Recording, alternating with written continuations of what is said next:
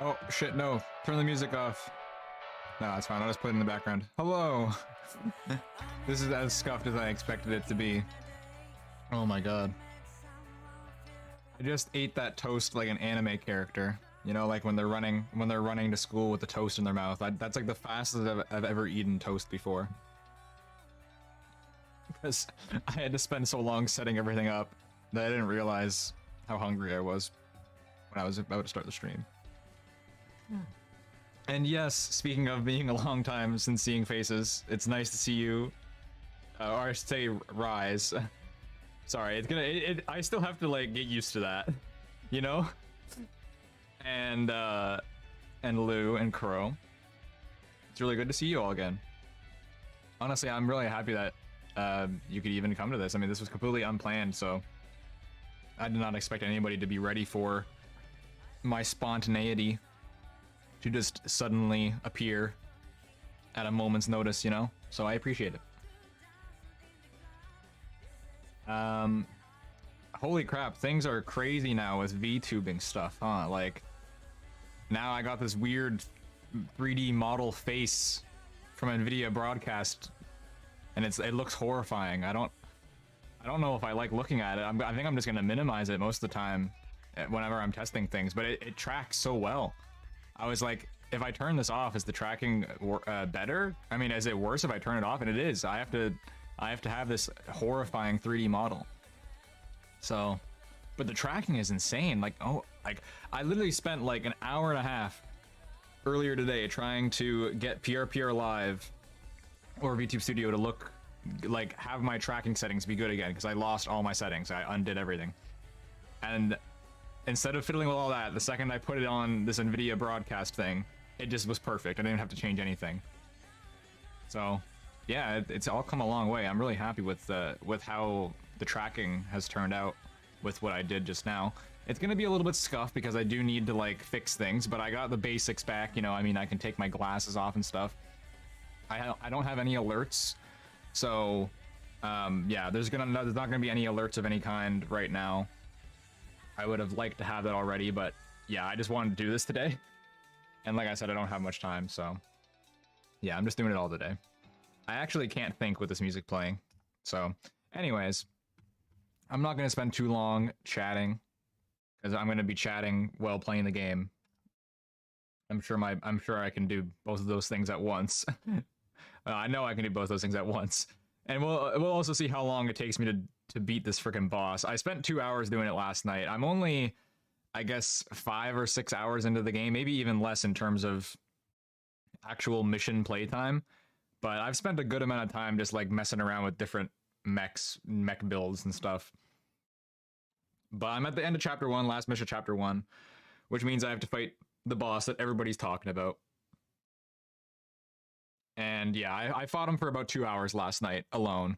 And I gave up at like 3 a.m. and I was like, I gotta go to bed. Actually, wait, no, it was 3 hours that I spent fighting him yesterday. And I think I made good progress. I honestly don't think it will take me too long. Like, this is not gonna be a Virgil situation where I'm here fighting the boss for like 5 hours. I say that now, but I mean, who knows? I have not used OBS or VTube Studio in God knows how long. I have definitely not tried to use either of them while running a game at the same time. Never, let alone a game that came out literally, you know, this week. So this is a really well optimized game, so I don't think it'll be a problem, but you know, just because all my settings are new again, the jank is to be expected. So let me know if there's any issues with stuff. And hopefully it will all work out. Just changing over to the game. Oh, that doesn't look right. No, that's not what it's supposed to look like. So let me let me just fix that a little bit.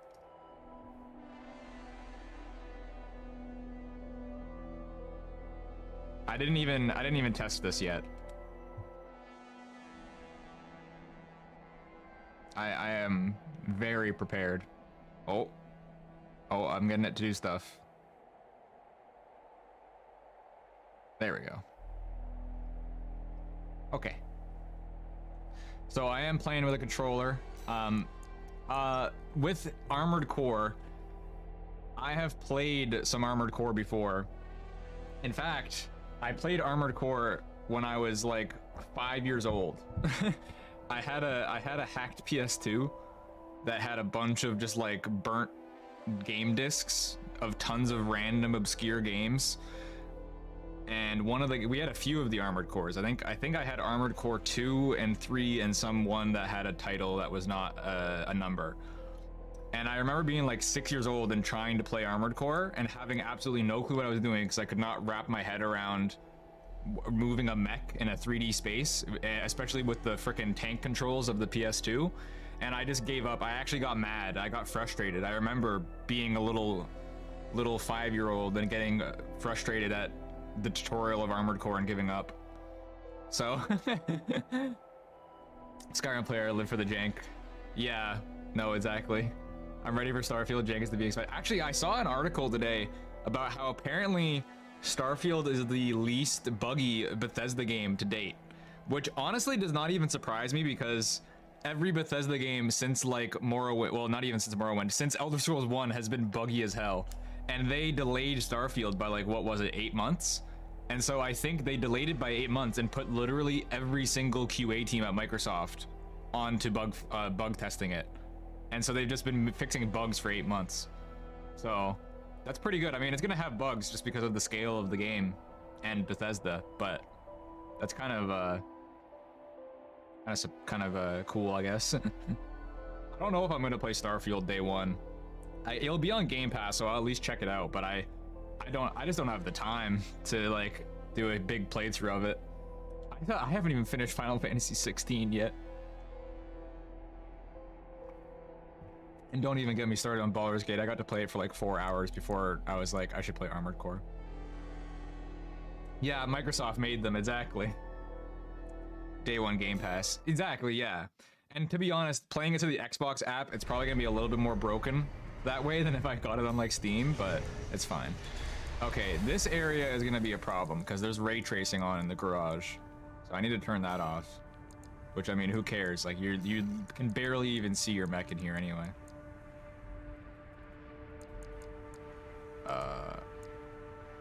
What is that? What are these emojis that are like flying over the chat? What is this? Is this fucking Instagram Live now? I never saw this before.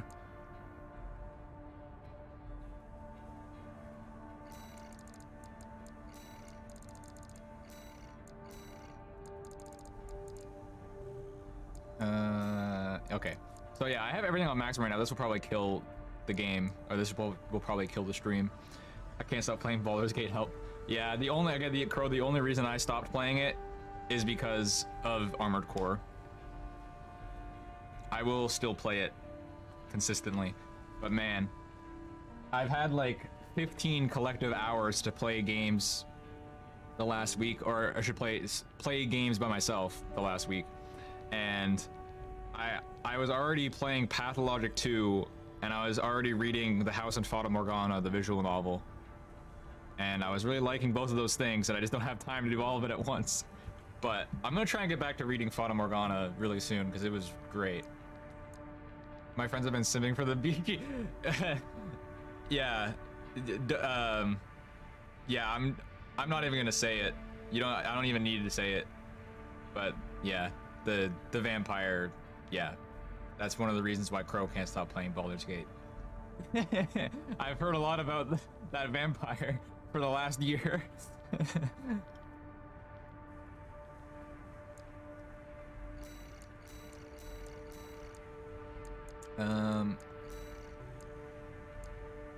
I'll just turn the motion blur off, honestly. Shadows can go down, and I think that should be good. Oh, actually, yeah, this should be good. I'll turn the lighting down to high, and I'll turn reflections. Oh, there's no medium. Oh no, what will I do? If this doesn't work, I'm completely okay with going significantly lower.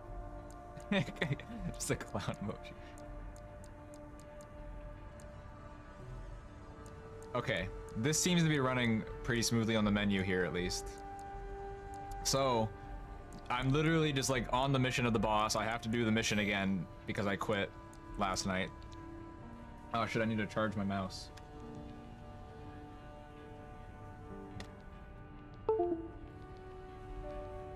But yeah, I'm gonna have to do the mission. It just won't take too long. I'll show my design a little bit here. I don't have anything too crazy with what I'm doing. I'm going for like a build where I can still use the sword. I want to at least be able to use the sword situationally. It's not necessarily going to be like the core of the build, but especially for when I find the Moonlight Greatsword, I want to use that. I found the Moonlight Greatsword in Armored Core 1. So let me get back to that for a second. Yeah, so I played some Armored Core 3 as a very small child. I tried the tutorial over and over and over again. I couldn't beat it. I came back to it like 2 or 3 years later when I was 7 or 8, and I still couldn't beat it. And that's all I remember. I just remember coming back to it. I'm like, I'm older now, I can beat it. And I still just couldn't understand how the game worked. And that's probably for the best, honestly, because if I got past the tutorial, then I would have had to learn the economy system. And I guarantee that what would have happened is that as like an 8 or 9-year-old, I would have played the game, I would have used too much ammo, and then I would have gone into debt and gone into Human Plus mode. And for people who don't know, Human Plus mode in Armored Core is when you hit a certain level of debt, and then a special cutscene plays. You basically get an ending where they're like, you're in too much debt, we're selling your body now. They're like, we're literally going to experiment on your body and turn you into a superhuman slave mech pilot because you fell into too much debt. And then it makes you restart the campaign with a harder level of difficulty. So yeah, that is inevitably what would have happened to me. But after Armored Core 6 got announced, I went back and I started playing Armored Core 1, and I beat it. Only the PS1 game. I didn't get any farther yet, but it was great, even though the controls are really jank, like for Armored Core 1 specifically, because there's no analog sticks. It's a lot better now. But anyways, I really liked Armored Core 1, and I'm definitely interested in checking out the whole rest of the series. It's pretty funny how I never realized that Armored Core was from Software until like I think after I had already played Dark Souls. Like 2 or 3 years after I played Dark Souls, I was like, holy shit, this is the company that made that Armored Core game that I couldn't beat as a kid. So yeah, I do have some childhood memories of Armored Core. And I do remember really liking like the opening cutscene and the aesthetic of it as a kid and everything. I just could not get myself to beat that tutorial. I was too smooth-brained. So yeah, I'm building around a sword. I got a big cannon. I got these plasma missiles. Most of the choices behind this build is to try and beat Balteus. So I won't delay this any longer. I've kind of been stalling because I'm gonna have to focus myself going in under cover of darkness. Mentally. Be ready for anything. I'm gonna turn the game volume down a little bit just so that it won't overshadow my voice too much. Let me know if anything is out of balance too much either way.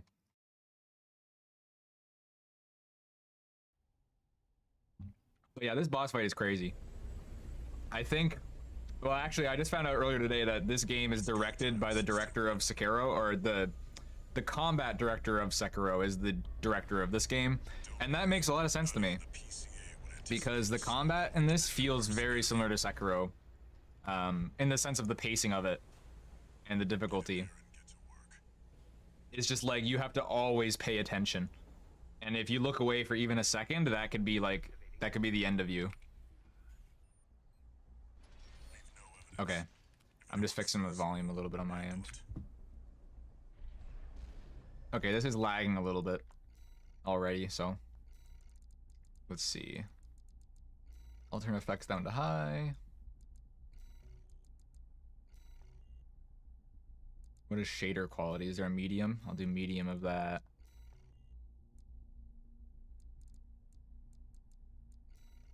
And yeah, I can turn down that as well. Okay. Is that good? Okay, this seems pretty good now. So I don't find this game too hard besides the boss fights. And that's most of what I've heard. Oh god. Okay, I spoke too soon. That was my bad. But once I beat this boss, I'm completely blind. I haven't played any of the game or seen any of the game. Jesus Christ. Past the boss, except for what was in the trailers and stuff.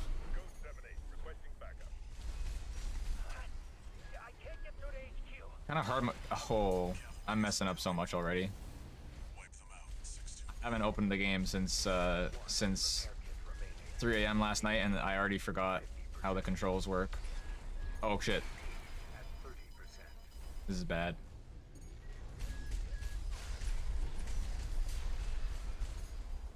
I said to Crow earlier today, I said that playing this game, I said that the boss fights in this game is like when you take too much ADHD medication, because that's what it feels like to play this game.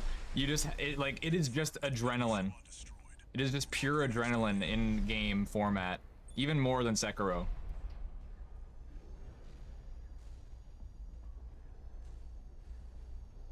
Or I guess drinking too much coffee is a good comparison. What happened to the patrol squad? Code 1-8. All units deploy for combat. So, I'm excited to see how unmanageable it gets later on. AP at 50%. I might have to lower some settings again a little bit. It's sometimes getting choppy, and I know from that boss fight that it's gonna lag a lot more, because that boss fight was even lagging for me without having OBS and stuff open. Code 3-1C. We've taken critical damage. Oh my god, the snipers. That's why they're just shooting throwing orbital lasers at you. Yeah, that's basically this. Yeah, but those are the easy things. Like, if you think that's bad, just wait till this boss fight. This boss fight is ridiculous. Some people have been comparing this boss fight to Melania from Elden Ring. I wouldn't put this boss that far, for me at least, but I can understand how that's a good comparison for somebody who hasn't played an Armored Core game before. Because it is pretty insane. But there's just no way it gets as bad as Melania for me, because Melania took me 4 days of non-stop attempts. And I think it clocked in at like close to 300 attempts. It was over 200 attempts for sure. My my IRL friend had over 300 attempts on Melania, so I beat him at least. Yeah, here's the mini boss fight. This is just a mini boss, like a duel, I guess. I don't think I'll be able to beat this without getting the checkpoint, because I have so low AP and I don't have any repair kits, but I'll see what I can do. I don't find this guy hard anymore. I've fought him like twice already. But yeah, I'm just not gonna be able to do anything with this amount of HP. I'm not good enough to like not take damage. Oh, okay, I completely missed the sword attack. Oh yeah, I always forget to lock on because you can't do this in the other Armored Core games. Especially in 1, that would have been so nice if you could lock on, because you don't have analog sticks. So imagine tank controls, right? Like left trigger puts the camera to the left, right trigger puts the camera to the right, and then left and right bumper move the camera up and down. And you have to use them to control the camera while you're flying around in a mech aiming, you know, missiles and Gatling guns at things. It was awful. But once you get used to it, you kind of start to feel like superhuman, and you get like really good at it.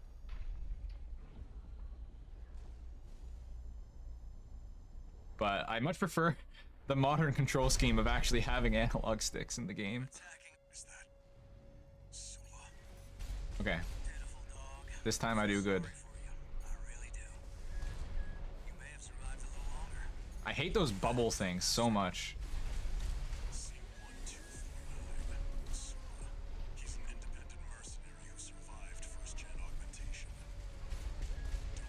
Oh my god. Yeah, I hate that cannon thing that he does. It has like almost no wind up time to it. I actually I didn't have any plasma weapons. That's what the purple lightning you're seeing is. I didn't have any plasma until I saw this guy doing it, and he kicked my ass with it, and I was like, I want to get that. And now since I started using it, I just destroy him so easily. Oh, I can almost melee him. That bar on the top, for people who haven't played this yet or seen it, is a stagger meter, basically. I have one too. So now he's staggered, and I'll melee him, and it'll do more damage. But that didn't really work. Oh shit, he's meleeing. Alright. Oh wow, he just did that twice in a row. Okay, lock on. Remember to do that.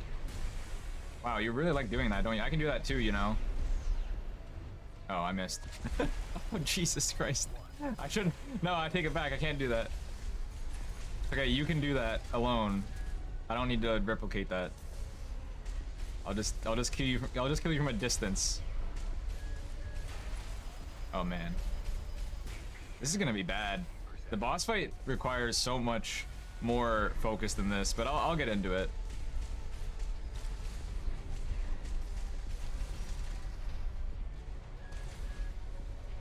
Okay, I've almost got him staggered.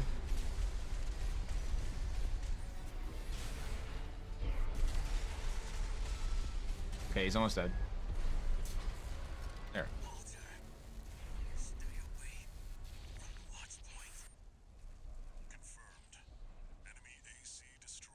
I'm not gonna watch the cutscene here again. There is an upcoming cutscene that's like pretty, not necessarily important for the story because not really much happens. They're just introducing a character and stuff. But I'm not gonna watch it again because it's a pretty long cutscene and nothing really happens in it. It is just pretty much dialogue happening over a black screen.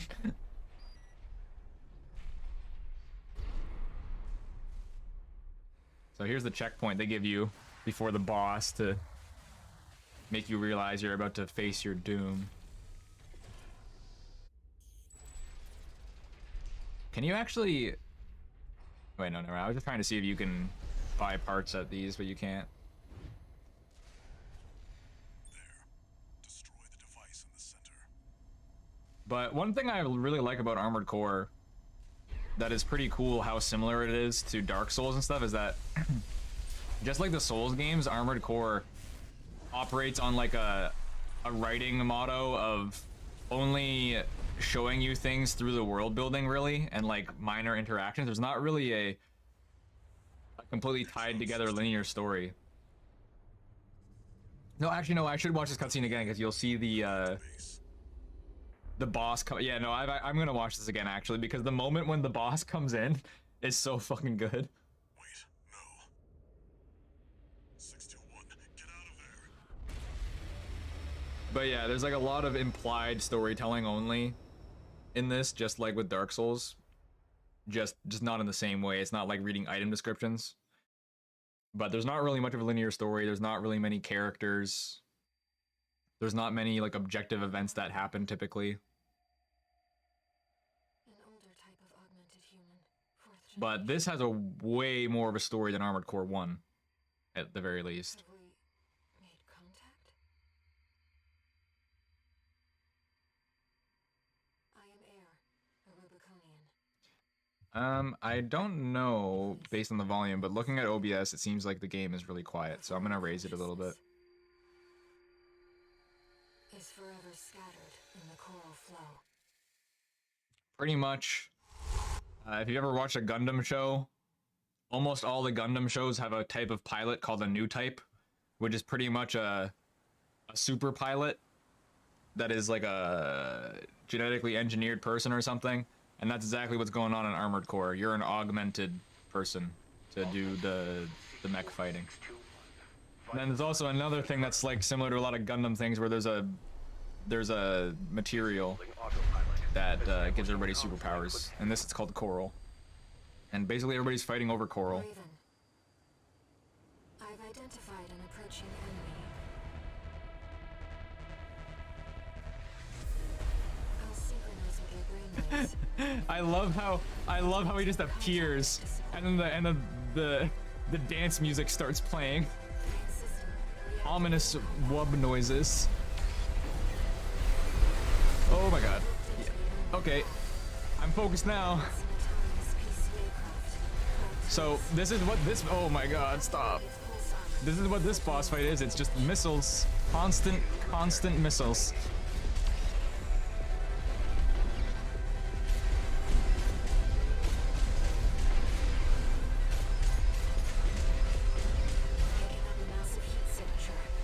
The soundtrack for this fight is so good though.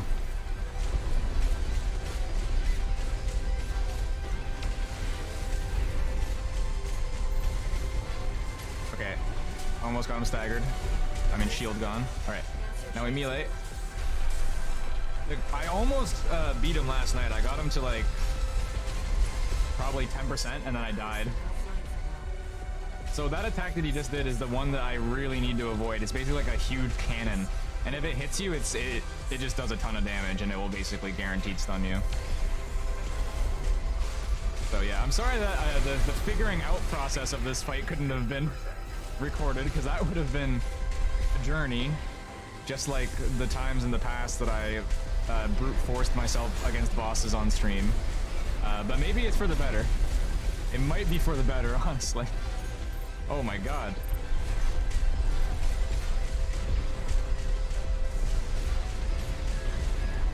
Oh yeah, see, that's the attack. I was so close I couldn't even really do anything about it.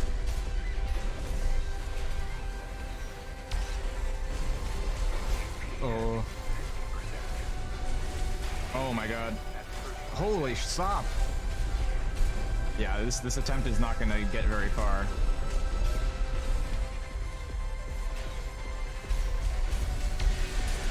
Oh. Can I get him with the sword? Okay, I got one hit. So I'll explain a little bit as time goes on when it comes to the game, but pretty much you have 4 weapons. You have your two arm weapons and then your 2 shoulder weapons, and you can put different things in each of those, or you can put different weapons in the arm and shoulder slots. Okay, here's the second phase. This is where it gets really ridiculous, and this is the part where even I'm not really sure how you consistently survive. But I'll go into that with more health next time, so it'll be better. But yeah, you have 4 weapons, and on my mech right now, I got my one of my shoulder weapons is plasma missiles. The other is a laser rifle, which is this thing that I'm using right now. And then right hand is just normal ballistic rifle, and then my left hand is the sword. And there's kinetic and energy weapons and explosive weapons are the 3 types in the game, and they all do different damage to different enemies that have different resistances to it. It gets really complex, and that's one of the things about Armored Core that has made it very niche and inaccessible for such a long time, is that there's just a lot of complexity to the building and the strengths and weaknesses of things. But pretty much, it's not that much of a skill check game like Sekiro or Elden Ring or anything. It's really more about building the right mech for the specific mission that you're going on. But something like this mission definitely requires at least a certain amount of the base mechanics that you're good at.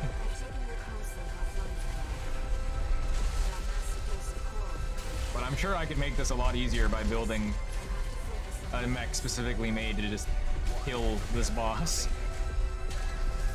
Like just from what I've thought while fighting him, I think it's like if I did tank tracks to have more weight, and then I did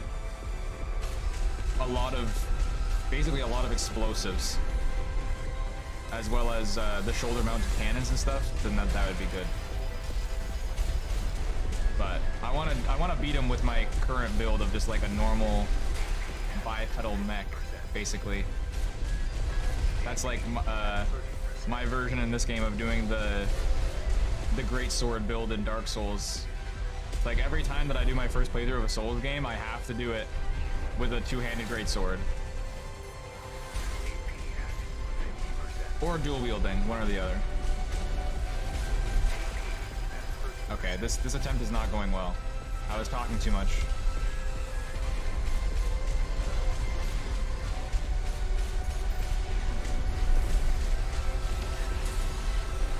this. Oh, okay, that was surprisingly good. Let's see how far I can get before I inevitably get one shot by something.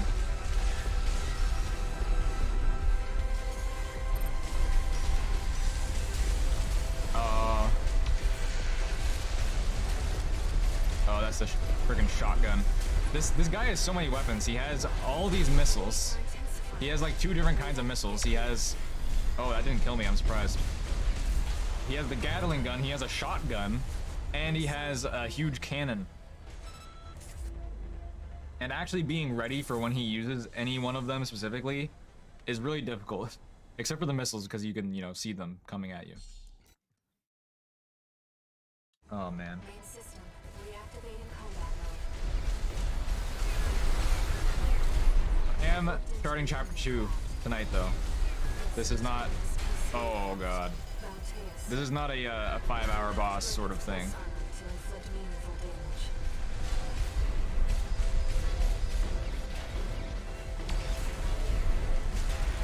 Oh, I hate that attack so much.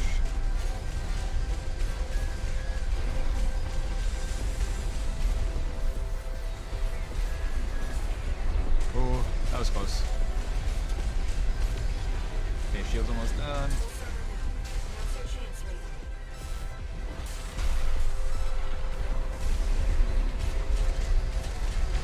They're taking your comm center offline for now. So the hard thing about this guy as well is that he has a shield that keeps coming back, and I have to like try and do enough damage to him before the shield comes back. Oh god, oh god, oh god, stop, stop.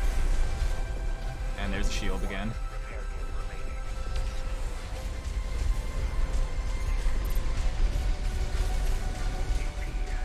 See, I have no idea how to avoid that shotgun because it just happens so fast. At least with the big cannon, there is like the indicator, like the sound that just happened. But with the shotgun, he just shoots you.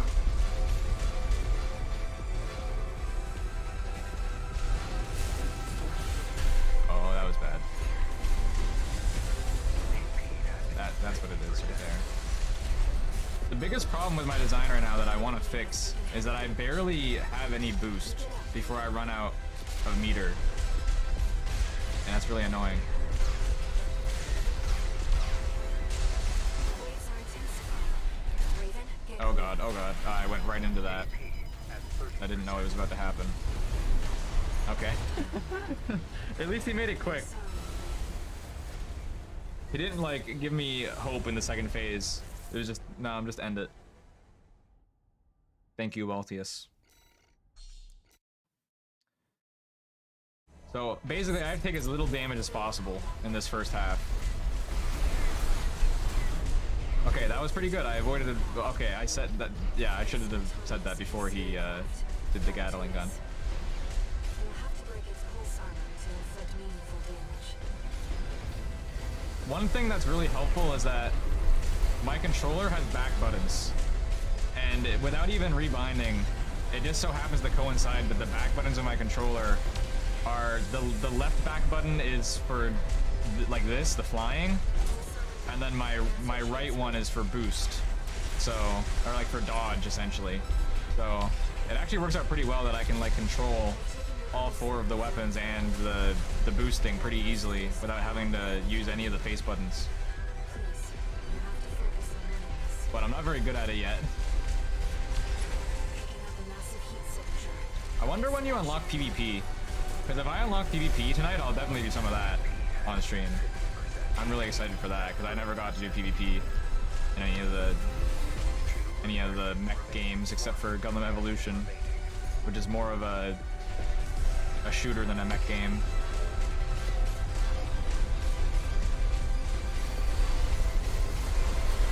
Oh, stop! No! I hate it when he does that. He's like, he surrounds you with missiles, and then you also have to dodge the cannon after you've used all your boost on dodging missiles. Okay, I've almost got him.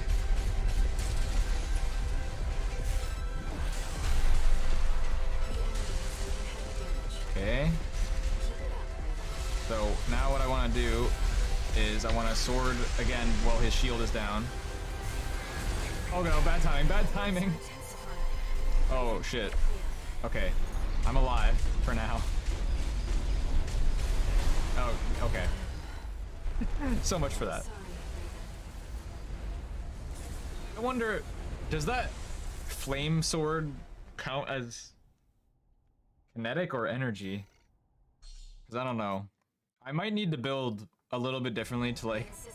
Reactivating take less combat damage from that, because it did just do 2,400 damage to me with one swing, and he does 2 in a row. So that could be a problem. Balteus. Oh, okay, I actually managed to dodge most of the missiles and the cannon there. It's off to a good start. Picking up a massive heat signature. Try to make the most of it. Evasive action, Raven. Okay, so I think the best way to avoid the missiles usually is to get in the air, actually.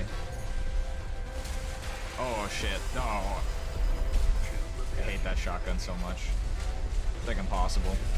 Because I need to get close to him, since I'm based around staggering him and then using my sword.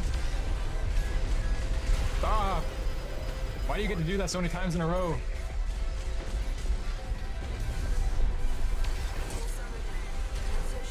Okay. If I can just keep like one repair kit for the second half, then that's enough for me, to be honest. Oh, okay. Thank you. No, stop.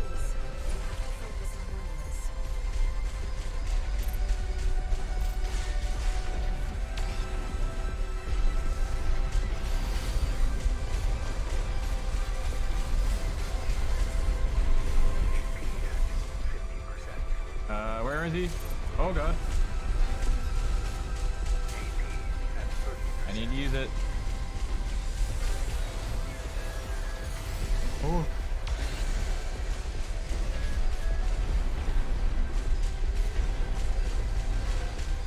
Almost got the shield again.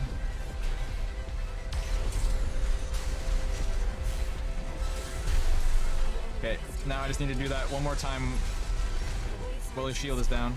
Oh no, shit! I forgot about that. I'm gonna keep an eye out for that. Cause this is what's happening every time now, is that I just get caught in that. I need to get the hell away from him when he's about to do that.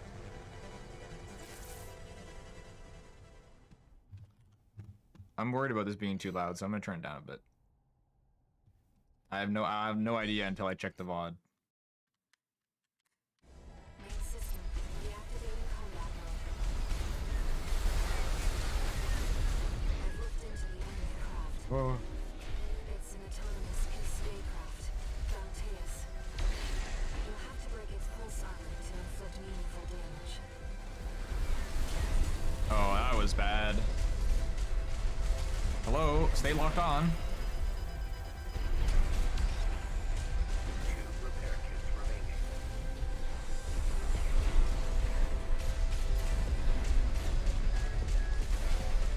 Oh, I dodged into it. Does he know where I'm going? Pulse armor down. Now's your chance, Raven.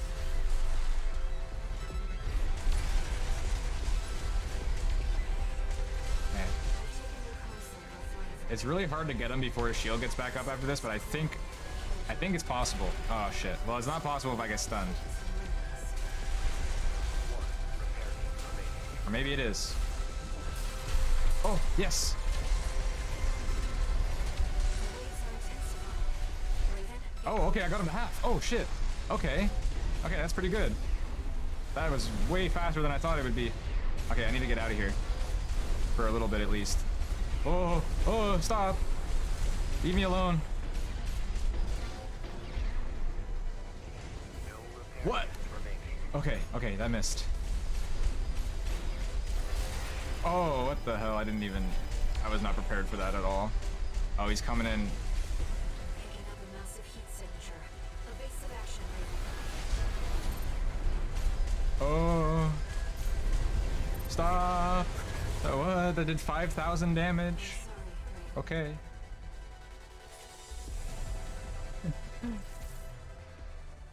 That was the craziest amount of moves I've seen him do in a row so far.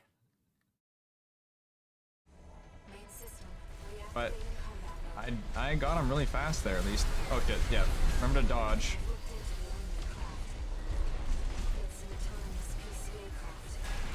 Ow. Oh, okay. No, you know what?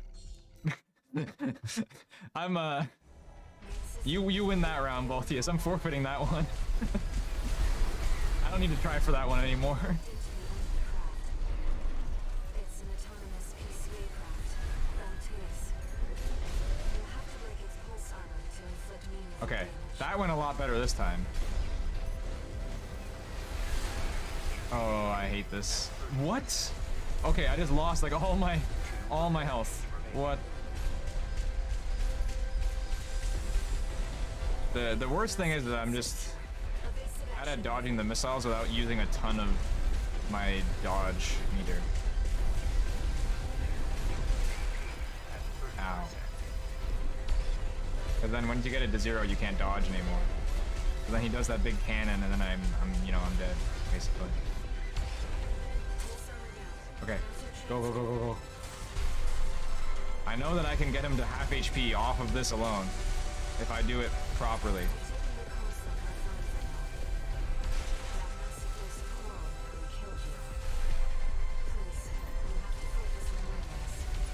Oh, so close, so close. Where is he?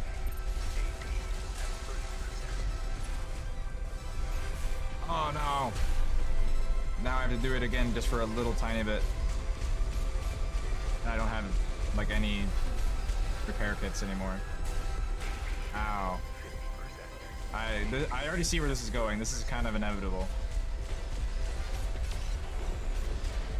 I'm just on a slow decline to my death on this one.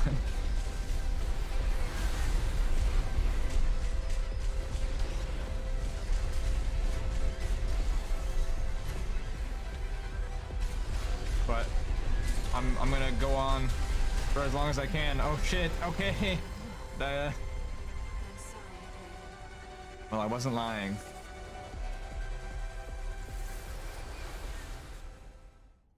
I gotta remember to drink water.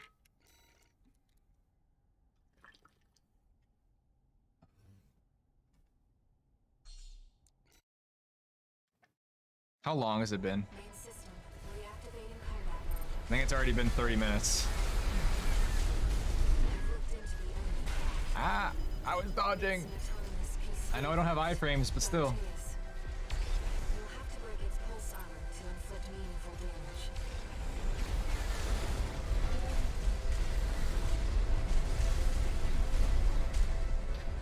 Where is he?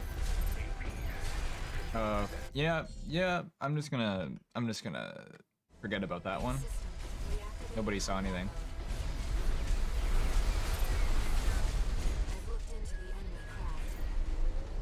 It's Okay, can you stay locked on? There we go. Balteus. You'll have to break its pulse armor to inflict meaningful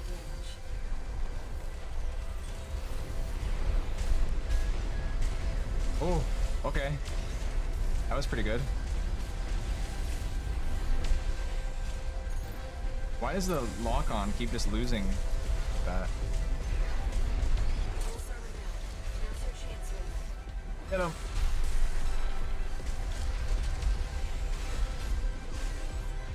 I've taken the constant offline for now. Okay, so what I need to do is I need to get him with the sword so I can stagger him again now. Oh shit, stop.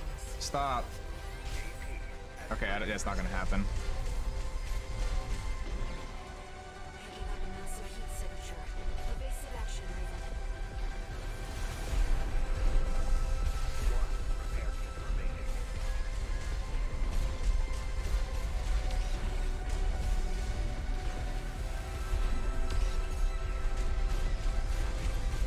Oh.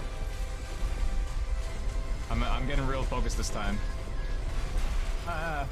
No.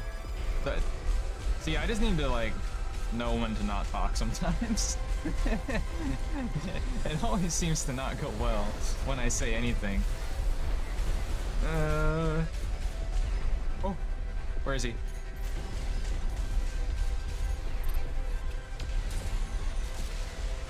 Oh, that was a good timing with the missiles. Okay, so he's gonna do his thing soon, so I should just back up. I don't need to... Yeah, okay, yeah. Get clear. So don't try to melee at that point. Okay, I still have a repair kit. Not all is lost. Ow. Ow. Yeah. Like I said 30 seconds ago.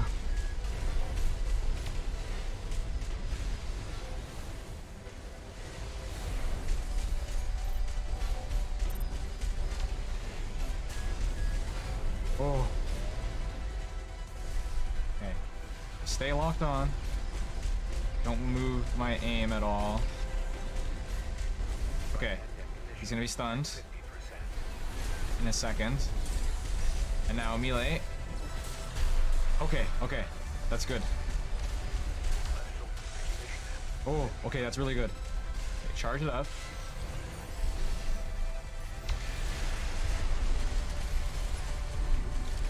Melee. Yes! Oh, okay. Wait. I can win. Oh, no, okay. Okay, okay. I just have to take this shield down without dying. I just have to take this shield down without dying and I win. Oh, stop. Okay. I thought that was gonna go a lot farther. That scared me. Oh, shit. Oh, shit. That did a lot of damage.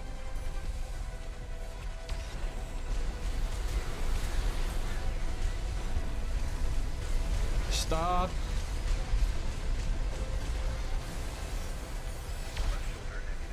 Oh. Come on. It's so close. But I'm so close to dying right now too. Where's he going? Okay, there's no way that I survive this volley, right? Yeah. Okay. I think that's the closest I've ever gotten to beating him. It is within reach.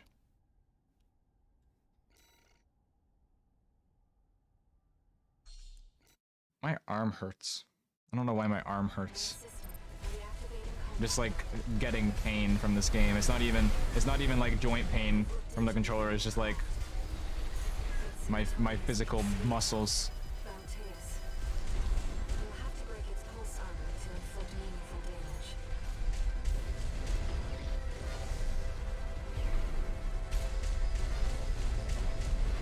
Picking up a massive heat signature. Okay, back up from this.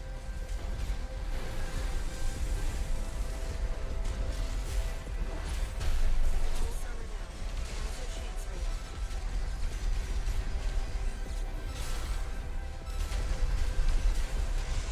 Oh, this is good.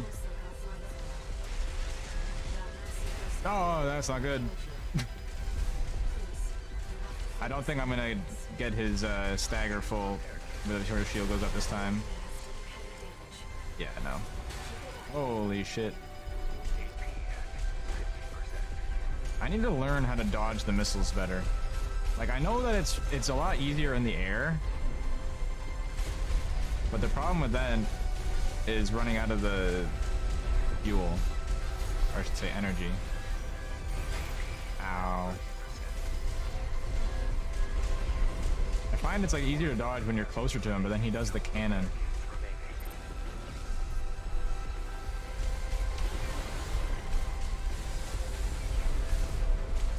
Okay, that worked decently. Oh shit. You want to stop spamming that?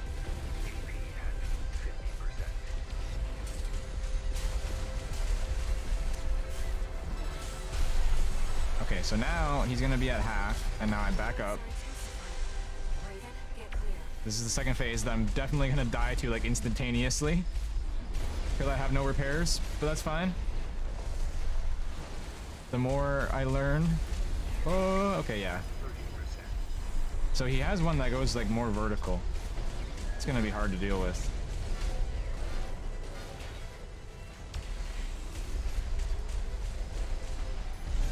No, I didn't mean to do that.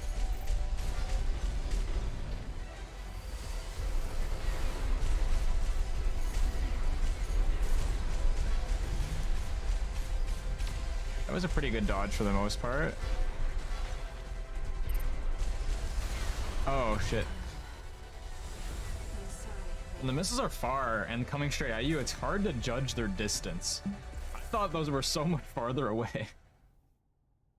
And then, you know, they're hitting me. Okay. Reactivating combat mode. I'm ready. I've looked into the enemy craft. It's an autonomous PCA craft, Balteus. You'll have to break its pulse armor to inflict meaningful damage.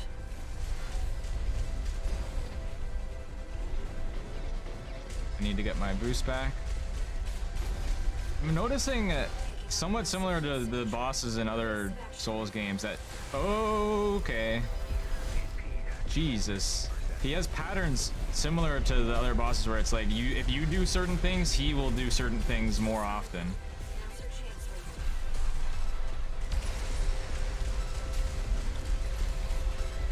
Raven. Okay, now charge up the left cannon to be ready for that. Ah, shit. That was bad timing. Massive dose of coral nearly killed you.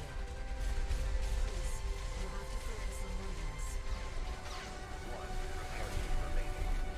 Okay. I have to, like, really not lose any more health in this half. Okay, get the boost back.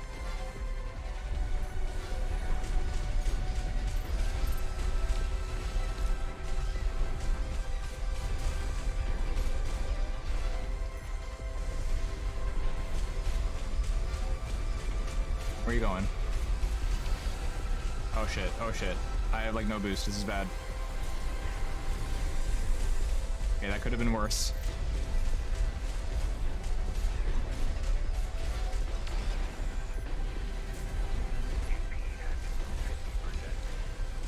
Okay, here we go. I don't want to get too close to him right now because he's close to the phase change, so I'm just gonna try and damage him from a distance. Hopefully he doesn't get a shield back and I have to do this again. The waves are intensifying. Okay, Raven, it's good. stay clear. Now, I don't have much health, so this is not gonna... I don't think this is gonna be a winner.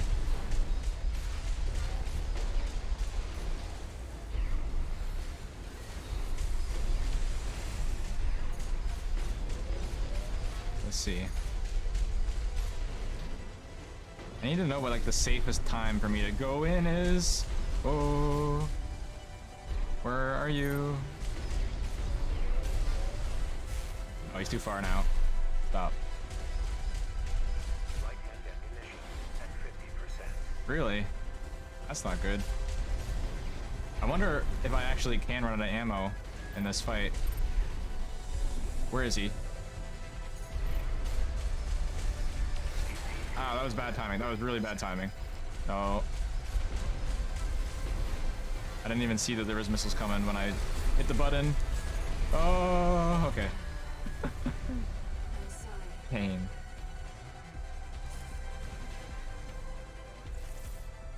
Okay, it's only been 5 minutes since the last time I thought about how much time has passed. So, I mean, that means it's pretty good, right? Main system, reactivating combat mode. I've looked into the enemy craft. It's an autonomous PCA Oh. craft, Balteus. Okay. You'll have to break its pulse I armor still to have inflict almost 10,000. That's like my marker for what is doing good on surviving the initial like 15 seconds of this fight.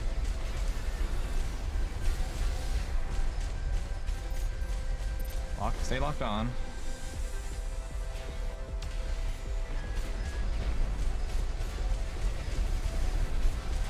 Stop. See, that's the attack I really can't do anything about is when you're right next to him like I am right here and then he does the shotgun. Obviously, I just need to not be too close to him, but it's hard.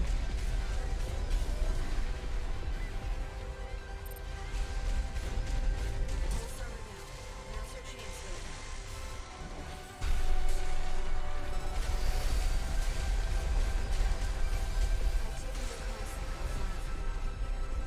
That massive dose of coral nearly killed you. Please, you'll have to focus on winning this. I am focusing on winning this. That's pretty funny how they actually, literally in the plot, they turn off your comm link so you can focus on the fight to win. And what I decided to do was the exact opposite of that. I'm like, I spent 2 hours fighting this boss last night, and I'm like, you know what I'm gonna do? I'm gonna stream it.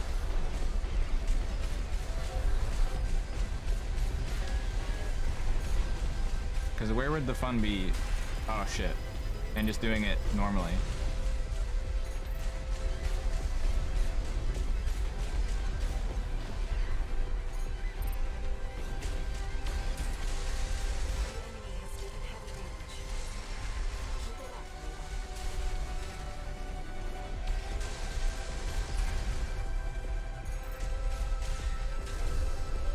Don't think I'm gonna be able to get close enough to do a melee attack. Oh, let's see. No, just barely. Oh, okay. Is that? Oh, that's the half. Nice, nice, nice. Okay. I have almost full HP in one kit. Oh, okay. No, no. Just no. Just no. Just no.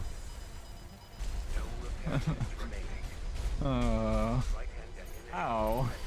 How does he just do that and hit me so many times in quick succession right there? Ah! Oh, this is terrifying. This is terrifying. Stop.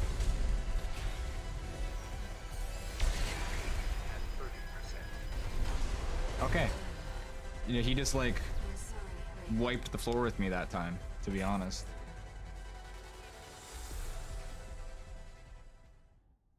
That was a long attempt. Wow. Okay. It's getting better. So, the main thing that's really getting on my nerves is the locking on. Shit. If he stuns me, I restart. This is the point that I got to yesterday too. I'm just like, if he stuns me, I just have to restart because or else I'm not gonna have health. It's an autonomous PCA craft, Balteus. Okay. You'll have to break its pulse armor to inflict meaningful damage. Obviously, at this point, no. But if he stuns me like the first 5 seconds, that's when I'm just like, Signature.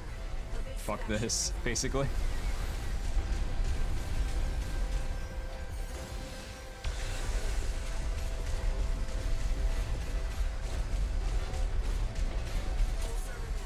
Okay. This is a good one.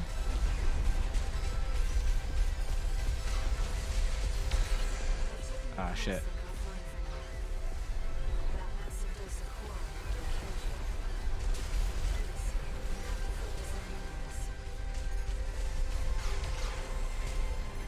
How is the cannon missing? There we go.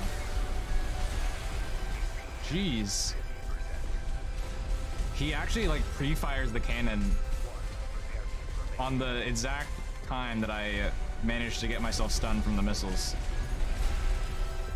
This is not going good. I just want to take note of how many times he did that in a row right there. I didn't even think he could do that 4 times in a row. It's a bit wild.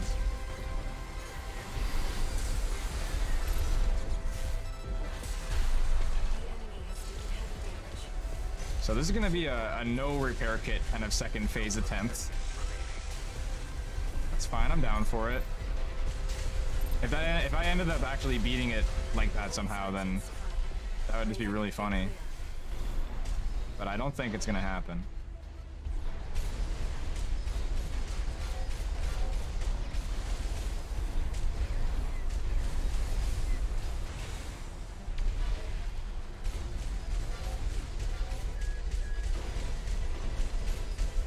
Okay. Everything's reloading. Launch those. Okay, oh shit, I need my boost. Oh, what the hell?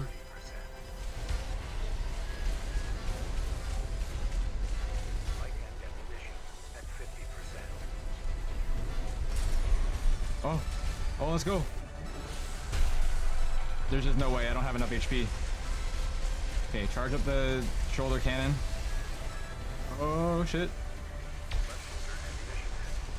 Okay, I need to dodge these somehow.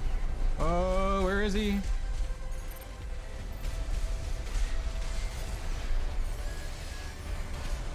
No. I'm sorry. Okay. I'm actually standing. I'm gonna stand up now. I'm coughing. I'm gonna die. I'm gonna die in real life.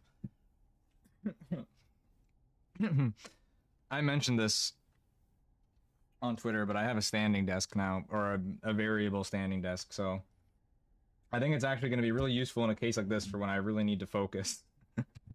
And to just, like, not be sitting. Because I need to not sit anymore. Yes, gamer mode enabled, exactly. It's like, this is getting fucking real now. You're gonna die, Balteus. I'm standing up now. What will you do? See, look, I have the most health that I've ever had at this point. It's an autonomous PCA craft. It's already working. You'll have to break its pulse armor to inflict meaningful damage.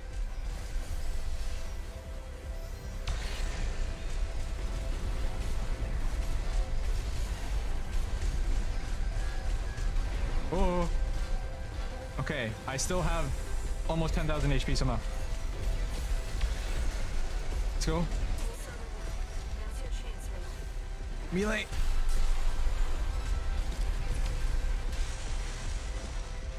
Everything's out. You're constantly offline for now. Oh, let's go. Let's go.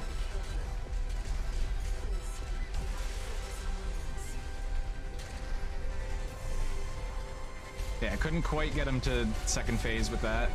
That's fine.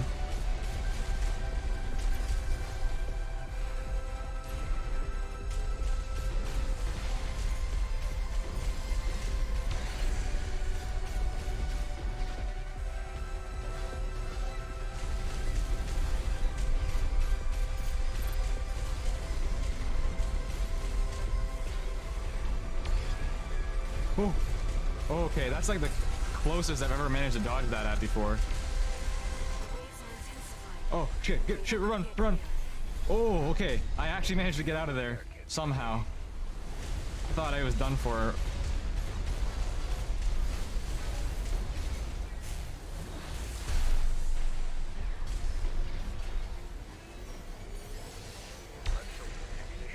What's he doing? What's he gonna do?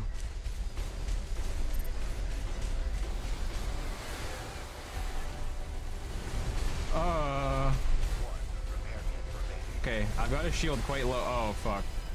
Stop, stop, please stop. I've got you so close this time. Okay, this is the run. This is the run. I believe.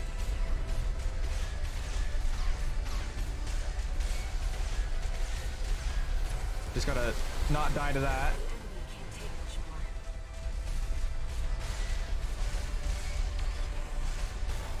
Okay, he's got his shield back. Shit, shit, shit. No, stop. Okay, okay. This might be a bit of a throw. Yeah, yeah. Okay. I'll do the best that I can with this last 3k of health.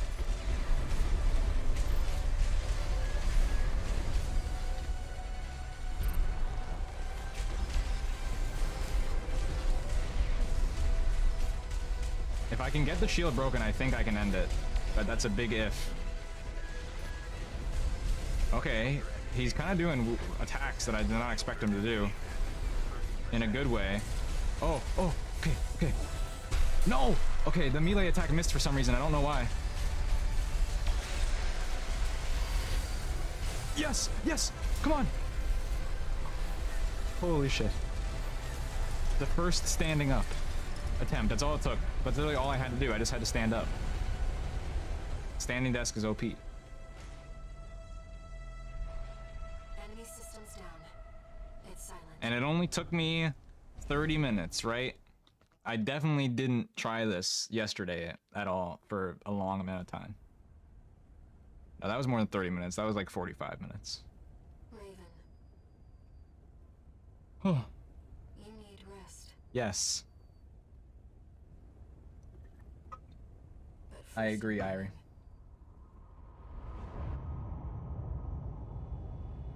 First, bright red light. The coral surge you were swept up in? That was just a glimpse.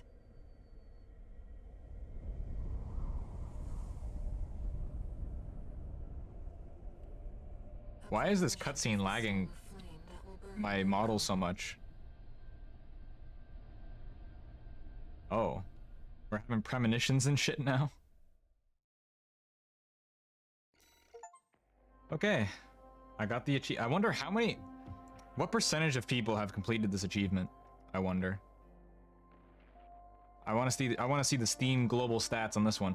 41.6% of players. That's actually, that's quite high actually. That's a lot higher than I thought it would be. Like 52% of people have beat Operation Wall Climber. So that only, this is so far only filtered 10% of people, around 10% of people, since I'm sure a decent amount of people haven't even just played that much further yet. A friend of mine sent me this observational data. My brain hurt. Look, 621. The localized coral explosion caused by the surge has a certain directionality. I'm moving my monitor, so if my model freaks out, that's why. Straight for the central ice field across the Arlean Ocean. Like a flock of birds or a school of fish, coral loves company. Which means somewhere in the ice field, I'm getting a cough drop. huge mass of coral lying dormant. You said you could hear a strange voice in your head. That's a common side effect of old gen augmentation. Could also be from getting caught in that coral surge. Don't let it bother you. Okay, so we have a lady in our head because of being an augmented human. Balteus's Bay Area. And even yet, compared to the fires of Ibis, that explosion was hardly a spark. Raven, I have a favor to ask. Let me remain in contact with you until we reach the coral convergence. I have to see where they're taking us. Okay. So they're not just in our head, they are a real person. How this struggle over the coral ends. Or maybe not a real person, I but must. they're a real consciousness.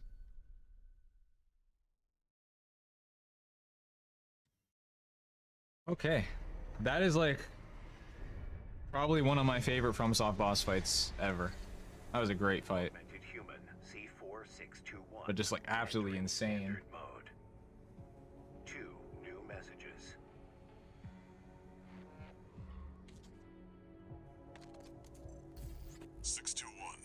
I've got some business to attend to. I need to hawk some intel to the corpse and secure a backer for our trip to the ice field. Oh, we're going to Drop ice me while I'm area. out. Rest up. I like ice areas. No areas. Raven, I see your handler's away on business for now. Yeah. About that trip to the ice field, we've received a job from Balin already. Let's take a look, shall we? All right, back to normal missions. Thank God. Registration number RB20. I am excited for the next boss fight, though. I wonder Your records have if there's gonna be a harder one. E-rank There probably virtual will be. encounters are now available in the arena. Oh, more arena encounters. We invite you to hone your technique. So there's this thing in the game called Arena. Oh, new parts. Arena is not PvP. It's versus NPCs, but it's like a 1v1. And they can be pretty hard. I'm still only in the early stages, but there's a lot more. I'm only on E rank. And I know it does go up to S rank. I don't know if it goes higher. But let's see what new parts there are. Ooh, oh, okay. I was hoping this would be a full auto assault rifle, but it's a burst rifle. High accuracy, spontaneous fire, I think it's burst oriented design. What is the difference between this and the other one? It's just like a smaller version. Yeah, it even is called the Ran Setsu. It looks like a big AK.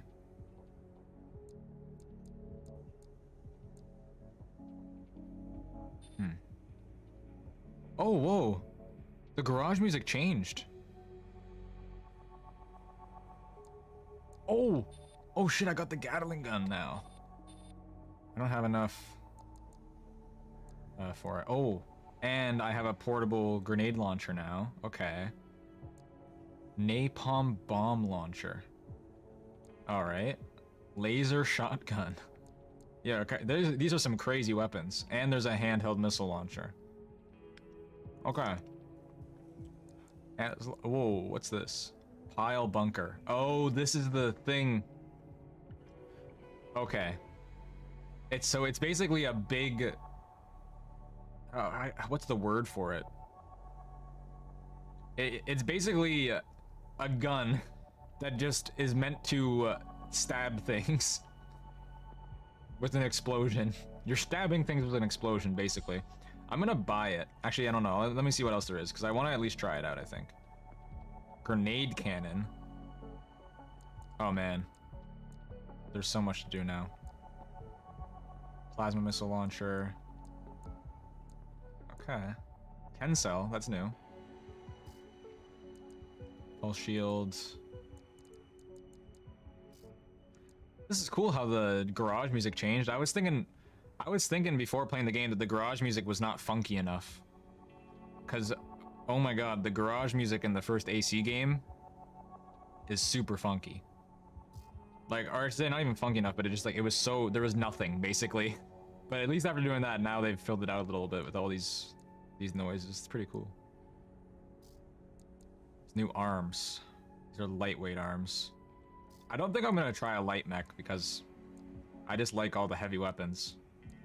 But I don't know if I'm gonna go for like a tank or a tetrapod thing. I think I might do tetrapod, but I kind of want to stay bipedal. I don't know why. I think it's just like it's just a mental thing for me. It's like I want to stay in the bipedal mech. I want to push the bipedal mech to the limits. Because basically, if I get the tetrapod or the tank, I can get a lot of heavier weapons, and then also the heavy weapons won't slow me down when I use them. I'll just be able to keep moving while I fire them. So it gives you a pretty huge advantage in that sense. But I don't know. I kind of want to stay a little bit melee oriented. But part of me really just wants to get tons of heavy weapons and just go tons of the biggest guns I can get and just do that. If I have enough money, maybe I'll have like both builds ready to use at any time. So there's a new booster. I want to be able to boost more without emptying through my energy. This has 10 less consumption. I don't think that's going to make a big difference. And this is a new targeting system. Okay, there is a new generator. What is this generator? It's 50 more capacity. A whole 50 more capacity. Incredible. If I want the higher capacity one, I need to get better legs. How much better though? I need to get 4K more load. So, what legs can do that? These ones. These are the heavy legs. No, that's worse. Okay. So yeah, my options for if I want the better generator are to go for these really super bulky legs, which have a massive reduction in the jump distance and stuff. Not massive, but they also do have less quick boost speed.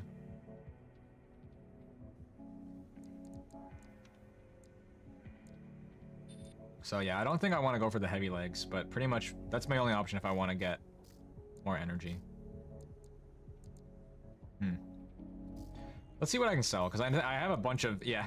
So basically, the reason this happened is because you cannot buy parts in the middle of a mission, but you can change them out at a checkpoint.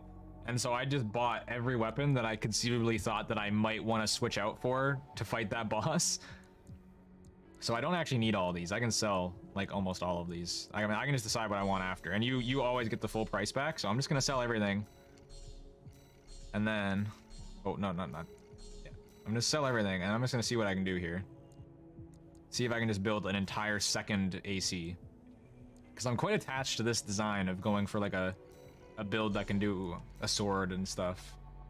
And I've quite min-maxed it for my personal tastes. So now, oh no. Now I buy. Well, the first question is, do I go for tetrapod or do I go for tank? I quite like how you can hover around as a tetrapod. I would prefer to not be stuck on the ground all the time. So I'll go for tetrapod. So that's 3K, and then I buy the better. Oh my god, this is basically already all the money, actually. That's basically already all the money. Is there anything else I can sell? Not really. Okay, oh wait, I can sell these. I can sell these old arms. Yeah, let's do that. That's 95. I don't think I'm gonna be able to get like a full build of this thing that I'm doing.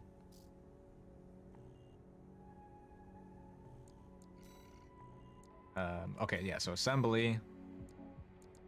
Legs, and we do the tetrapod. And then generator. That. And now I'll see what crazy weapons I can put on this. There's so much to try. That's the thing, it's just overwhelming. There's so much I can do. I'm definitely not gonna have enough money to do like everything here.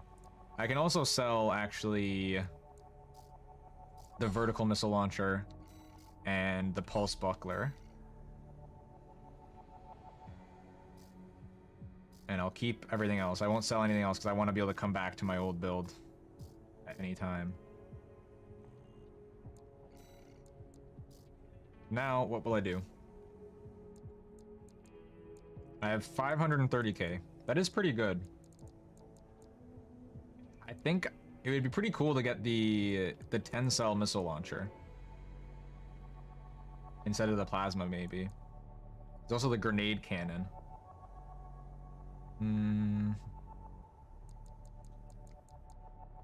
I wish this is a double-barreled one. It'd be cool if I could just get one big cannon. That's like the laser one that I have right now, basically. There's the pile bunker. I want to try that on the bipedal one, but maybe I'll do that after a couple more missions when I have the money to just change it out. Okay. I've got to get the Gatling gun, right? Like I'm obligated to get that probably. But man, I don't know. There's so much. There's so much. I want to try the shotguns. I want to try the napalm bomb launcher, the grenade launchers, like, man, and the Gatling gun. Okay, first things first. I know I'm gonna replace the sword. And we probably want to replace it with something that is similar to the sword in the sense that it'll pack a big punch. This weapon is really expensive, this grenade launcher. And I can get the grenade cannon for 180, which is 40,000 more. And I can replace...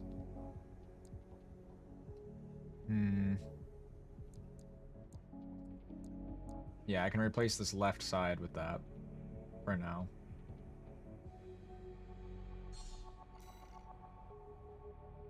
So I do that.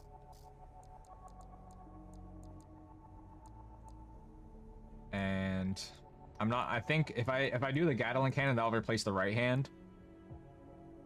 For the left side, I want to do something unique here. There's the napalm bomb launcher. I could do a shotgun. So this is like an AoE thing, which, I mean, that's what napalm basically is. Imagine oh my god, just like I just imagine describing weapons like this way in real life. Like, oh yeah, that's an AoE bomb. Like, imagine if real military people start talking like this. This is when the Zoomers are like the generals of the military in 40 years. Jesus. That's actually a huge problem that I have. Like, I've started to bring so much terminology from the internet and gaming into real life. Not even in real life, just like into my own thought processes. And it can be really funny sometimes. Like, a lot of the time, like, this is the one that like infects my brain to a dangerous level of where, like, I'll say that something is meta. I'll be like, this is the meta. And it doesn't even, I'm not even like using it properly. It'll be like, I'm walking home and I'm like trying to think of the best path to walk home in the moment. I'm like, what path do I walk home on today? And I'm like, yeah, I'm gonna take this path. This is the meta. And then I'll immediately go back at myself and I'll be like, why am I saying that? But it's always really funny. So I don't know. Oh, hello all and welcome. It's good to see you again, man. Yes, I'm back. I am finally back. I'm just playing some Armored Core. I just beat the, I was gonna say arguably, but no, it was objectively the hardest boss in the game so far. Probably one of the hardest FromSoft bosses. Actually, I don't even know if I would say that, actually, because it only took me, I say only, it only took me like 4 hours. And there are already at least 3 bosses in Sekiro that have taken me longer than that. There are like 3 or 4 bosses at Elden Ring that took me longer than that. There are a few Dark Souls bosses that took me longer than that. There are some Bloodborne bosses that I still haven't even beat. So it wasn't that bad, but it was pretty hard. I'm just building my upgraded design now. Or I should say kind of alternate design. Oh yeah, this is a great game. I talked about it earlier, so I won't go like fully into detail, but I have a little bit of history with Armored Core. Not much. I played a little bit as a kid and I was always interested in it. And after AC6 got announced, I went back and I played the entire PS1 game. That was just like so janky. So janky, but I still found it a lot of fun. And this game, just from my experience of going from Armored Core 1 to this, which is like the biggest jump you could get, obviously this polishes it like so much. It's just so smooth compared to AC1. It's really fun. It's really fun. The thing that I really loved about AC1 already, and it's still present in this game, is the ability to just build your mech the way you want and that you have so many options. Like, just look at how many weapons there are here. It's crazy.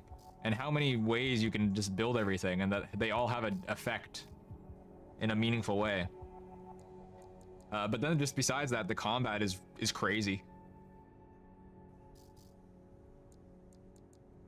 So yeah, I would definitely recommend it.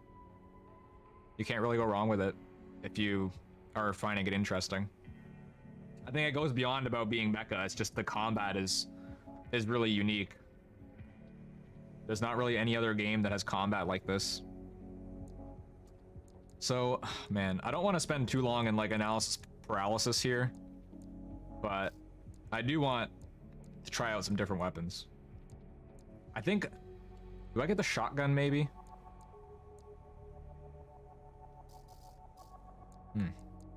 I could get the shotgun. I also wanted to get the 10-cell missile launcher. So you know what? How much money do I have left to do that? Probably not much.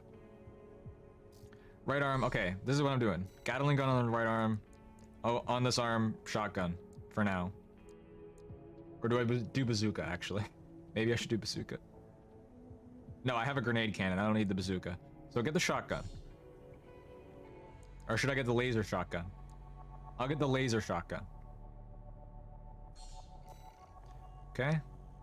And then that way I don't have to sell anything else. And when I want to spend some more money, I can get the other thing.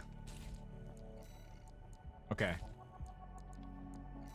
So the build that I've gone for here is this is the tetrapod build, which will let me hover around and have heavier weapons on them. So I'll save this. I'm gonna get rid of the lightweight. That was the test build that I did earlier, that I did yesterday, that I didn't really put too much thought into. So there's my tetrapod. So now I can switch between these two. And this one is like, it says it's all-rounder, which is basically what it is, but essentially this is gonna be like this is my melee. I can use the sword and go in and stuff. What I would like to do with this is change out... I would like to change out something on the shoulders here for the 10-cell missile launcher. But for now, at least for the next mission, I'm going to try out this new one. Actually, I'll go into an arena with this new one. To follow up, never played Bloodborne. I'm purposely skipping Sekiro, but I don't think I ever spend more than a couple hours in Souls-like bosses. Good for you. I'm not like that at all. I wish I could. I don't even know if I wish I could, honestly, because I don't know, like, I guess it's frustrating, and it can be frustrating in the moment, but honestly, some of my best gaming memories come from spending hours and hours and hours on Souls bosses. It's just like, that challenge is not replicated in anything else for me. The challenge and like the feeling of overcoming that, I guess. Like, oh man, that boss in Sekiro, the first one that has like 2 phases, the first big boss, that was absolutely killing me. Sekiro is definitely the one that frustrated me the most out of all the Souls games because of how skill-based it is. But in terms of Souls, yeah, Artorias I spent like, I think 8 or 9 hours on, at least. And I spent at least that much time on Manus as well. And then I spent 3 days straight fighting Melania. And when I fought Melania for 3 days straight, at the end of it, of my over 200 deaths, I went, that was an awesome boss fight. I was like, that was great. Even though, in the moment, during a lot of those attempts, I was like, this is bullshit, fuck this. Because yeah, I like that challenge, I guess. I like just coming across a brick wall and just having to walk into it over and over again, I guess, until I win. Entering rank E. And this is just like 1v1 versus NPCs, by the way, that are meant to be little challenge fights. Taurus Demon killing more than anything in Demon Souls, and Neo, the first 4 bosses are the hardest relatively what you have. I've played a little bit of Neo. I didn't get very far, but I did play a little bit of it. And yeah, Taurus Demon was the first like big wall that I ran into with Dark Souls. That was like, in the sense that that made me stop playing the game when I was trying to get into it. Like when I was 12, I think I got Dark Souls for the 360 when I was 11 or 12. Wait, no. Yeah, I was 11 or 12. Yeah, exactly. The hardest part is figuring out how the game works. And that's already the case with a lot of people for Armored Core. It's just, you know, that's why a lot of people are complaining about the tutorial boss in this game, even though it's really easy. It's just because they're just not used to how to play Armored Core. It's a very different style of gameplay that people aren't used to. Oh yeah, it took me so long to beat Dark Souls. Like, I was 11 or 12, I had no clue what I was doing. I tried to do it on my own. I couldn't figure it out, and I gave up once I got to the bridge, the Capra Demon. Wait, am I mixing it up? I'm mixing it up, aren't I? Taurus Demon is the one on the bridge, and Capra Demon is the one in the Undead Burg that has the dogs in the staircase, little staircase room, right? Yeah, that's what it is. That's Capra Demon. Taurus Demon was also a wall for me, though. I was a really little kid. I was like 11 or 12. I couldn't beat Taurus Demon. My cousin came over at one point, like he was staying at my house for a week, and he had beaten Dark Souls, and so he helped me a little bit, but I was still a child, so I couldn't really do it. Yeah. So it was Taurus Demon. I couldn't beat him. My cousin showed me the ladder trick, and he taught me a little bit about how to play how to play Dark Souls in general, because I didn't know shit about RPGs and like how to build properly and stuff at that point. At least in the context of Dark Souls. And I did give up the first time I tried to do them on my own, but when my cousin showed me how to do it, I was able to do it. Concluding evaluation. And then I played the game until Capra Demon. From that point on, and I got to Capra Demon, and then I was like, this is insane. I can't do this, because I was a little kid. And I gave up. And then I came back after some years and eventually got a lot farther. But I forget where the next point I stopped at was. I think it might have been Ornstein and Smo, and then I eventually finally beat Dark Souls on stream a little while ago, like 3 years ago, 2 or 3 years ago. And then I had to do the DLC, which I did some of that on stream and most of it off stream because it was just too insane. But yeah, it took me like 10 years. Like, it was like, not consistently, but it was like over the course of 10 years of my life, I went in and out of trying to beat Dark Souls 1. And that's what it's gonna be like. That's like what it's like with me in Bloodborne now. I still have to go back and finish off Bloodborne. Cause I actually got a lot further in Bloodborne first before I got farther in Dark Souls 1. You beat on, you started playing on launch day with your best friend, beat it in December last year. Yeah, that's pretty crazy. It's just one of those things where it takes a lot of time Arena combat to like be ready for it. And then the second half of Dark Souls 1 is like a slog, to be honest, so it just makes it not fun. Like, oh man, I almost gave up at Bed of Chaos. Not gave up in the sense of like Bed of Chaos is too hard. It's just because I was just like, this is not fun. I don't want to play this anymore. Main system activating combat mode. But it's worth it for being able to do like the DLC and you know, just seeing the ending of the game in general.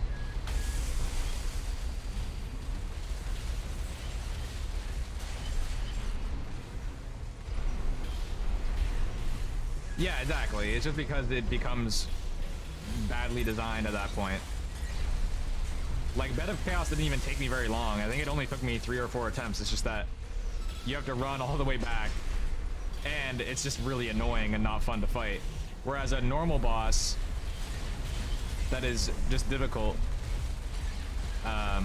is still fun. It's like a challenge. That reminds me, Gaping Dragon was actually my next wall that I hit after I did Taurus Demon. I mean, after I did Capra Demon. And then when I moved to Newfoundland, I met a friend here who was really into Dark Souls, excuse me. And he showed me how to beat Gaping Dragon. And then he like helped me through my playthrough a little bit. And then I got stopped at Ornstein and Smo.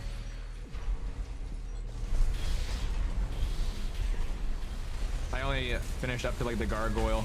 Yeah, the double gargoyles is another one that stops people a lot of the time. I actually didn't find them too bad. I think I actually beat them pretty easily. Cause I figured out you could chop off the tail. Target destroyed. Concluding evaluation. I ended up beating Ornstein and Smo 3 out of the 4 times that you faced them. That's really good. Yeah, I had a lot of difficulty with Ornstein and Smo. Took me a while. It wasn't like one of the hardest bosses in Dark Souls 1 for me even. Like, I would put Artorias and Manus and Calamite and I don't know, like Gaping Dragon's not harder. It's just because I was newer to the game. But there's a lot of the harder Souls game bosses than them. They're just a really well designed fight. They're definitely one of the most balanced fights.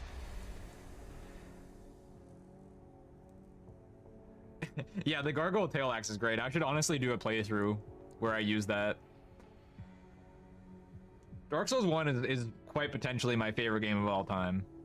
Well, I should say the first half of Dark Souls 1 plus the DLC and the ending is like probably one of my favorite games of all time. Definitely top 3. I could replay the first half of Dark Souls 1 infinite amount of times. It's just so good. I wish the second half like kept the same momentum going, but it is what it is, and the first half is so good that I don't really care. Artorias and Calamite are indeed some of the harder bosses that I fought. Yeah, Artorias and Calamite are insane. Only beat them once out of 3 plays. Yeah, I think like if I did a playthrough of all of Dark Souls again and I had to make the decision of like, am I gonna do the DLC or not? I would do the DLC, like I would go get Artorias just to fight him again because he's so much fun, and then I probably wouldn't do any more because man, Manus, fucking Manus. I mean, maybe with a different build, Manus wouldn't be as hard, but I liked Manus. He's a good boss, but he's just so insane when he just drags you down and you just die instantly. Sen's Fortress is another big filter. Yes, that is another point. Like I said, I went on and off on Dark Souls 1 like for the course of a decade. So I got filtered out of it many times, and Sense Fortress was one of the points at which I got filtered out of it.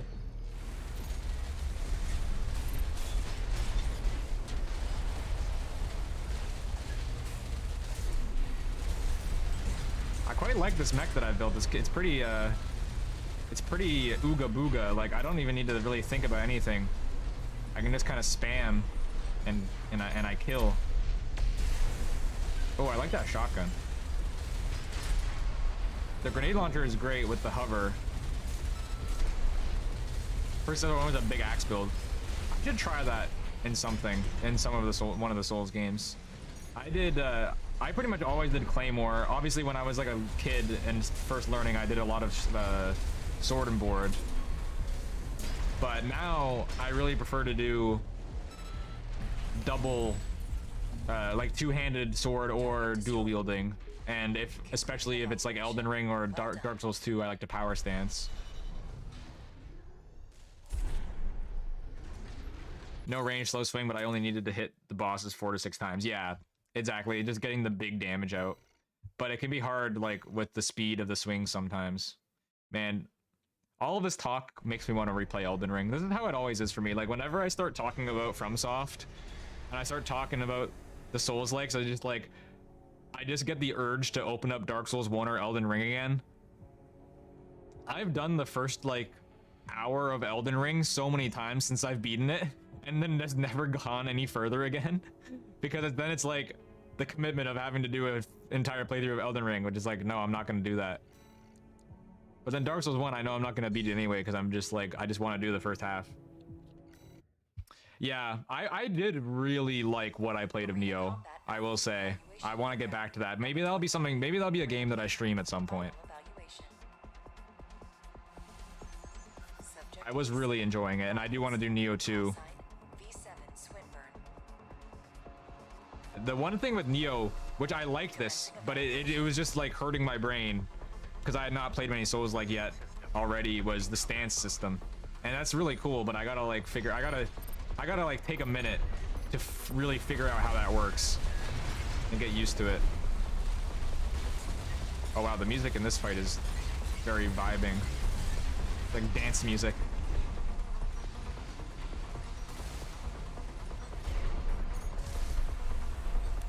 Maybe I'll replay this fight with my other mech to see how different they are.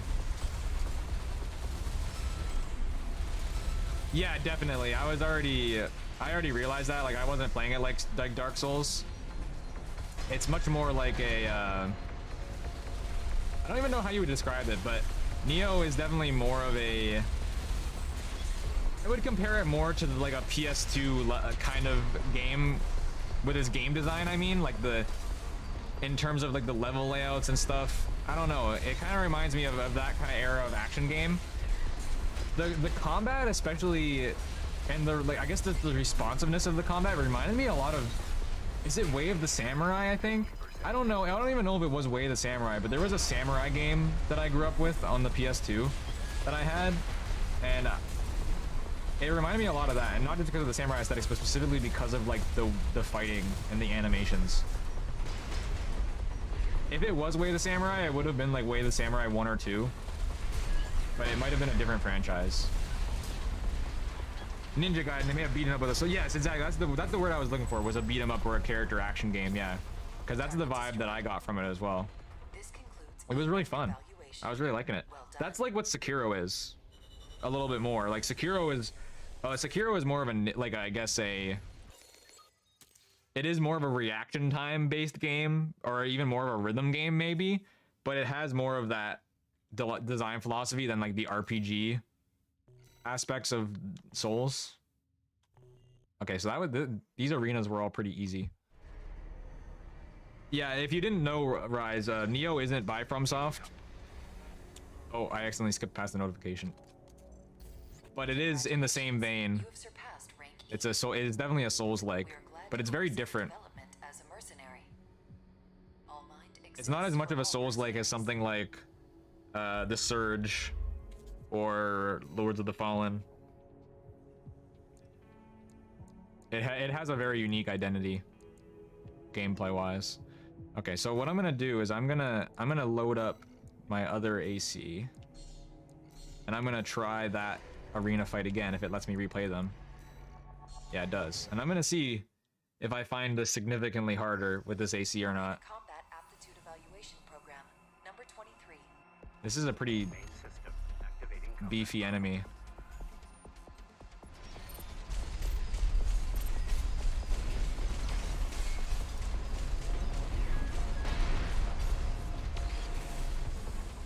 The thing that I like about that other one that I built is that even though it's focused on the heavy weapons, it still has a ton of mobility because I can just stay in the air at all times.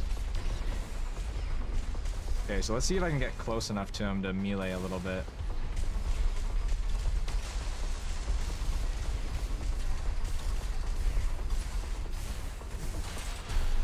Okay, nice. Okay, this does a ton of damage. Wow.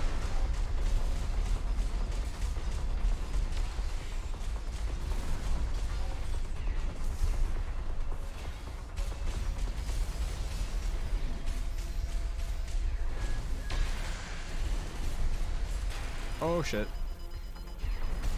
So I mean, it's definitely easier to get stunned in this mech, but in this AC, but the damage output is crazy when I get going with it. And the combat, I have to say, I really like how involved the combat is in this one. When I'm in that little hover one that I built just now, I feel like I just turn my brain off and just hold down everything. Whereas when I'm using this one, I kind of have to think and dodge and plan out my attacks and stuff. So the other one that I just built is like easy mode. But it's fun in a different way. Maybe that'll be a good one for PvP. Mix it up with Sekiro. I need to try the other season. Okay, yeah. You were probably mixing up Sekiro. Sekiro is a very different, very different from the Souls-likes. They basically completely took away all of the RPG element. There's a little bit, but there's barely any RPG element. It's completely skill based, and yeah, it's literally just down to your skill. Like, there's pretty much nothing you can do to get yourself over a challenge without just getting better at the game. Whereas in every Dark Souls game, and even Armored Core, you can just, you know, build differently. In Armored Core, it's even easier. I mean, you literally just go sell your stuff, you buy new stuff, and then you have a different mech, and now you do it again. And Dark Souls is a little bit harder because you have to build over time. But even still, you can, you know, just magic builds and stuff like that, they can basically give you a handicap. In Sekiro, it's just like, good luck. You have to fight the hardest bosses we've ever made, and there is nothing you can do. But I respect it, honestly. I need to get back to it, but it was so hard.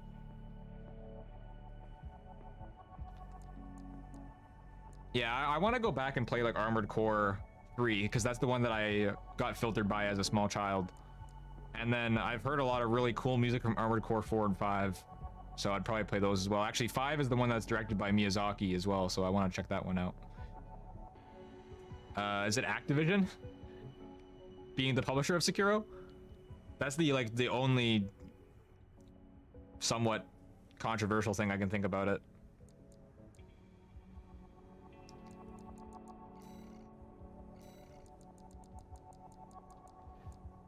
Yeah, I'm not changing anything, so I'll keep using this mech for now. Oh, I got a lot of money. Oh, I got a lot of money from that, actually. Let's see. What did I want to buy? Oh yeah, I wanted to try the pile bunker. So here, I'm gonna buy the pile bunker. I don't think I'm gonna keep it for now, but I just want to see. I want to test this out. So here's the test. Put the pile bunker on. I don't think I'm gonna like the pile bunker more than the sword, so that's why I don't think I'm gonna keep it. But we'll see. So how much damage does this do? This poor tetrapod is gonna be my subject here. I guess you should probably boost to get more damage, right? So I'll do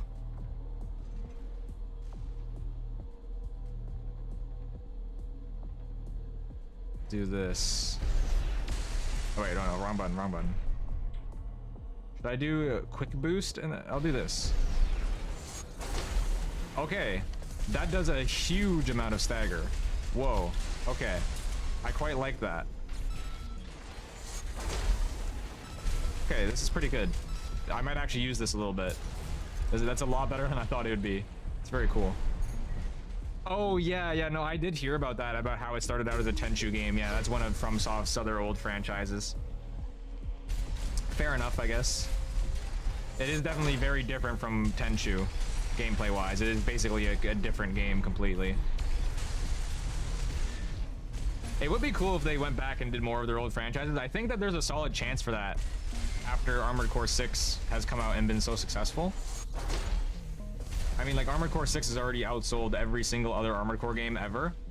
For some reason, like, there was a lot of people in advance of this coming out that were like, you know, this isn't gonna do good. That FromSoft hasn't gotten, like, people want Souls-like games. They're not gonna buy it just because it's FromSoft. And it's like, then people did that. They bought it exactly just because it was FromSoft.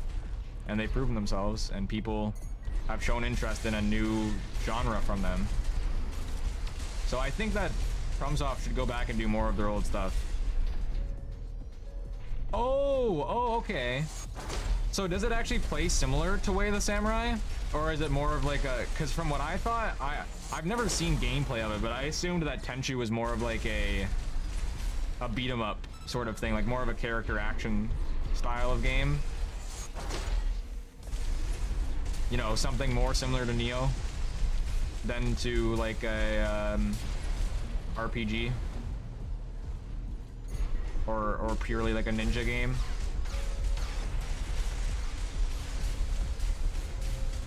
I didn't know it was actually by Acquire,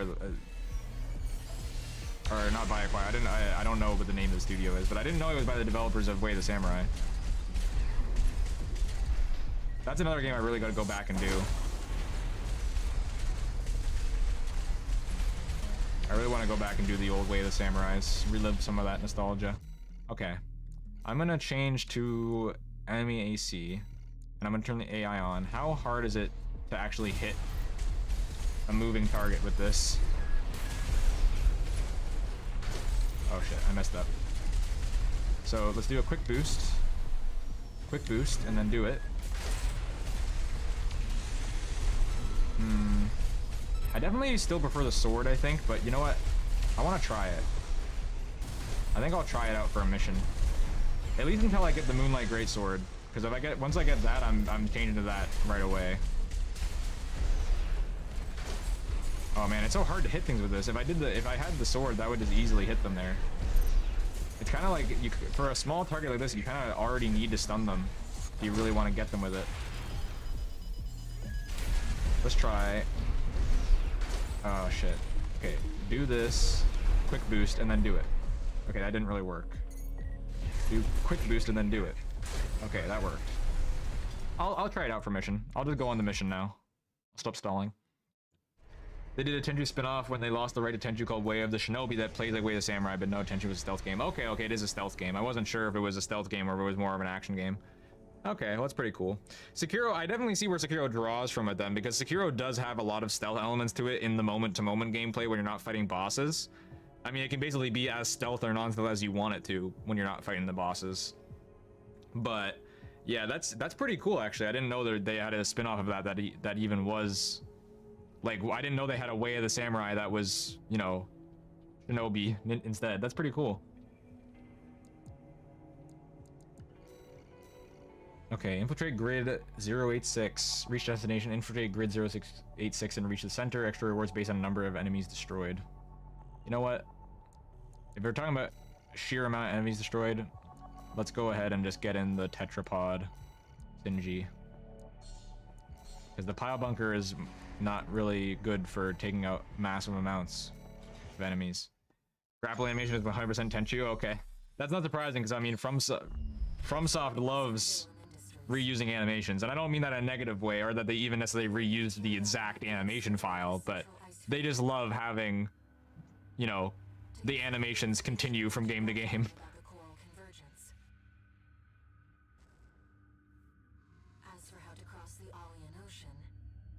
Yeah, I don't know. Tenchu is one of the only FromSoft ones that I don't really know much about.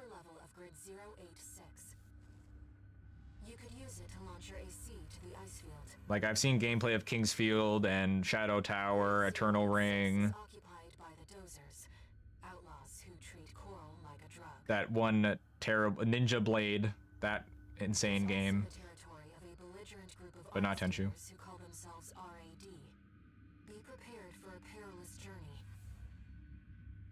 I'll be here to support you, Raven.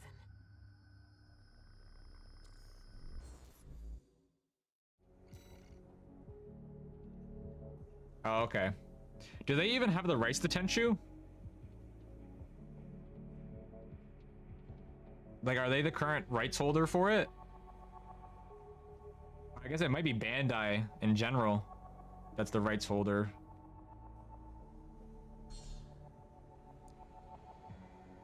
But I don't know who was publishing it before.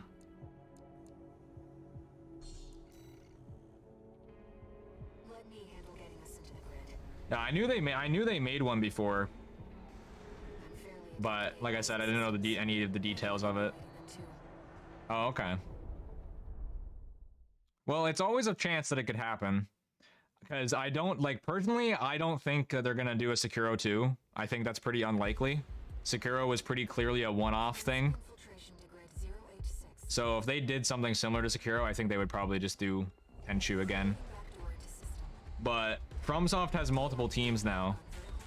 They have, I think they probably have 3 dev teams now, maybe even 4, in the sense of, like, what could be doing early production. And right now, they've been making Armored Core 6 since like 2018. Actually, they were developing Sekiro, and when they stopped making Sekiro, the majority of the Sekiro team moved on to Armored Core 6 in 2018. So Get to work.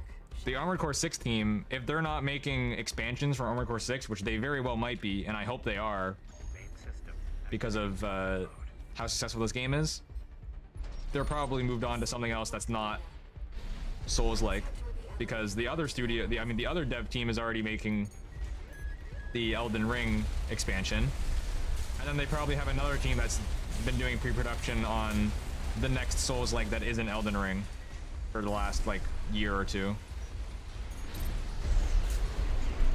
So I feel like the team that did Sekiro to this was probably going to keep doing these kind of unique one-off things. I say unique one-off things in the sense that they're not a previous franchise, but just that they're not Souls-likes. I expected that, because Sekiro is not really a Souls-like in the same way as the rest of them.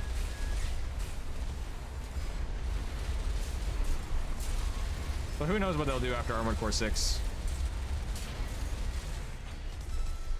They'll probably not announce it very soon, because they announced Armored Core 6 too soon and they apologized for it. Because they already said they moved on to working on Armored Core 6 in like 2019. And then they ended up not really having anything.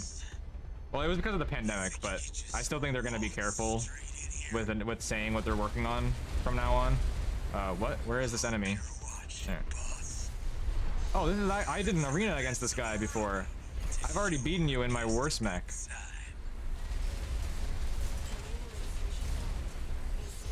You were an F class.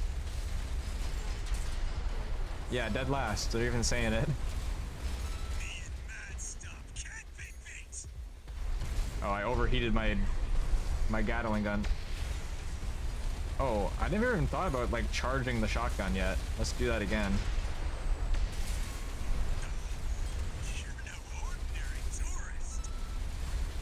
I wonder if I should get the pile bunker on this thing. I mean, I don't really think I need to.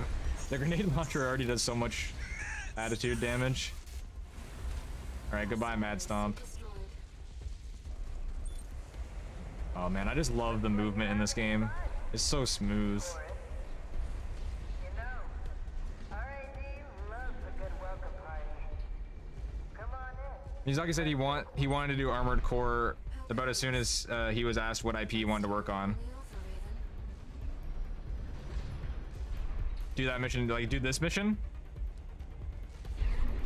Yeah, no, Miyazaki had said it a long time ago that he wanted to do another Armored Core again. So, and then that was even before it was officially announced, and then he somewhat officially said, like, yes, we are working on Armored Core, that's the next thing I'm gonna do. And that was still years before they did the official reveal at TGA last year.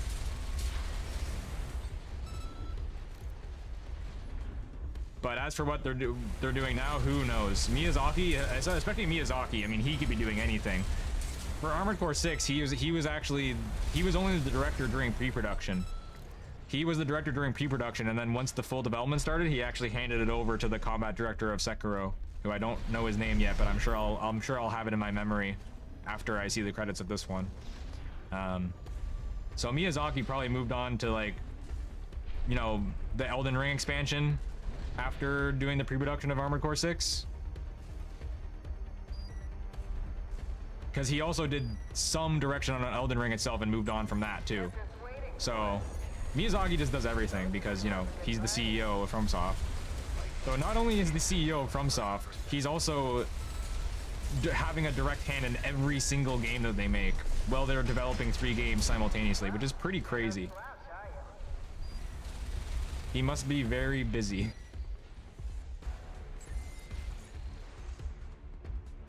So yeah, who knows what he's doing now. I assume he's definitely already working on the next game. Well, potentially also working on the Elden Ring expansion.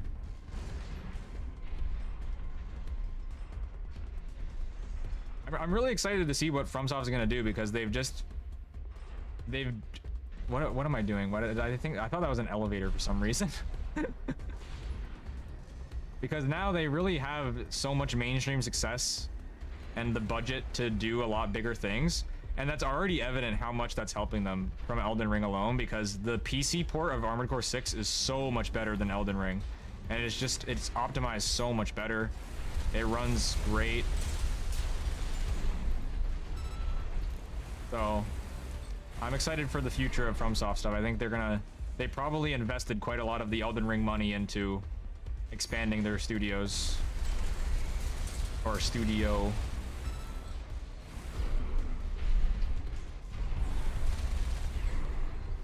Where are these enemies? All right. Oh, I'm almost out of ammo in the Gatling gun. I gotta watch out.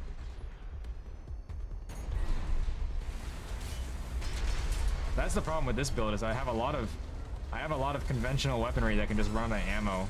I didn't really think about that. It probably won't be a problem for most missions.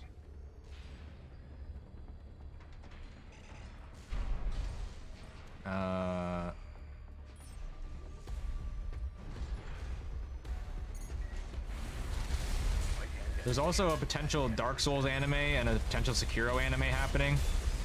Those are just rumors, but it's 100% confirmed that Sony has the rights to make adaptations of FromSoft IPs. So there is inevitably going to be an adaptation of some FromSoft IP into anime or live action at some point. And you know, that could be amazing or terrible. I definitely think that an anime for pretty much any FromSoft IP has a chance of being great. Especially an Armored Core anime would be awesome. But that could be really hard to do because Armored Core doesn't really have much characters and you don't really see the human side of it too much usually. Reinstalling Neo. Here you go. Oh shit! Oh no! Oh no! No! No! No! That was a blunder. Yeah, Neo is something I gotta check out for sure soon. Like, I should say not check out, get back to, because I did already check it out before and I know I liked it. But I still gotta beat Dark Souls 3 and Bloodborne and Sekiro.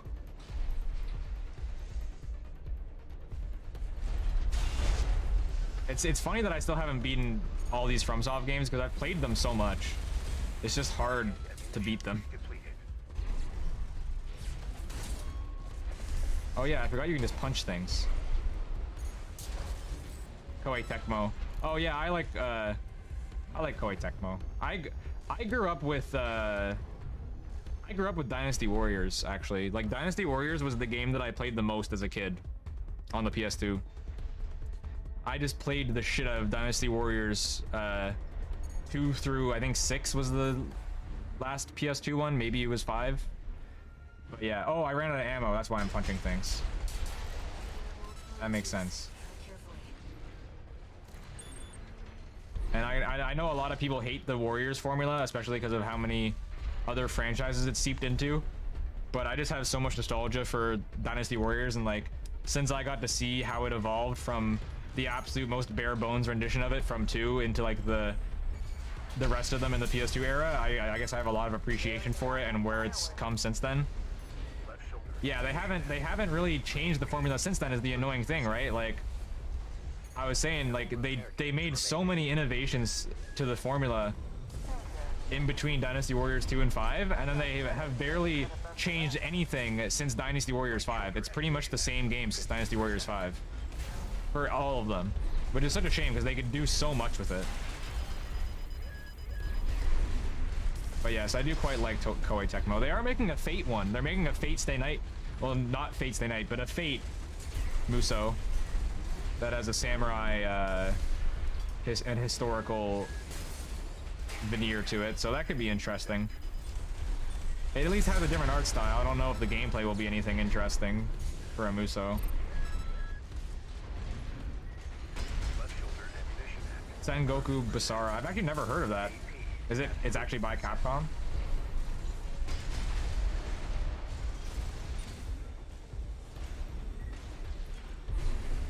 Stop trying to punch him.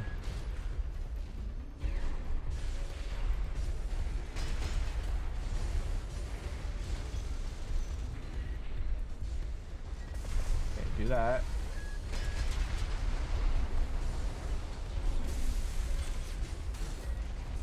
Punch, punch, punch, punch, punch. Oh, my fist overheated. Okay, I killed it. Oh, okay. Oh, that's what that one's being. No. Oh no, yeah. I'm talking about a new one. I don't know if the new one is being. I don't think it's being made by Marvelous. Let me check. Like, cause you're talking about Fate Extra. I'm pretty sure that I knew that those were not by Koei Tecmo, but I'm pretty sure that Fate Samurai Remnant is by Koei Tecmo. Yes, it is. It is by Fate Samurai Remnant is by Koei Tecmo, whereas the other ones were by Marvelous. There's a lot of mixed opinions on the Fate Extra games. Some people like them, some people don't. I haven't played them yet. No, it's not Fate. Fate Extella. Fate Extella is the Marvelous ones, because Extella continues off of Extra, which is an RPG. And I haven't played Extra yet, and so I can't play Extella until I play Extra, because then I'll have spoilers. And the second Extra game hasn't even been translated yet. The fan translation's almost done. And they're doing a remake of Fate Extra, so I'm basically gonna play Fate Extra whenever the remake comes out, and then by then the fan translation for the second one should be done, and then I can play the Fate Extella games.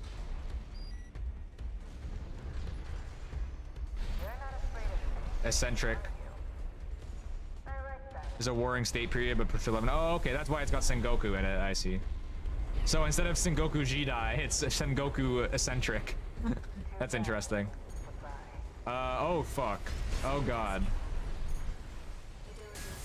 I'm gonna have to replay this mission with my other one, aren't I? Because I need more ammo. Actually, no, I'll have my ammo back after resetting right now. You know what? I want to change anyway. It's a smart cleaner. This boss is a big Roomba. I'm literally fighting a big Roomba. That's cool. Great.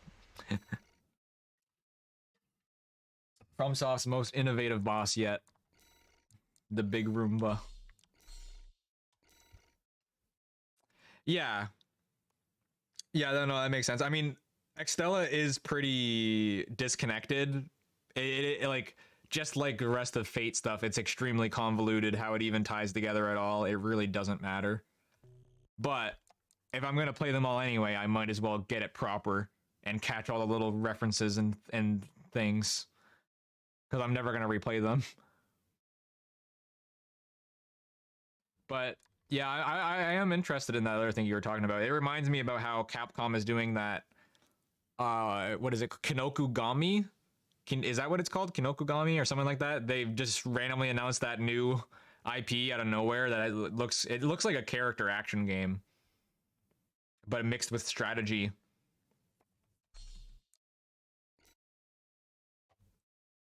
At least half the reason was to play as Gilgamesh, yeah. Honestly, it's been tempting to me before when I've seen it on sale, and I'm just like, no, I'll wait till I play Extra. I've got enough games to play right now. I'm not gonna like actually play enough Extella for it to be worth it. It's been on ice since 2014, yeah. That's not surprising. I mean, they only have so much they can focus on, right? Even Mega Man has been put in the back line in comparison to everything else from Capcom right now because of how successful it's all been.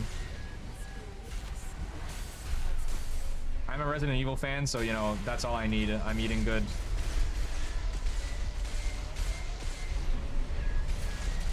Ow. They're getting musical plays, drama, and CDs and all that yearly, but the games run nice. Oh, okay, that's still cool that it's getting other stuff, at least. It's not 100% dead.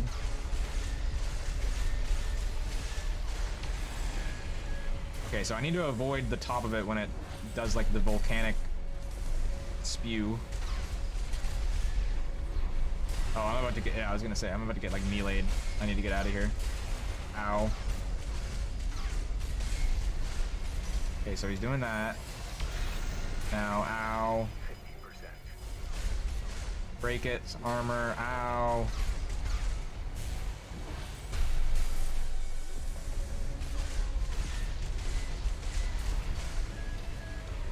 Okay. Do sword again. Ow. I keep getting hit by like, not even hit, I just keep like touching the big, I don't even know what you call those, the grinders. The mech grinders. And that's what gets me. Oh shit, oh shit. What's happening? I thought I was getting like eaten by it. I need to get my shit back.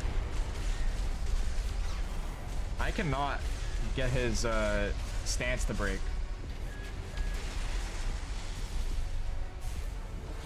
Okay, totally gonna get it now, right? Okay, yeah, totally. Oh shit. So close.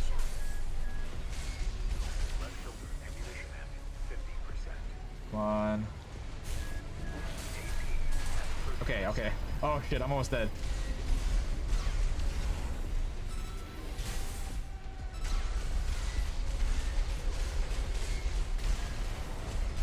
That was not worth it, to be honest. Ow. This might take me another try. I might have to switch to the tetrapod, honestly, because this build is not really doing much damage to it. I think I'm gonna have to, yeah, I think I'm gonna switch to the tetrapod if I die. I just need heavy weapons to kill this. The sword is kind of not good against this. Oh, that was a pretty good hit with it. Oh. But the ability to hover would be really useful in this as well. Because I keep running out. Move, move. Shit, yeah. It's the same team as Devil May Cry? Oh, okay. Cool. It looks like Capcom Delivery want the games to fail. What, was it like Mega Man? I think they just don't they don't really do much besides, they make a one-off thing every now and then right now, but pretty much they're just focused on Monster Hunter and Resident Evil because they're just doing insanely well. So, yeah, I'm gonna change to the tetrapod.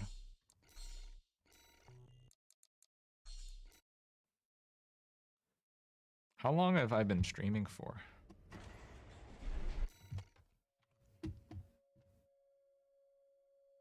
Two hours. Okay. That's what I thought it was around, so that's fine.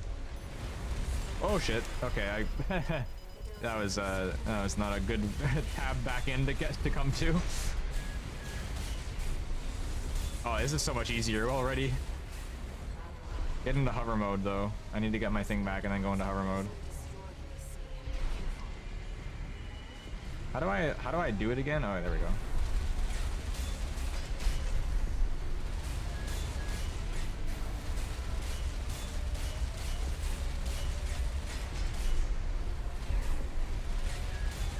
Oh shit.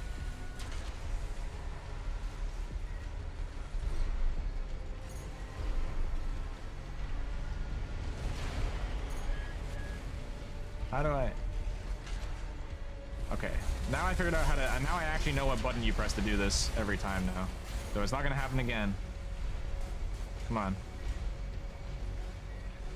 Or is it? Is that the right button? No, it's not. How do you switch? There we go, okay. It is the right button.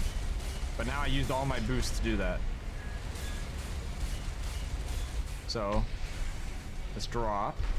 And can I do it this time? Have I figured it out? Okay, yeah, you gotta double tap it really fast.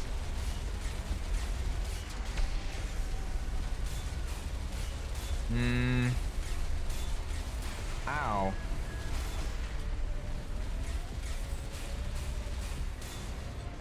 I would like to change out these plasma missiles maybe for the 10 cell missile launcher. That would be nice. Oh shit, move. No.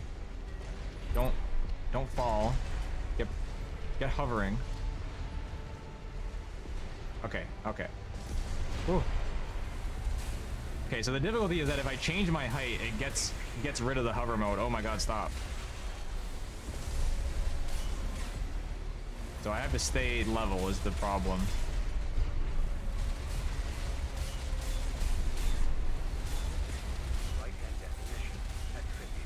Oh, he's trying to get me. Okay. I'm boost.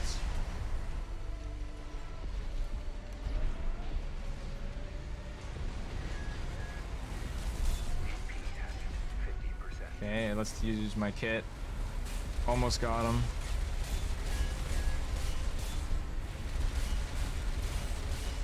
I can't believe that there's a Roomba boss, to be honest. I'm still kind of dumbfounded. Its behavioral pattern has changed. Watch out. Oh, I'm in the second phase. Okay, real shit's about to happen. I was about to read chat, but so much for that. I gotta pay attention. Wow, I've used 70% of the Gatling gun just on this boss. Jesus. Oh god. Oh, get me out of here. Oh, get me up into the sky. Yes. Oh. Okay, it's a good thing I can just hover away from that. That would have been terrifying.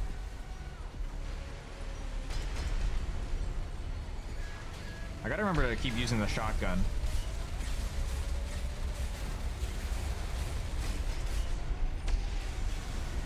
Right shoulder and right hand ammunition at 10%.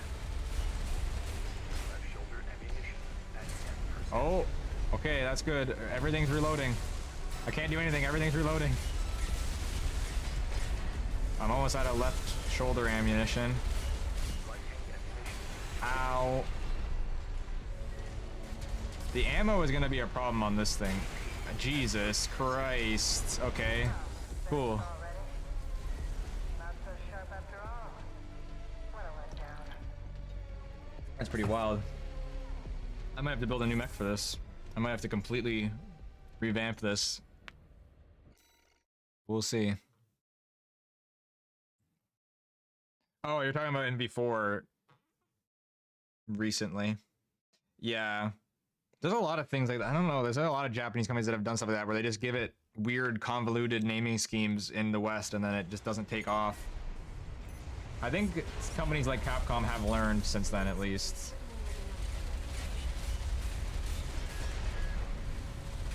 Nobunaga is literally the Demon King coming to Earth to conquer it. Oh. And Masamune the Dragon who fights with 6 katanas at once. And he calls it claws. That is pretty cool. It definitely is like, you know, I get why it's called Sengoku eccentric, basically. It's just them taking it balls to the wall, just going insane with like the fantasy elements. That's pretty cool. Oh, wait, there's 2 things I have to target on. Okay. Oh, I see. I have to like, I can shoot the arms off separately. That's what I was doing wrong. Oh, this is so much easier to reduce.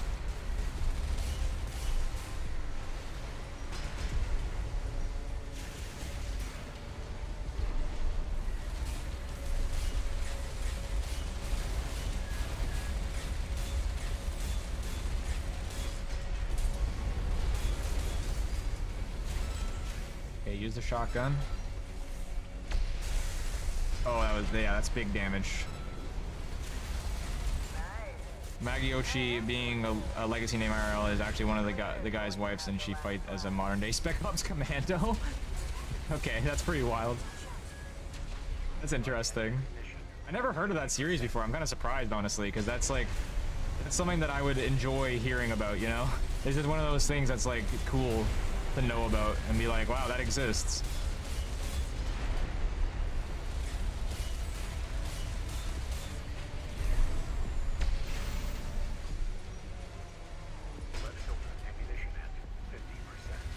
I thought I knew most of what Capcom's like franchises were.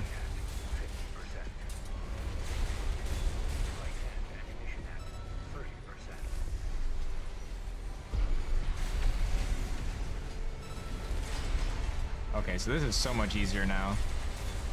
This would definitely be doable with the other AC even.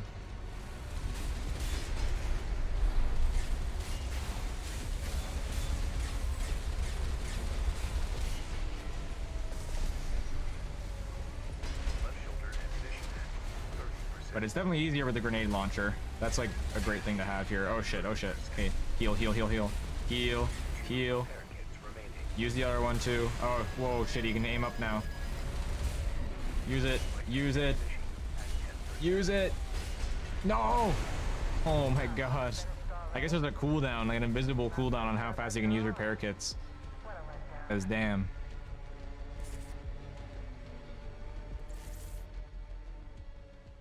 Magiochi Psycho is the leader of Psycho Marksman Mercenary Group. They were one of Japan's first gunpowder groups. Oh, okay, cool.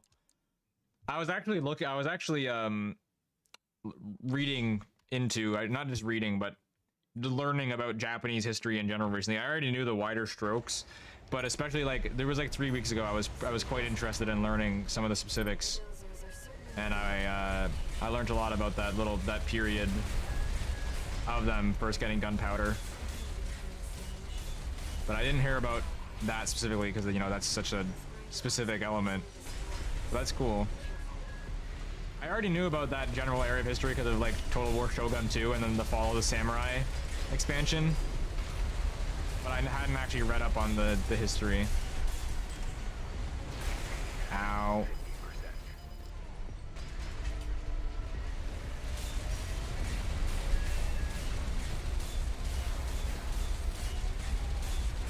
Come on. Yep, stance break.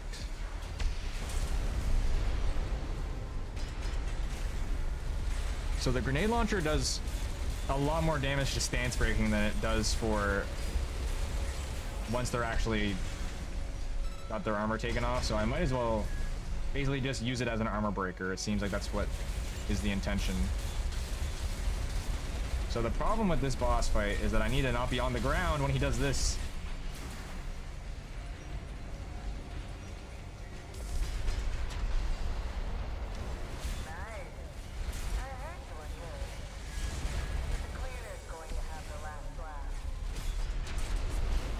We'll see.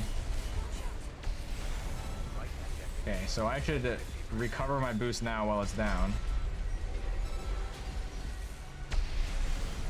Then go up, get hovering,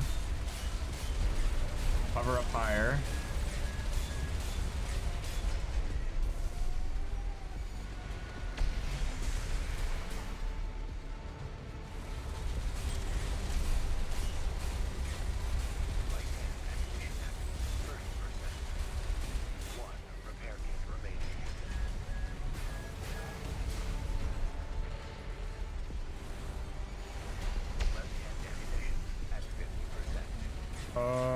Oh, get me out of here. I need to regen.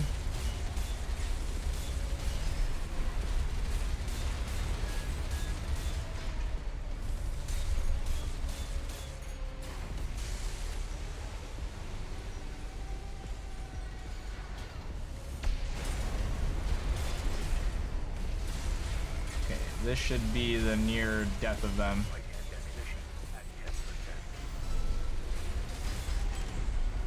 Yeah, the grenade launcher really doesn't do anything once their armor is off.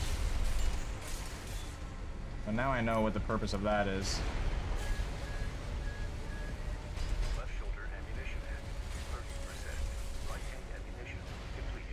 Okay, my right hand ammunition is out, so now I only have these 3 weapons. Should be enough, because the grenade launcher is good at stance breaking them. And then the shotgun does quite a lot of damage once the armor's off. Oh, but I'm almost out of ammo on that too, actually. This could, I might have to punch this thing to death, honestly. We'll see how that goes.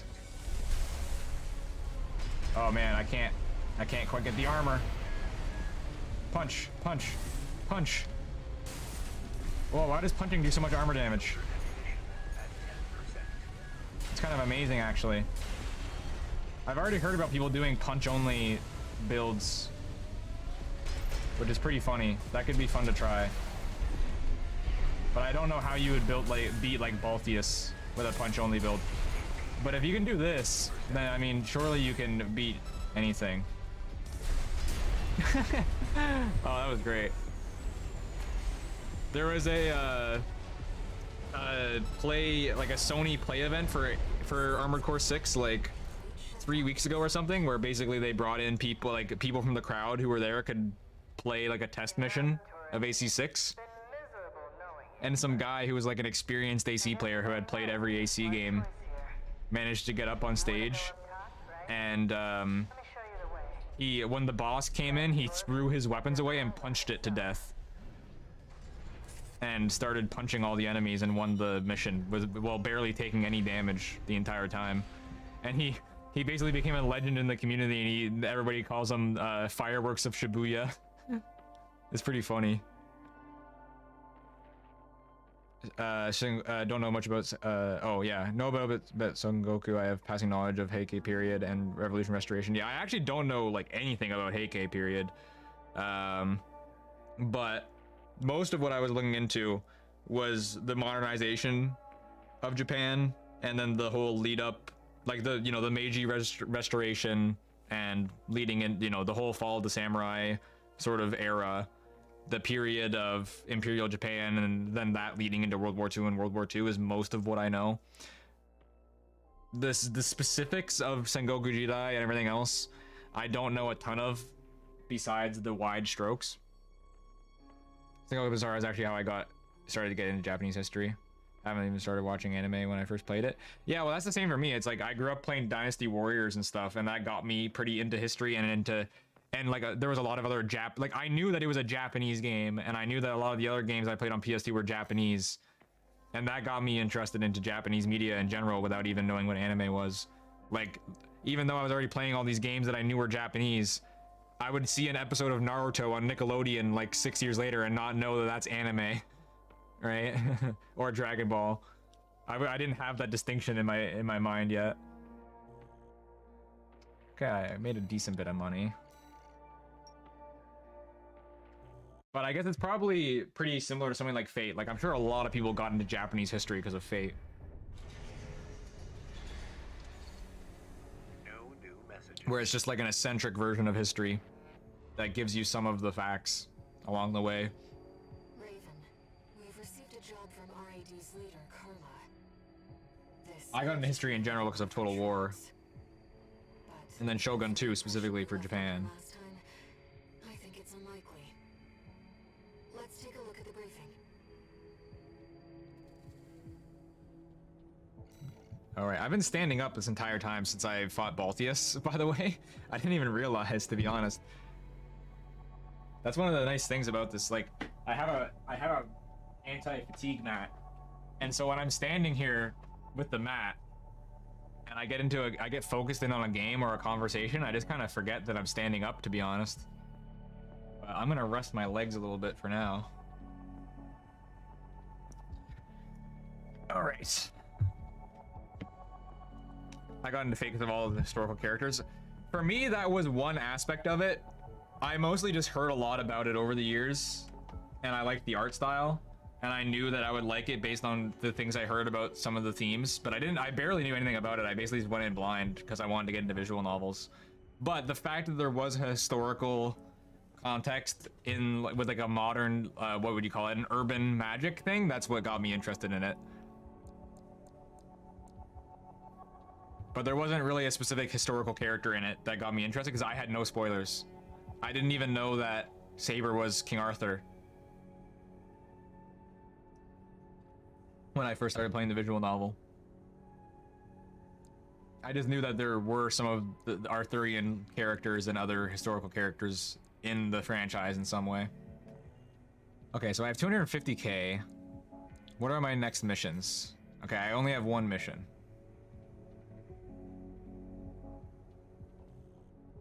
I hope I get like the PvP at the end of chapter 2. That would be nice. I think I want to play on this one, and I'll see what I can kit him out with. Is there anything else that I want to buy?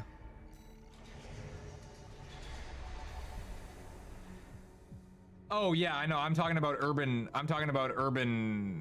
fantasy. Urban magic is the genre of story that it is, where you have magic existing in a modern day context.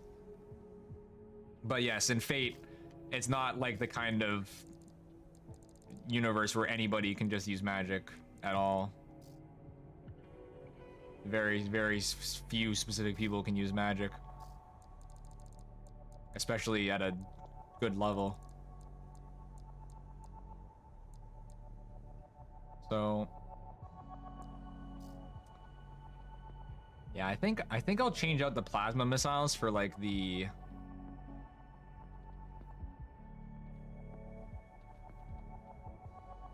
oh yeah, that's true. That's just how it is. I think that's just how it is for the original servants for me. Like the original Fates Night Night servants are the servant names to are the class names to me, right? Because that's the original story. Besides that, it's like, yeah, they're the character names usually. But the difficulty with that can be that some of them are actually massive spoilers, and so you don't want to throw them around too much. Which I don't really know any spoilers for big ones besides what was in Fates Day Night. But I know that there are some that are hidden a little bit. Oh, really?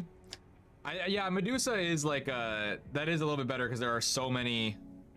Yeah, well, that's the thing, is that there are so many assassins in Fates Day Night. So yeah, but I call Hassan assassin basically, but I call Sasuke Kojiro.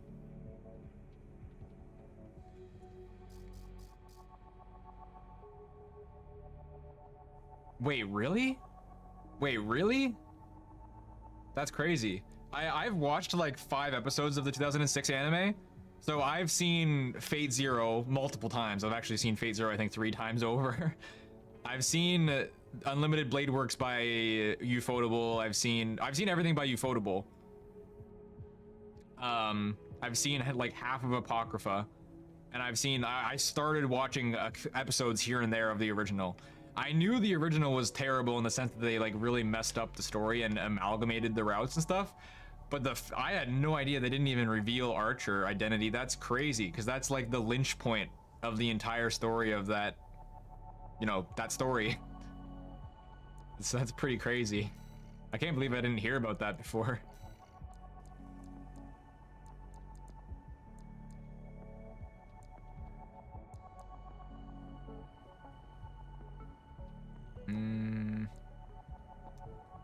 Yeah, I'm gonna sell the plasma one. Oh, I need to buy something first. Yeah. So 10 sell.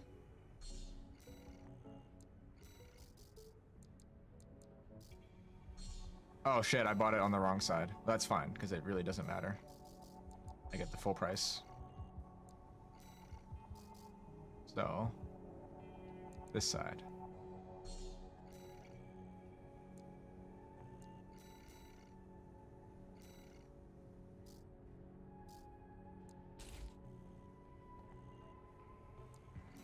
So now I got 180k.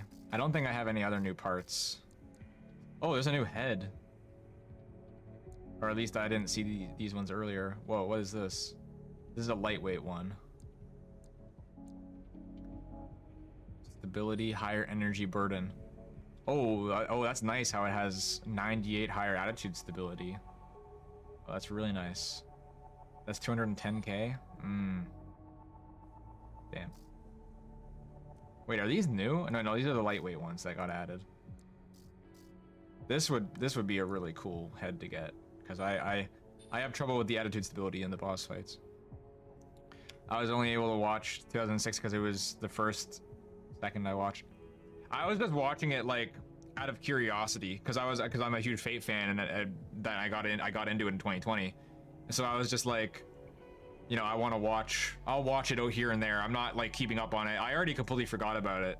Like I started watching it in January of this year, and I still have it on my computer. I'll watch an episode here and there whenever I think about it, but I'm not in any like time constraint, you know, to get it done, because I don't really care, and I don't think I'm not gonna like it as an adaptation, but I'm enjoying it just to see what it's about. The only hints that he knows is what T Rin's like. Oh yeah, okay. Well, the T one is like, that's just like a thing that happens in the game too, so that makes sense they would adapt that. But it's weird that they adapt that and then they don't reveal it. Use Ilya's nickname, yeah. That's one of those closest to a wife I ever got. So you really watched Apocrypha. I'm like, I think I was 9 or 10 episodes in. I also started watching that in January. I was recovering from a surgery, and so I was basically bedridden just watching anime for like 2 weeks, and so I watched a lot of Apocrypha, but I haven't watched any since I got over it. I still remember enough of what was going on that I could get back into it without a problem. I was enjoying it, to be honest. Like, all I heard, like, I just heard constant hate for Apocrypha for like years and years besides Asphalto. It's definitely not like a great story so far or anything, but it's interesting. I like the concept of it, even though it's not my personal favorite take on the Fate formula. I do find it interesting. I do like the characters they chose as the servants and stuff. And I think that the explorations of those characters have been pretty interesting so far, at least.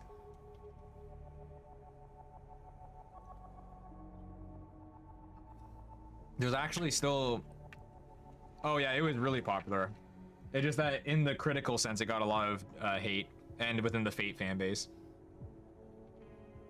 But there's actually still unadapted Apocrypha content, like specifically Asphalto. There's like a whole light novel. There's a whole light novel epilogue with Asphalto as the main character that hasn't been adapted. It hasn't even been translated, even by the fans. It's been half. I think it's not, maybe not half, but it's been a little bit translated. But the last that I saw, the translation was not coming along anymore. Yeah, which is kind of weird. I mean, it could be fair to like not find it good and everything, because I don't think I'll find it incredible. But it's weird to like criticize it as being fanfic or something, because that's essentially what all of the other Fate stories that are not written by Nasu are, and Nasu still has involvement with them. Like, Nasu still wanted Apocrypha to be written. He was still consulting for certain things of it, just like the new one. Like, what is it called? Like Lost Gain. I don't even know. It's got some Norse name, and then there's the Strange Fake. Like, that's the same thing. It's just a different light novel author doing their own take on things with some guidance from Nasu. And sometimes it turns out good, sometimes it doesn't turn out as good. And sometimes it's different people's tastes and stuff. But I just would appreciate there being more Fate content, you know? It's cool to have different stuff, different takes on it. FGO is a little bit too much for me, though, in terms of just how much content there is to work through. So I don't know if I'll keep progressing that at any point. All right, I'm just gonna go. I don't need to do any more building. Oh, I accidentally skipped the briefing. I didn't want to do that. Oh man, yeah, I haven't even tried to watch Kaliad Liner. My favorite little tourist. That's gonna be a freaking mission. It's like 4 seasons and 3 movies I need a little help and 300 chapters of manga. I'll probably do it someday, Smashed up all my defense but hardware. I'm not in any Now rush. I've got rival dozers muscling in. Did the person that we just beat It's the Junker Coyotes. instantly hire us to go on Never another took mission? it on. That's pretty funny, to be honest.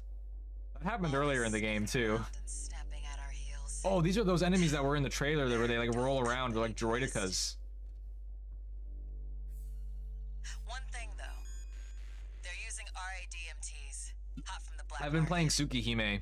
Or I shouldn't say I've been playing it, I Might was be a playing pack it. of dumb animals, The last time I but was at reading least it they was know like quality workmanship. probably a month ago.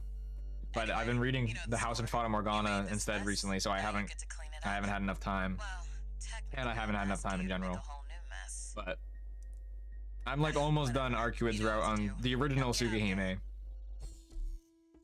Once I finish that, I'm not sure, but that's my progress on the Nasu verse right now. I do have Witch on the Holy Night. Like I bought the collector's edition of the physical English translation that they released earlier this year / last year. So I want to play that, but that will be appreciated a lot more after I finish Kara no Kyokai and Tsukihime, because it has a lot of connections.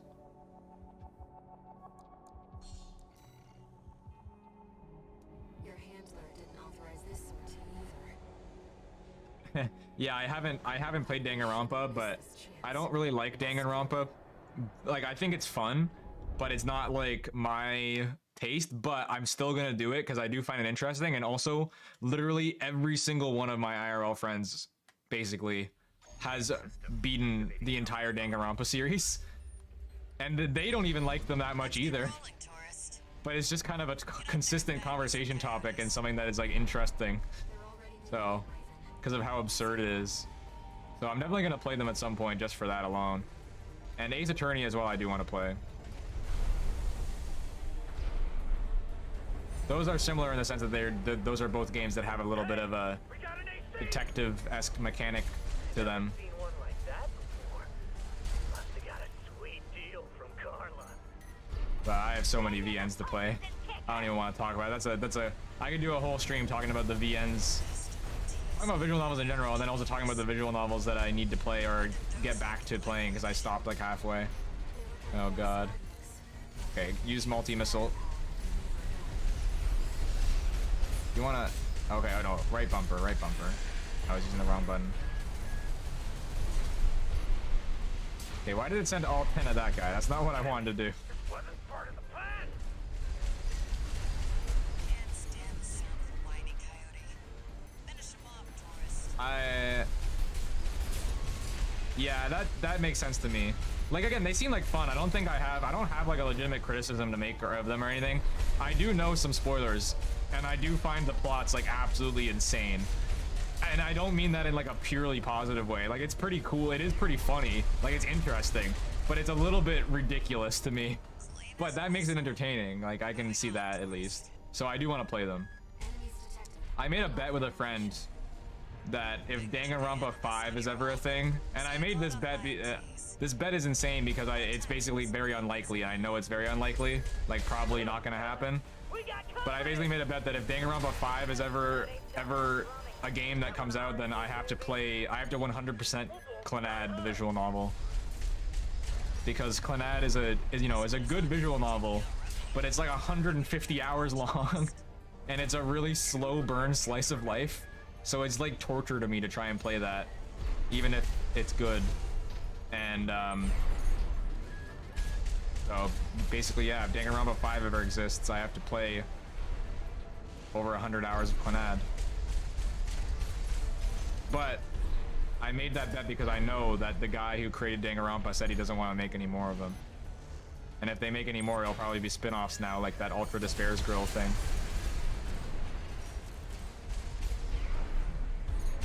One repair kit remaining. So wish me luck on that bet, I guess. I mean, it doesn't really matter. If it comes out, I get to play Clannad. If it doesn't, I don't have to play Clannad. It's not the big deal. And I might still play Clannad eventually anyway, someday.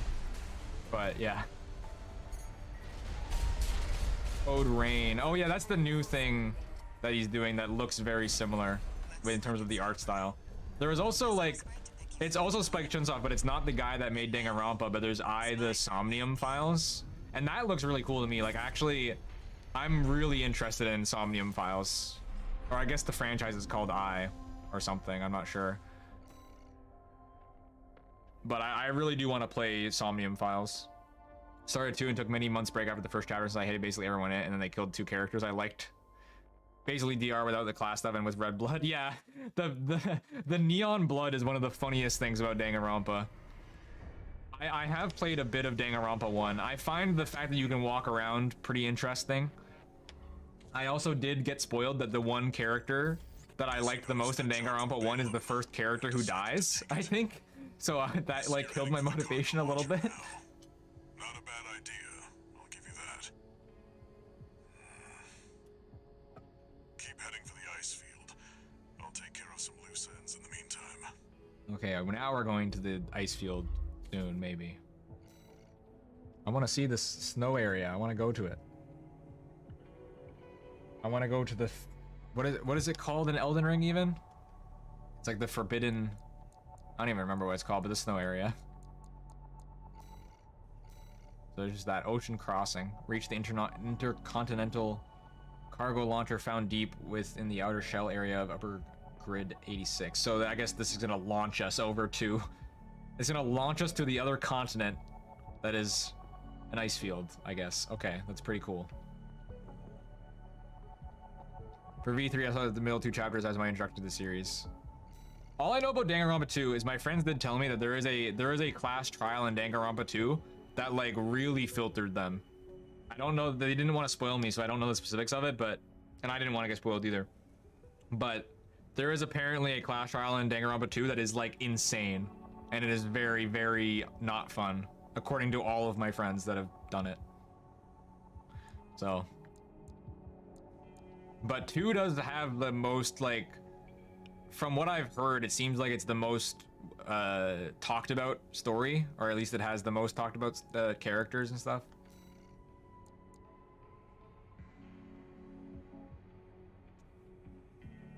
Oh, okay, so it's just V3, whereas the other, yeah, because the first one is 1 and 2, it's not even V2. I've heard about the anime. One of my friends has watched all the anime. They're a trip, basically. Okay, is there anything else I want to do? I kind of want to change out this, like, assault rifle for something, but the assault rifle is just so good. It feels like it's always good. Problem is the EN shortfall and stuff because of the laser sword. And, well, not even the laser sword, it's the laser cannon is taking tons of EN.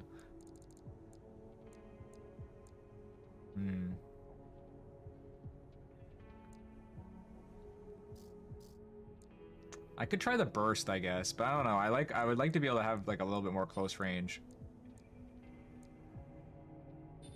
Well, actually, oh wait. I was mixing up this burst thing because this rifle, okay, so this is a burst rifle, this is a burst assault rifle, so this means that I can just press the trigger down and this will burst, whereas this one I had to like charge it up. So if I do this should be fine. Because that was the thing I didn't like about that other burst rifle, so let me try this. The only thing I don't even know if it's a criticism, because I don't know how many chapters there are in this. There might be a lot of chapters, and I'm sure that as the game progresses, I'm going to unlock a lot. But I'm not liking how few options there are right now for the core, like for head, core, arms, and legs. It feels like there's very few options. Like, obviously I can do the tank and the lightweight and stuff, but there's not many different variations on like a mid-weight bipedal or like different kinds of specific legs or stuff right now. There's not too much options, which is in Armored Core 1, there was tons of different ones, which like I'm sure they're gonna get to it. But I wanna start upgrading my other parts a little bit. Yeah, I know the animes are like really bad, or anime. From what I've heard, I can pretty much tell the entire fan base hates them. They're not well looked upon.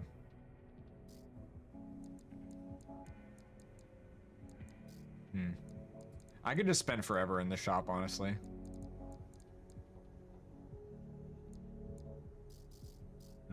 Yeah, I wish I could buy that head. Is there anything I can sell? I could sell this linear rifle. I don't think I'm gonna use that too much. Oh yeah, there's the pile driver. The pile bunker, not pile driver. Pile bunker. Do I even want to use the pile bunker? I mean, I would like to use it at some point, but I'm not going to change out the sword for it, I don't think.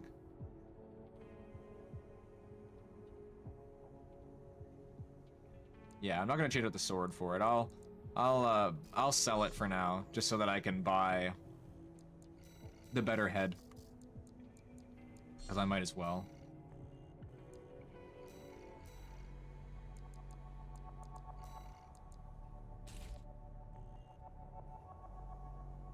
One Danganronpa 2 character I saw so much I was surprised how early they actually died in 2. Yeah. That's like that with a lot of the Danganronpa characters, to be honest. From what spoilers I know. A surprising amount of them, at least, not necessarily a lot. Because you would think they would have a lot of screen time. Mm-hmm.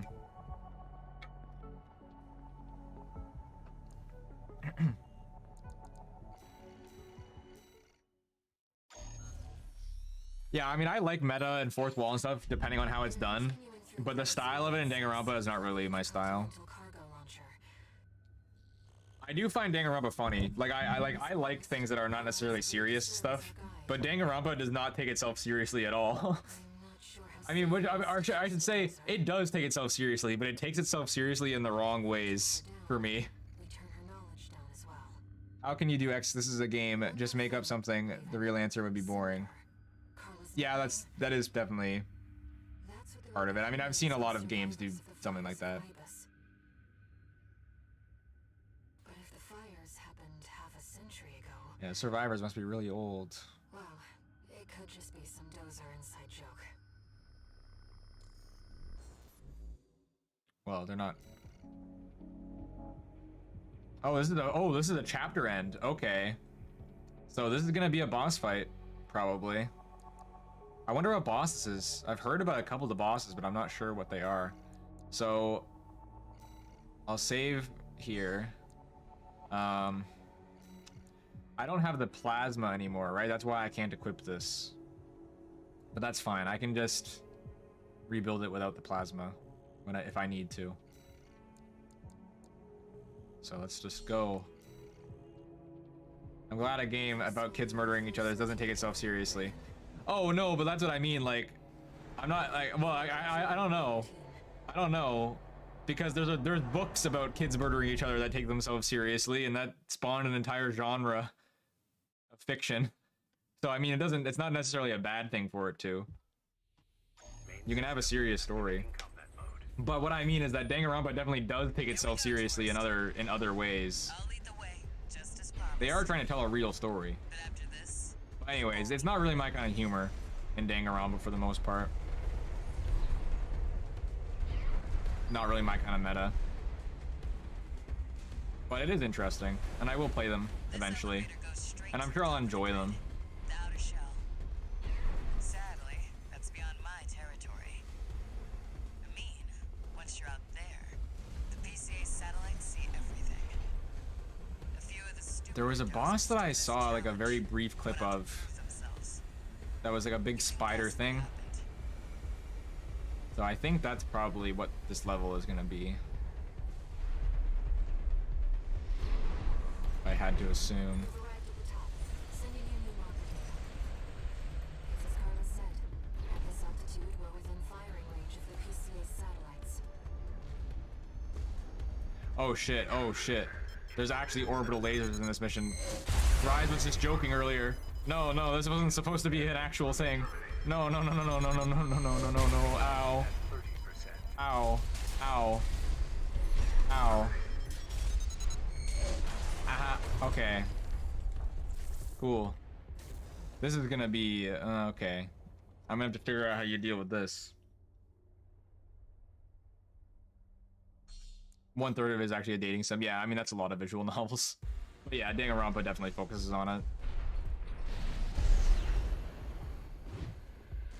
But like I said, there was that aspect, and then there's one character that I actually liked, and then they're the first character to die. So it's like, okay, cool. Oh, I'm just supposed to go underground. Okay, that makes sense. That must be the PCA security system. Okay, I do quite like this burst rifle. is nice.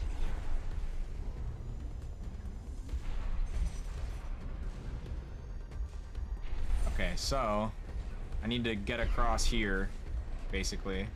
Oh, can I fly? Yeah, I can just go under the bridge. Okay, cool.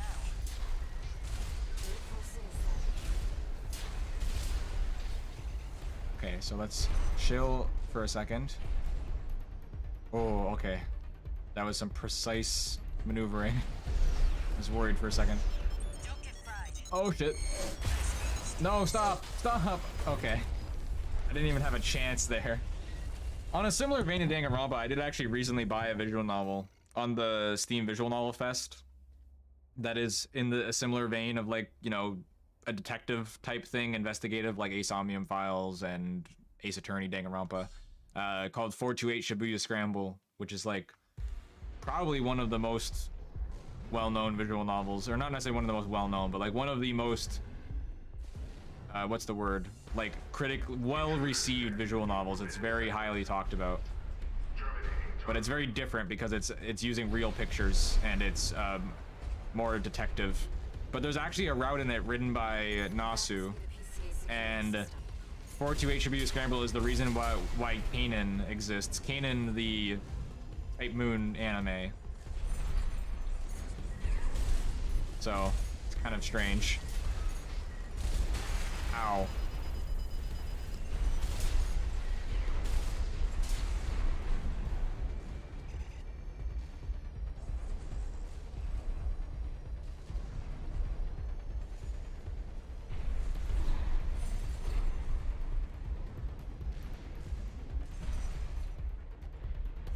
Okay, so I can go under.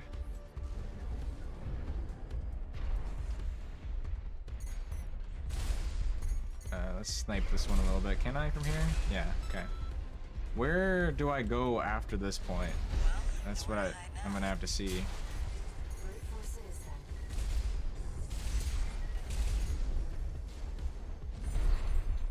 It's surprisingly easy to like maneuver yourself onto these little rafters. I thought it would be a lot more tricky. Okay, so I can go under there, I guess. Don't get fried. Nice moves, tourist. Oh.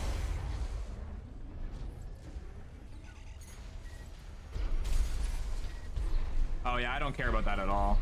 I love narrative games. But it just depends on what you want to do. Like if it's just like about basically a visual novel it can be like literature with gameplay elements. So to me it's just like reading, and I like reading. But if you're sitting down to play something that you want to play as a game that is interactive, then yeah, you're not gonna get that as much there. But some are more interactive than others. Like the first visual novel that I played that got me into them was Valhalla, because that actually has a bit of a gameplay element to it. That breaks up the conversation reading aspect. Never did care for the upstairs neighbors.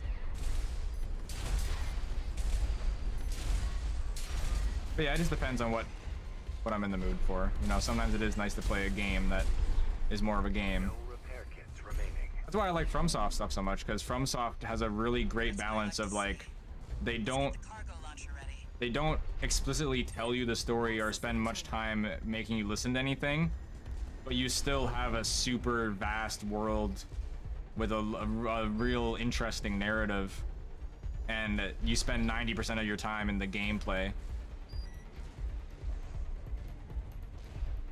Oh yeah, Utoro Umono is something I've been interested in as well. Something that I would like to get into at some point. Yes, it is the sea spider. I knew it. Great. Found a sea weapon. It's a sea spider. What's a sea spider? One of the Institute's relics left to haunt Recon. It does a lot of damage is what it is. Oh god. Oh god, okay, this is okay. Guess you just can't leave the Institute. No, I guess you can't. But let me try it with full HP.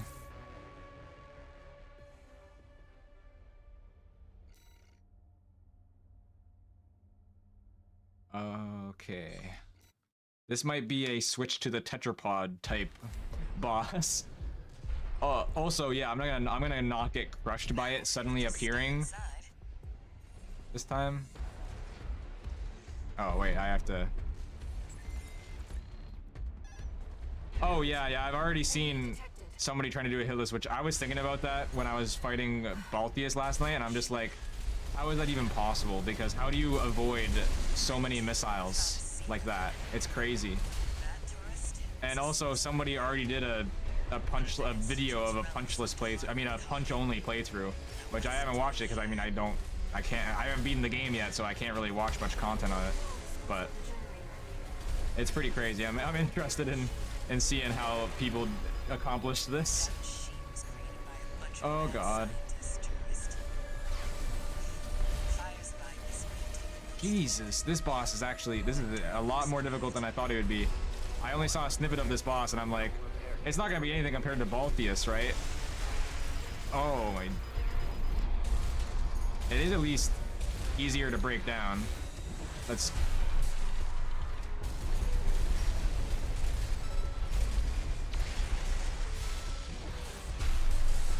Oh, it's tanky.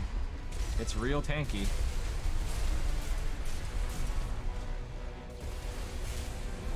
I didn't mean to do that. That was a bad timing. Oh shit.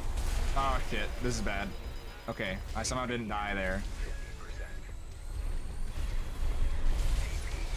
What? Okay, so he does that twice in a row. I'm dead. I hate those little lasers. They do so much damage to the attitude meter.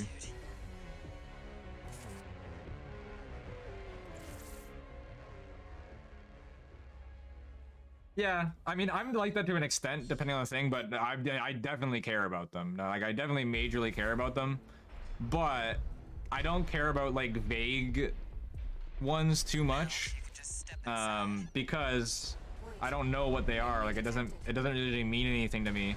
If it's a spoiler that has no meaning without context, then I usually don't care, because it's like, I don't have the context as to why this matters. Found a sea weapon.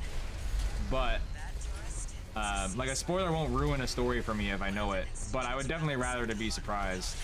And when it comes to a game, I want no spoilers, especially when it's a game like Dark Souls, like any of these FromSoft games. I want no spoilers because, again, it's not about the narrative, it's about, I want to see the thing for the first time when I'm experiencing it myself. 'Cause then I'll have more of a visceral reaction to it. I'll still enjoy it if I saw it before, but I don't want to know what's coming.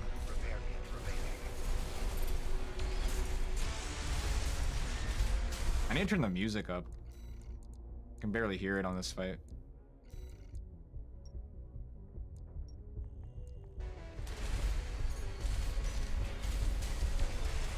Okay. Oh shit. Okay, I dodged that actually. Good.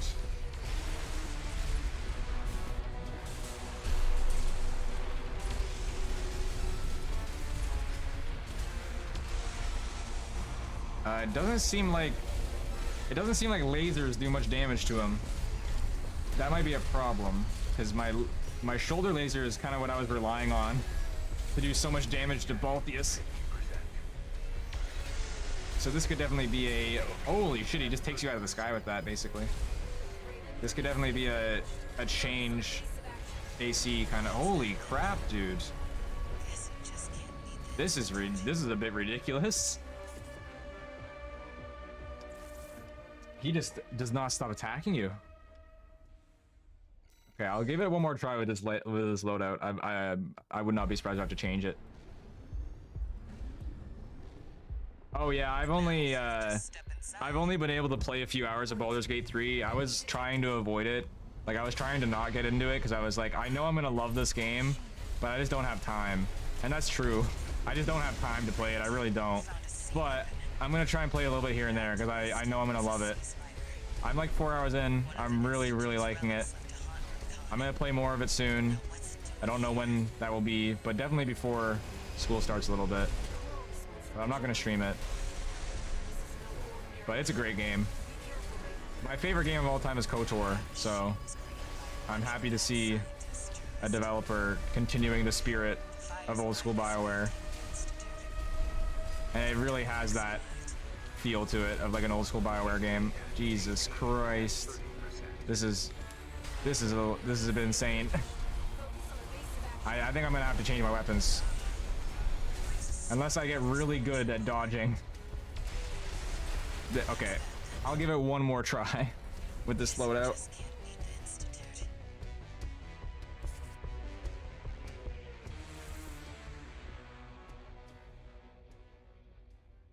Yeah, I consider Mass Effect like, it's still old school BioWare, but it's like a different era. It's like, that's like middle BioWare, I guess. Because it's what they worked on immediately after the original Baldur's Gate and KOTOR. Enemy detected. That machine. My sister loved Dragon Age. I watched her play it when I was young, but I never played it myself yet. I'm sure I'll like all of them, to be honest. One of the Institute's I do like Mass Effect. I never played, or I should say, in grade 6, I played all of Mass Effect 3, having never played another Mass Effect game, which is kind of, I know that's kind of crazy, but I was a child, so. But I really liked it, even though Mass Effect 3 has its problems, I liked it. Fires by this may have taken the Institute. Their dirty books Okay, this is... Okay, I thought that was the big laser shot, not the big sweeping laser. I see, I'm gonna have to learn my laser types. What the, like, oh, this, I actually think I would prefer to fight Balteus again. This is ridiculous. slipping out for some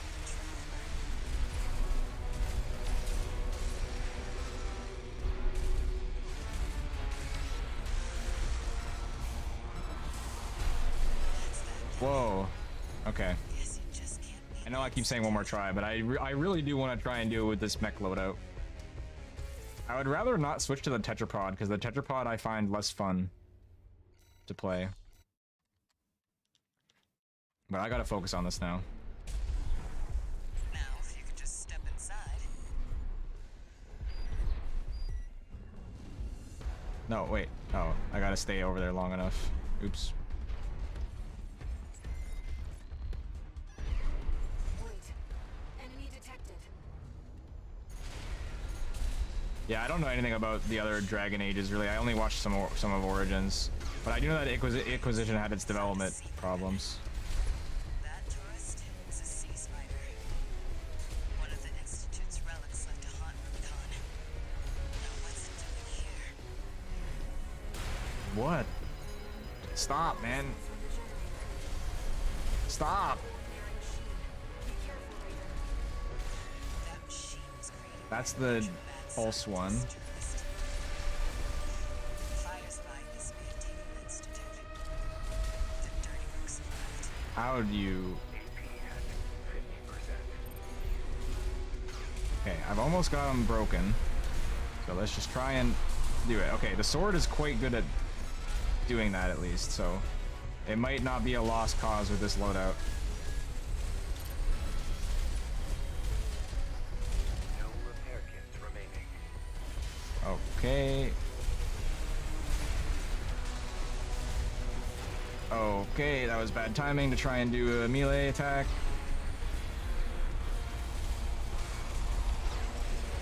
Oh, that's a sweeping laser. Shit. At 30%. I've almost got him broken, but I'm gonna die probably. Leaves a ceiling enough for someone to trip over.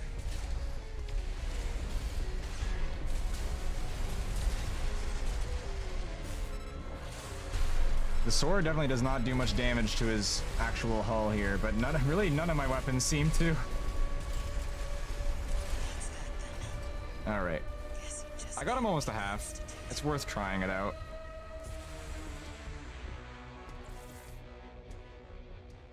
Yeah, Mass Effect 3 definitely felt more like a shooter than an RPG.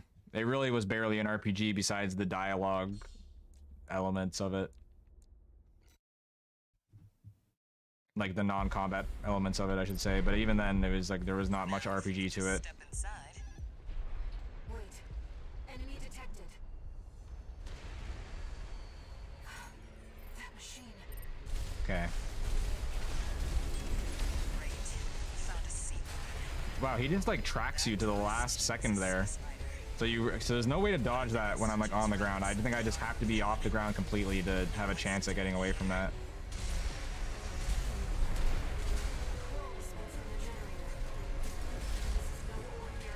So I really need to keep my boost well managed for this fight.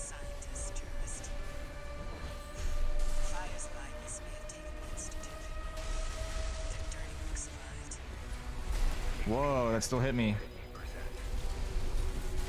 Stop.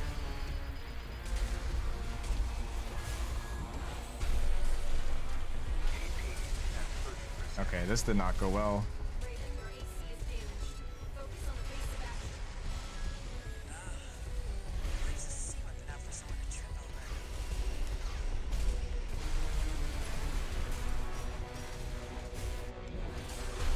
Oh, the sword really does a lot at that point. Oh, that's gonna be the okay. Whew. Okay, this is a good chance to do this. I should try and do it again once I get my boost back. Actually, I don't think I need to.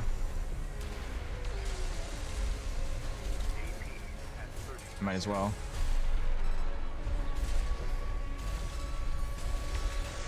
So I'll try and get like a full charge shoulder cannons and my missiles off while I have them stance broken. I'm not gonna win this time, but I have more confidence now.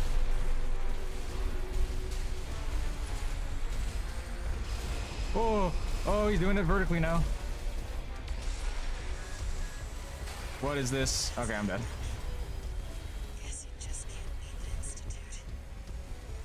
Feels a lot like Baldur's Gate. I guess that's not too surprising. It seems like Dragon Age draws more from their Baldur's Gate and KOTOR experience, but they kind of mix it with the style of Mass Effect a little bit, like where it's more of a modernized RPG.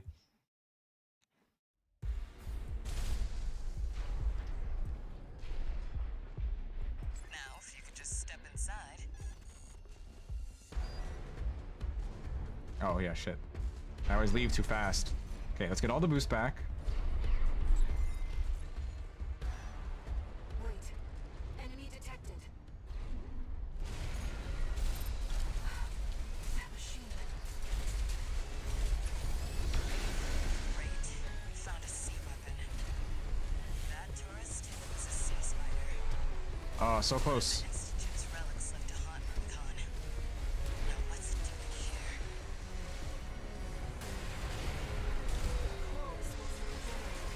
No, stop. I was just about to get him.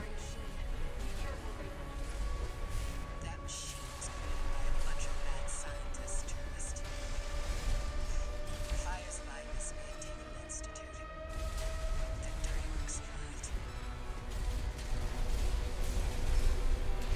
I'm assuming that this guy's weak to explosives, which I have like none of on this build.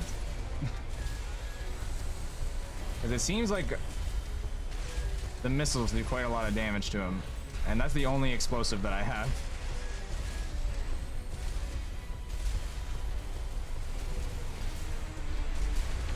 Yeah, they actually pierce through his attitude quite a bit, even. Am I close enough? No, I'm not. Shit.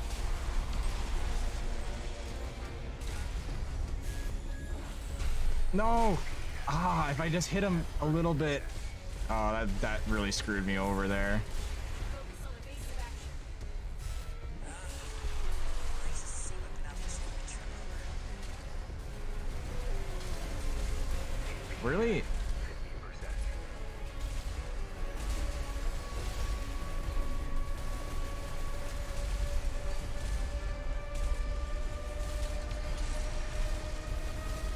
Get me into the air. Okay, that was just badly timed dodges. You just can't beat the Institute. Played Baldur's Gate, the HD remake from last year, and Masquerade Bloodlines. Oh yeah. Oh yeah, yeah. No, that's the thing for me too. It's like that's the same for me with like KOTOR. It's like I played KOTOR when I was a kid, but it's more than just nostalgia. Like I replayed the game when like only a couple years ago over the pandemic, and I loved it just as much. Became my favorite game again, basically. Notice your bullets bouncing off means you're too far away. Yeah, it's not like I'm basically just spamming it, but I can only get so close. That's the problem with, I think, this weapon against them in general, because it's a really heavily armored enemy. So I might just have to change my rifle to something else for this fight. Just step inside. Because my computer as a kid, I basically nostalgia of its Wii era before. That's fair. I mean, there definitely are certain games that are maybe objectively not as good, or that I would like them as much if I didn't play them with some nostalgia. Like if I didn't play them as a kid and like them because of that. Like Dynasty Warriors, I would not appreciate them as much if I didn't have the nostalgia for them. Like I get why people are really like disliking of Muso games, right? But I grew up with them a lot, so I really like them, even if it's kind of tried and tired at this point, right? Holy shit, man. This boss. I just want to do some PvP. Can you let me finish this chapter so I can do some PvP? Oh yeah.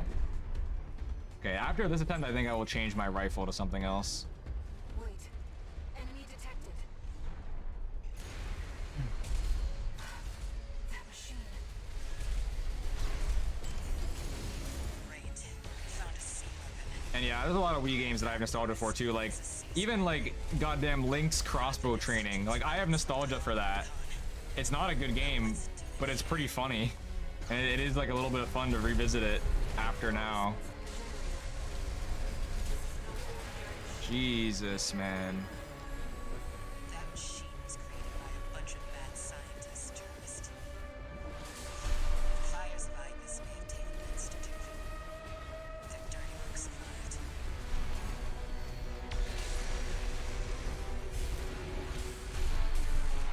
How are you not stance broken? I don't have any. Holy. I might have to stand up again. What is a C weapon out for someone to trip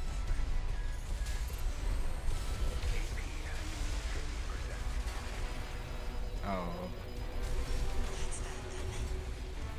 Guess it just can't Oh. I need to eat. I'm gonna eat a banana. A banana right here. And then I'm gonna build my mech back again. How sad is that Pokemon Stadium is better handmade than Scarlet and Violet? Yeah. I played a little. I legally acquired a PC copy of Scarlet and Violet. Or I should say Scarlet. I played it for like 10 hours to check it out. And it had a lot of really fun stuff in it, honestly. I really like some of the changes they made with the formula. But even with doing my best to salvage the graphics on PC, it was really lacking. Really, really lacking. It's a pretty big shame. NES Final Fantasy is not good, but I did like it. Yeah. No, that makes sense. And well, especially with stuff like the OG JRPGs, like that far back, a lot of them are just, they're just objectively not even really the same as the rest of the franchise. Like, there's barely a story, barely a narrative in those old JRPGs. Now there was Metroid Other M, but I would definitely check it out again for nostalgia's sake. Well, Other M has interesting gameplay stuff. It's just that the rest of it, that's horrible. I'd rather replay FF1, but then another FF, but F1 is the only one I legit beat by myself. You would play the GBA or PSP version, the NES is literally broken. Official Nintendo PC. No, I fucking imagine, honestly. Nintendo would sooner do that than release it on Steam. Like, they would say they're making a PC port of something, and they would, and then they would come out with that. They'd be like, it's the official Nintendo PC to buy all your favorite Nintendo games on PC. And it's basically just a PC with like medium specs that you have to buy through Nintendo to play Nintendo games on PC. That would be, I honestly, I wouldn't even be surprised. It would just be so like cosmically funny that it would be like it was destined to happen.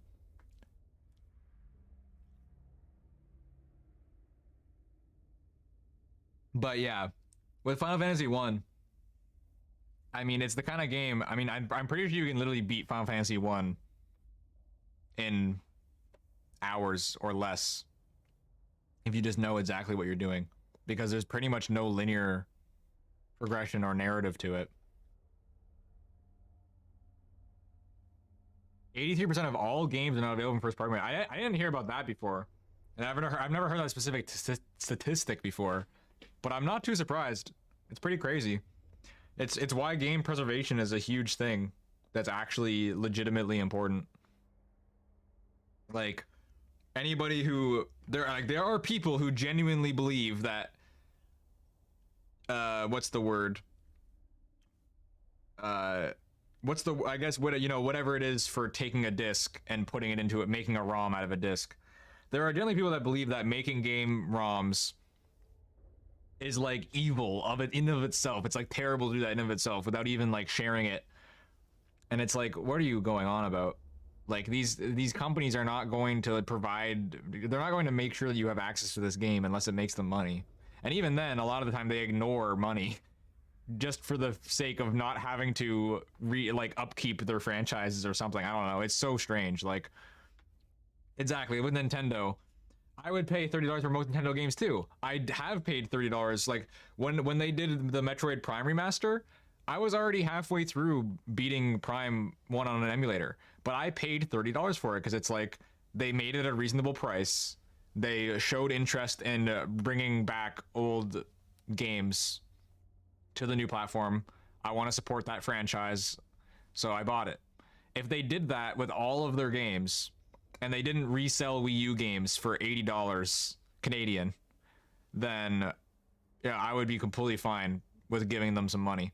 But they've just made most of their game library impossible to access. And then there's the stuff like taking down the eShops, right? It's really strange. Because they would make so much money from just making easy ports. Alright, I'll summon my mech now a little bit while I'm... So, I think really all I'm going to change, actually, at least immediately...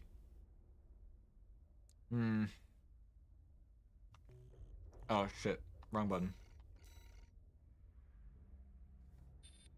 What is like the impact of this? 64 by 3. No, so what would be piercing? I thought impact would be like the thing that would decide piercing through armor.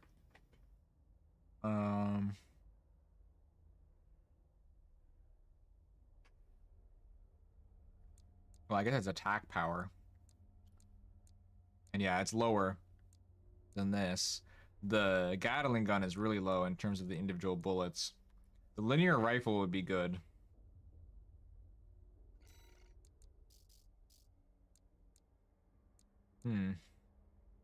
I might have to change off the sword, because I don't think the sword is really doing much for me here. And I don't think the laser cannon is doing much for me either. I'm going to change to the grenade launcher. Excuse me. I don't know why I said excuse me, I just coughed.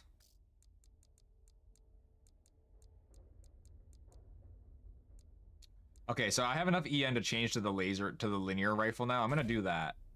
Oh wait, no, this is back unit. Wait, what? Yeah, because I had the shoulder thing on. Oops. So yeah, keep that on. Can I change this to the linear rifle now? I can. All right. This...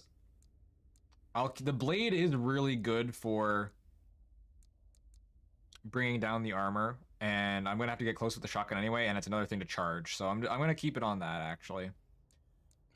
This is missiles, and then...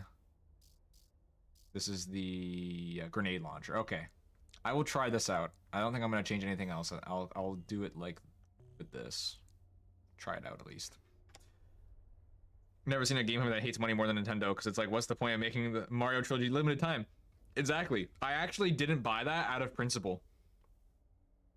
Like, I wanted to play all of those Mario games. I wanted to play all 3 of them. I've never played any of them. I would have loved to have them on the Switch. It's kind of like, I like emulators. I like messing around with emulators, but it's a hassle to emulate all 3 of them differently and make sure they're all perfect, especially because there's no like motion controls with Mario Galaxy, right? But when they showed that it was limited, I was like, okay, well, I'm not buying this on principle because I do not want to justify this becoming a thing. And at least they haven't done it since that I recall, so it was just absolutely ridiculous. Oh, Tekken 8 it got a release date. I didn't hear about that actually. Sick. That's really soon. Wow. I thought it was going to be coming out like at the latest summer next year. But I'm happy that it's coming out that much sooner. That much sooner. I am pretty excited for Tekken 8, honestly. Like, I don't know. I think I might have briefly mentioned it at some point while you were around, but I'm not sure. But I did start playing Tekken a while ago. I have not played it in a while. I have not touched it at all recently. Like, let me check when the last time I opened it was. Yeah, last time I opened it was May. But in like April, May, I got really into Tekken. And I really like it, honestly. I thought I was gonna find it too complicated. And to an extent, I do find it a little bit too complicated. But I honestly think I prefer it to like most of the fighting games I've played, because even though there are a million combos and everything, you don't even really need to know them to be good at Tekken. In the sense of like, once you know the fundamentals, you can kind of make your own combos. You don't need to like memorize every single character.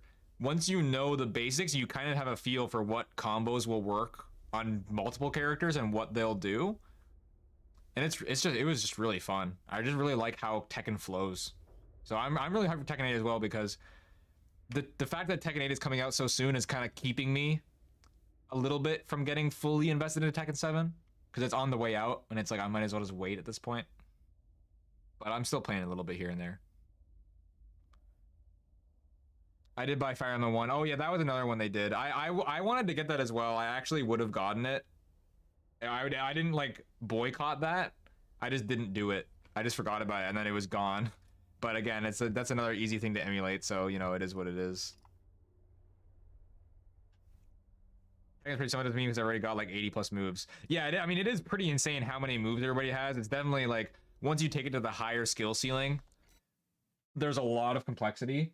But it's definitely not as complicated as it looks on the surface. It just looks daunting on the surface. Just step inside. It does help that I played some other fighting games a good bit before. If I was not into fighting games at all, like I used to be, going into Tekken... Oh, look, this is already so much easier. What the hell? In terms of how much armor damage I just did. One of the Institute's relics left to haunt Khan. Now what's it doing here? Close once from the generator. This is no ordinary machine. Oh, shit. That machine was Oh. created by a bunch of mad Okay, I dodged. tourists. Fire's light is If I'm in the air, the grenade launcher doesn't really slow me down, so it actually works better on this mech than I thought it would. Oh shit.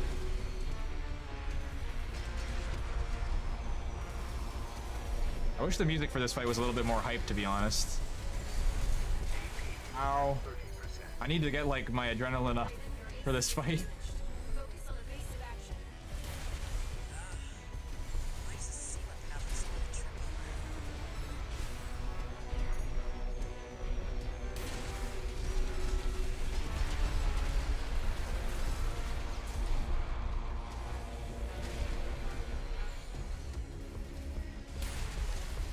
over? Oh shit. Okay, I actually managed to dodge that. Nice. Oh wow. Okay, now let's get into melee. Nice. Ow. And I have no more repair kits. This is a problem. Okay, I'm dead. Guess you just can't beat the Institute. Whoa. I've only ever played DBFZ, but I actually picked that up on a sale a while back. I bought a bunch of fighting games that I haven't really checked out much yet, like, cause I just like fighting games a lot now. I'm just interested. Like, I don't really want to settle down with one game specifically, besides like Guilty Gear Strive is my favorite, but I really like checking everything out besides that and like playing a little bit of all of them. I still haven't checked out DBFZ yet, and I don't think I'll get really into it, but I do like I played it. Oh, I played it once at a friend's house, and I do like the like. It's just fun to play with friends, like in the sense of it is pretty insane with the pacing of the fight and just how fast it all is. But I recently, well, not recently, but at the same time that I got Fighter Z, I got a bunch of the Blaze Blue games, and I really like Blaze Blue as well. But I haven't played much of them. And I also got Under Night in Birth, which I haven't checked out yet either. But I know that I'll like Under Night in Birth because I like Melty Blood. You can do good in Tekken, but only by knowing 15 to 20 moves on your character, not counting your combos, but only you only need to learn 2 to 3 per character. Oh yeah, I'm not gonna be getting the DLC. I just like got it to check it out for a little bit. But yeah, with Tekken, like honestly, I was surprised at how much I was able to actually do good online in Tekken in a pretty short amount of time without focusing too heavily on learning the character specifically. Like, I was playing at first. I was playing King, but King is just too difficult.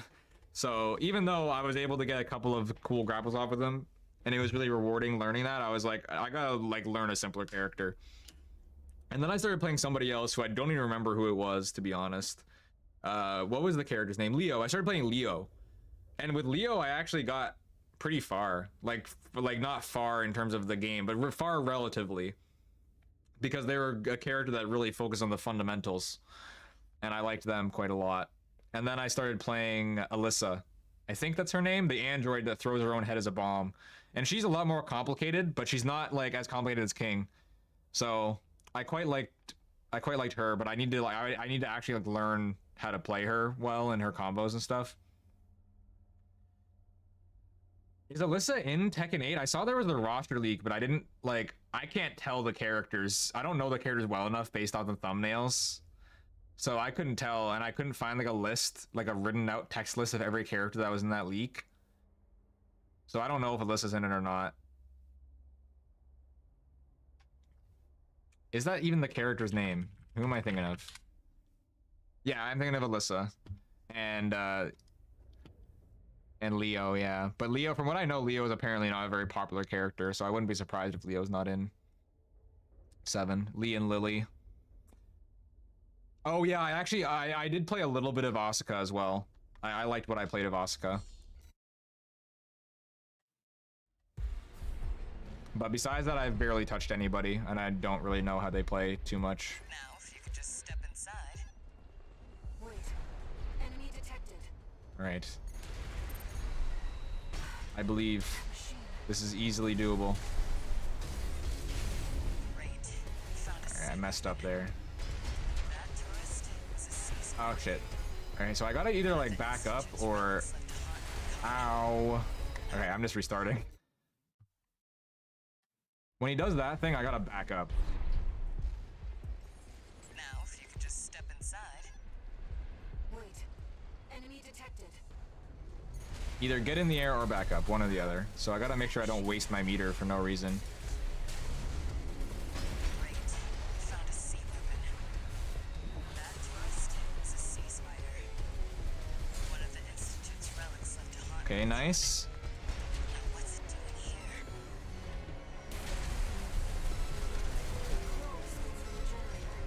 Okay, he's gonna try and target me with the big gun right now, right? Okay, I missed that, but he at least didn't hit me with the big gun. Bunch of mad scientists, tourist. Oh shit, I'm stunned. I'm stunned. Satisfied this may have taken months to do. That was horrible timing. Their dirty work survived. 2 repair kits remaining. Okay, I'm gonna try and get in now. Nice.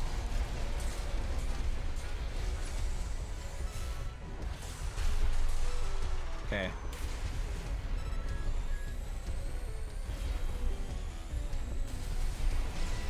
Oh, okay, that's the vertical one, and thank God. I would not have been ready for that if it was horizontal. I didn't back up fast enough.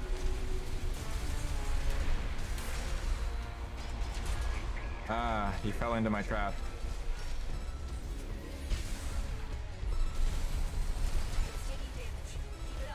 Oh shit, oh shit. Spare me. Oh, I just prepared myself in time to not die.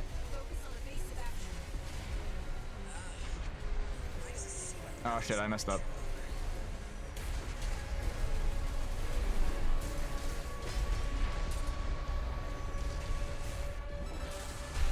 Okay, half HP. This is the first time I've done this in a long time. Did I get him to half before? I don't know. But I do remember he got a new moveset at one point. Okay, I'm dead. Instantly. Guess you just can't beat the Institute.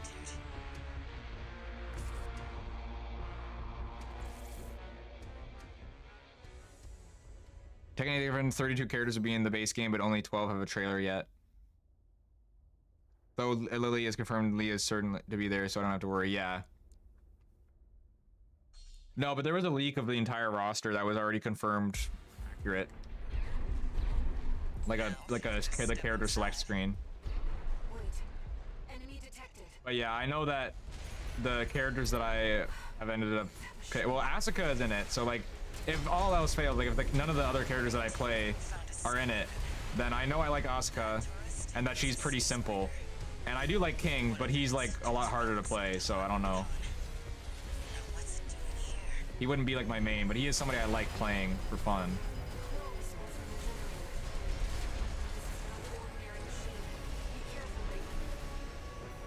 That machine's Oh, Jesus. Okay, I'm just restarting on this one.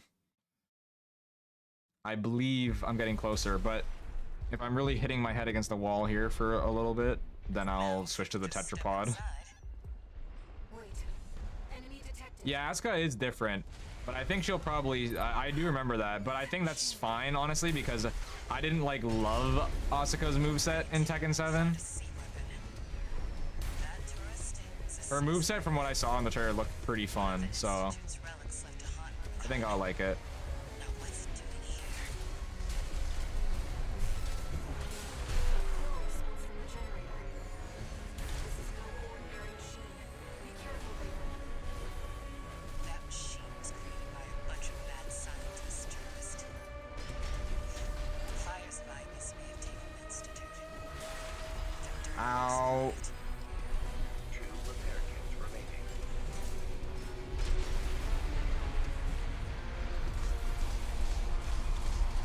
So I have to make sure to not, like, charge at him with my sword when he's about to shoot me with a volley of lasers. Is my biggest problem. Oh.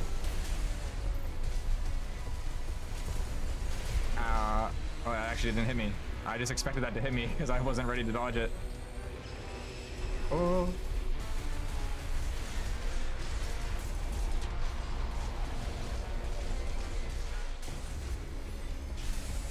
Oh, that was a good little quick sword hit.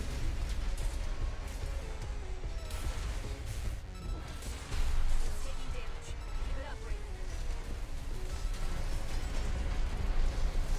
Okay. That was close. Wow, I'm just really destroying him now.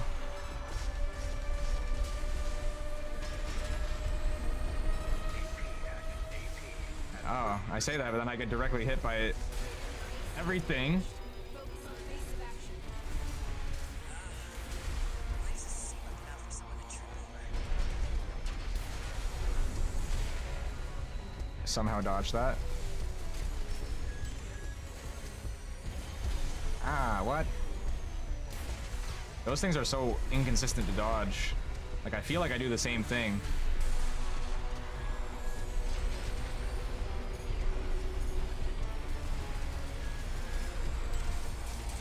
Oh yes, thank God that it broke him, because I was gonna die.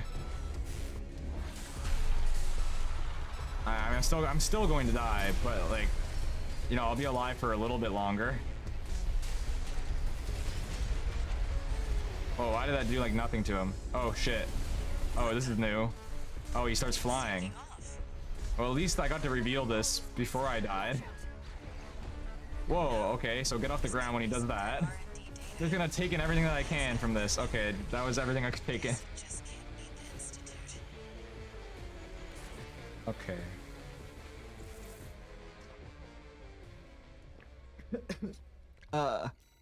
Yeah.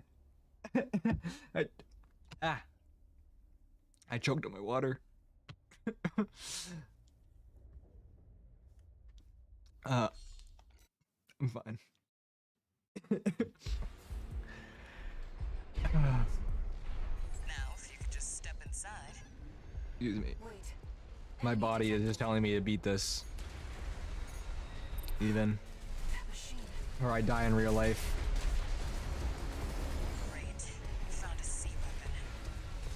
That Lee has been your main Tekken 4. sea spider.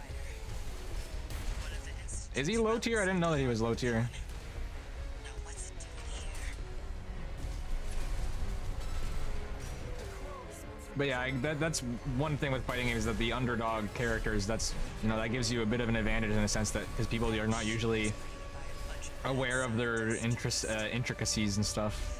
Fires by this maintained institute. No, dodge! I was not. Oh. Yeah, I'm just restarting. I was not trying to do the charge boost.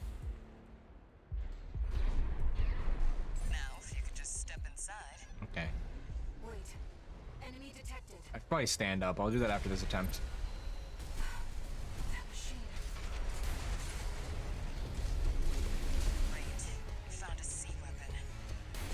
That tourist is a sea spider.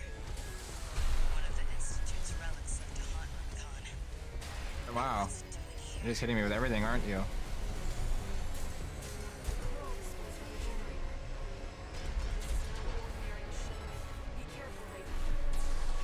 That machine was created by a bunch of mad scientists, tourist. The fires of Magnus may have taken the Institute. That dirty work survived.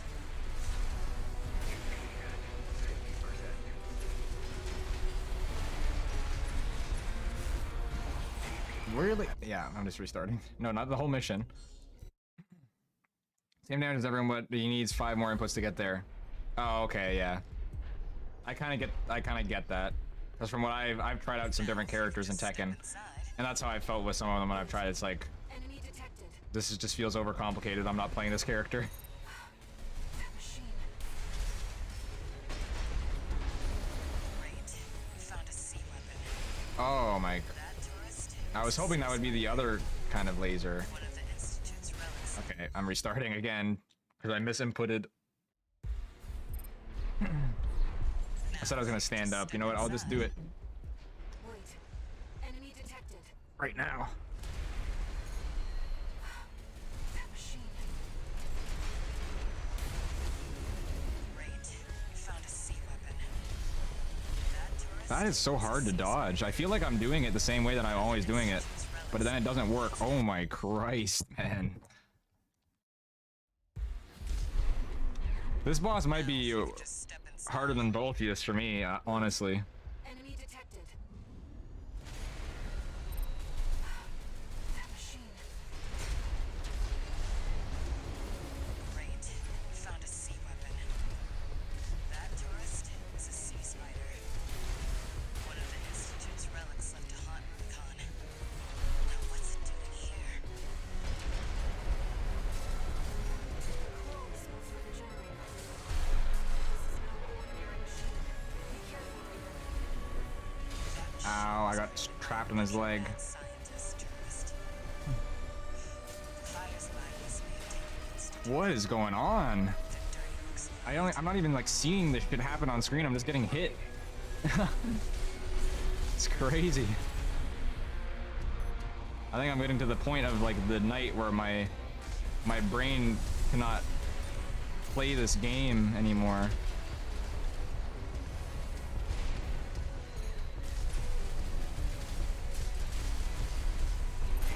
Holy crap.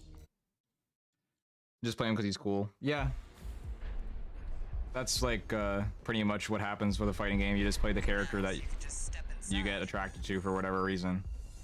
And then, you know, their mechanics may or may not be meta, but that doesn't really matter. That machine. Great. You found a sea weapon. How did that even hit me? Tourist is a sea spider. One of the Institute's relics left to haunt Rubicon. Now what's it doing here? So like, I don't get how that hit me. That should not have been a hit.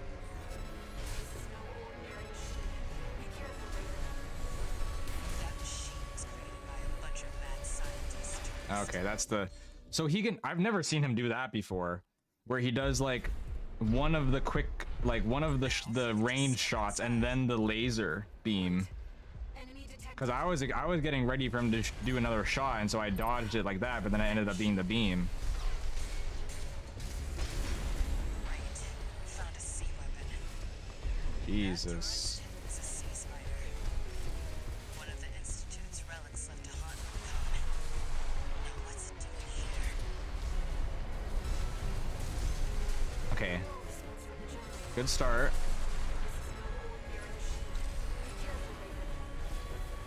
That machine was created by a bunch of I hate that attack too. The fires by this may have taken the Institute. That one's easy to dodge. I wish he would do that one more. Oh. Raven, your AC is damaged. Focus on the base faction. There's a sea of powers I'm gonna trip over. If I can keep myself with at least one repair kit until that second phase, then I think I have a chance of doing it already. This is insane. Stop.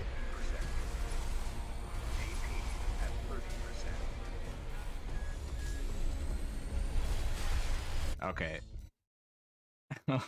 I might have to change the tetrapod. This fight is a bit Now, if you could just step insane. inside. Wait. Enemy detected.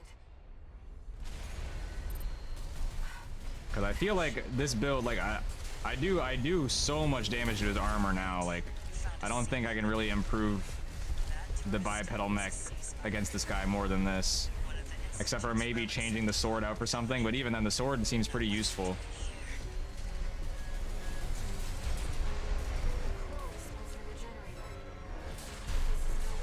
That's still a lot of damage. That machine was created. Oh, I just hate dodging that. Now, if you could One of just the step rare inside. real Jeet Kune Do practitioners. Yeah, so he's not actually just copying Bruce Lee. He's actually based off the original martial art. That's pretty cool. Sea weapon. That tourist is a sea spider. Oh, he definitely is just 100% a Bruce Lee reference through and through. Now what's it doing here? But it's cool that they actually went the extra mile to base it off the real martial art.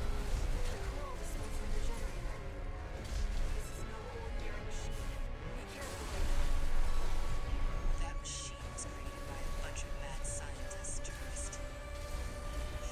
The fires by this may have taken the Institute.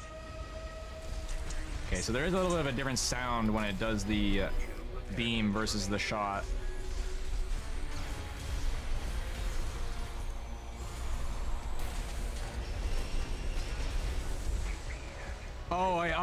Actually, I was mixing it up with Bruce. I was mixing up Lee with Law.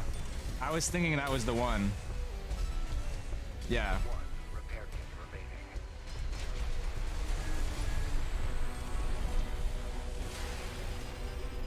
No repair Dude, what is this, boss? God.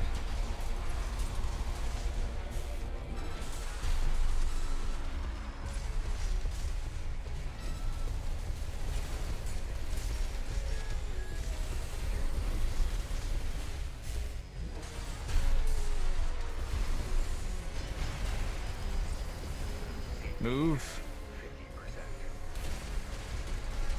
Oh yeah, I have OS chips. I haven't used the OS chips at all. I can get more things from that could probably help me. I completely forgot about that, to be honest. Oh, okay. I'm just restarting. It's about to be over. Now, if you could just step inside. Wait. Enemy detected. That machine. Great. You found a sea weapon.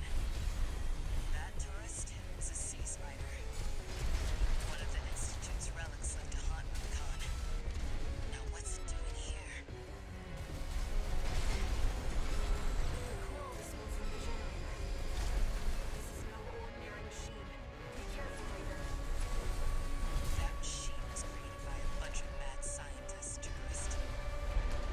Oh, okay. If I'm really close to him, it's actually pretty... Okay, I spoke too soon, but it's definitely reasonable to dodge him when I'm that close.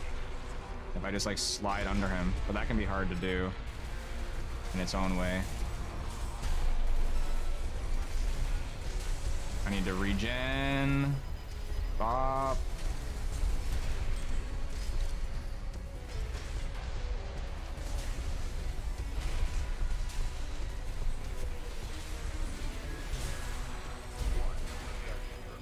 He's just like completely unrelenting.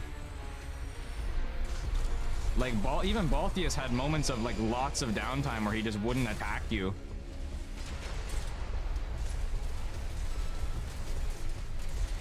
But this guy is like Melania. He just like does not stop attacking you constantly.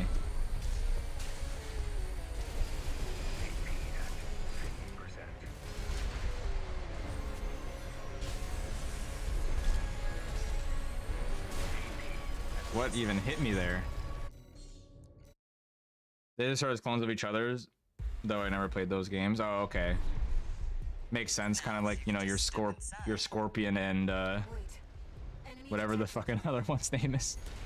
I don't play Mortal Kombat, but you know what I'm saying. Great. We found a sea weapon. That tourist is a sea spider. One of the Institute's relics left to haunt Rubicon. Now what's it doing here? Can you lock on? Please. Response from the generator. This is no ordinary machine. Be careful, Raiden. That machine was created by a bunch of mad scientists, tourist. The fires alive must be have taken the Institute. Their dirty work survived. Okay, if I'm close to him, it's actually a lot easier to dodge that attack, I think. With the lasers. But then he does that, is the problem.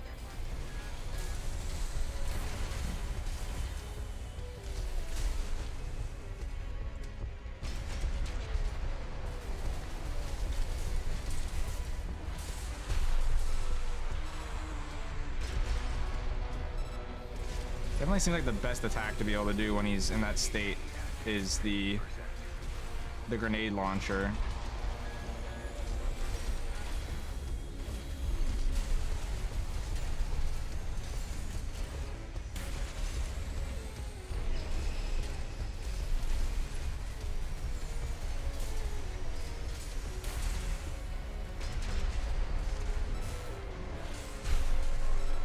So if I can like do the grenade launcher and the sword while he's in that state, that seems to be like a really good amount of damage. Ow. Oh, yeah. And I'm dead.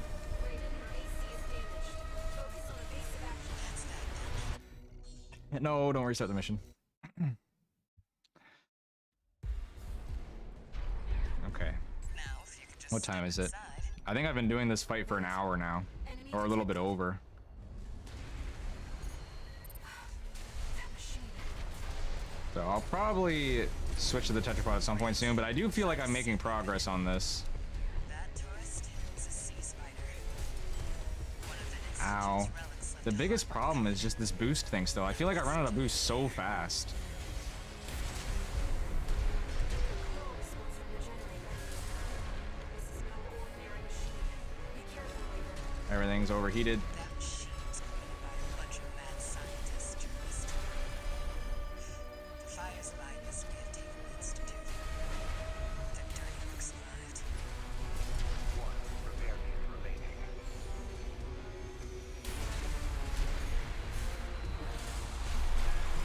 What? He stunned me mid-second attack. 30%. Raiden, your AC is damaged. Focus on evasive action. Those lasers, Sea weapon out for someone to trip over. the little lasers is actually like the hardest thing because I can get close to him to avoid everything else, but then those things are just bound to hit you.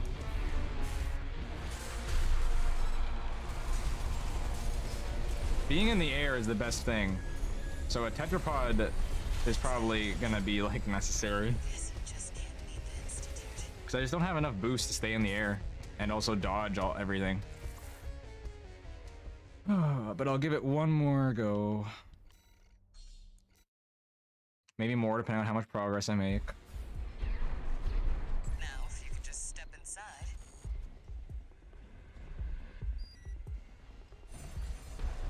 Oh. I just want a PvP, man. Wait. Enemy detected. Ow. Okay, that was stupid of me. That machine. Great. You found a sea weapon. That tourist is a sea spider. One of the Institute's relics left to haunt Recon. Now what's it doing here? Okay. I finally got a little bit better at the dodge timing of that. Wall response for the generator. This is no ordinary machine. Be careful, Raven. That machine was created by a bunch of mad scientists, tourist. The fires by this Maintainment Institute. The dirty work survived. I hate how that attack just really, like, it just comes out of nowhere. There's no time to prepare.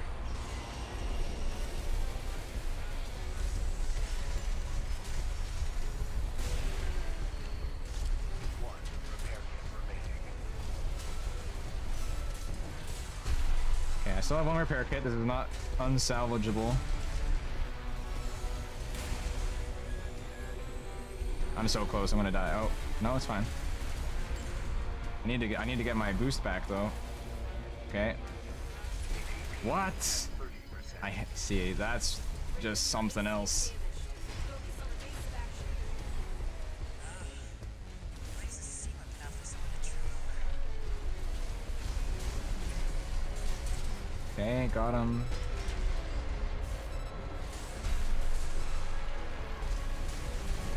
I wonder if I should change out the sword maybe first. I think I'll try that.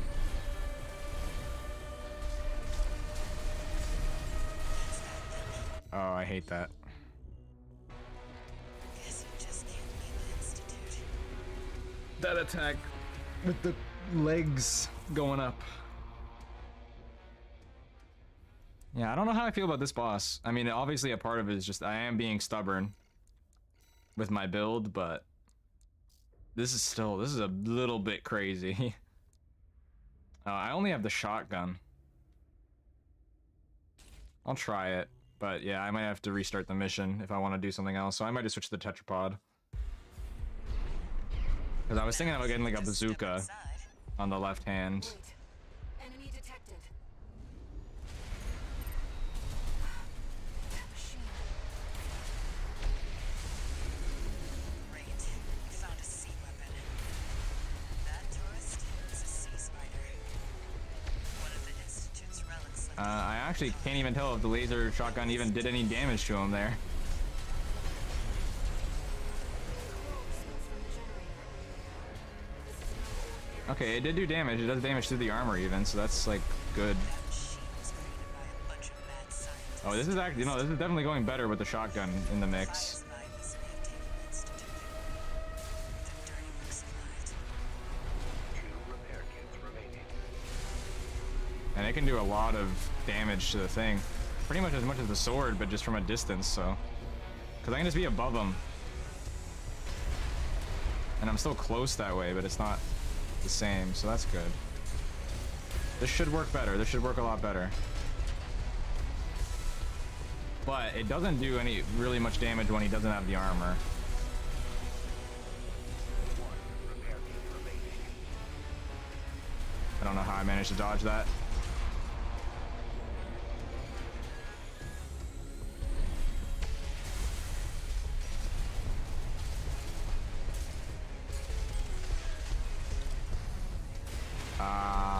Bad timing. Left-hand ammunition at 50%. Oh, really? The shotgun's already at 50%.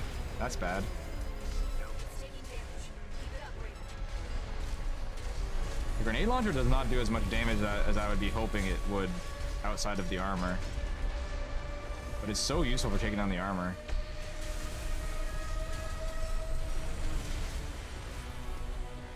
Leftover ammunition at 50%. Okay, I got him to half. This is definitely going better. This is way, way better damage-wise. I just need to survive long enough to kill him the next time. I don't think it's gonna happen in this one.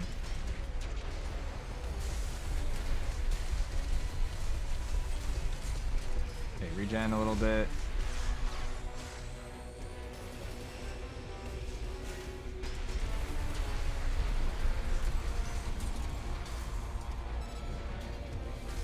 Keep charging the laser shotgun.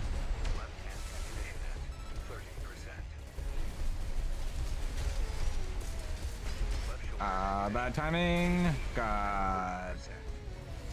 Stop. Okay. That was one of those times where he decided he wanted to spam that while I didn't have any boost.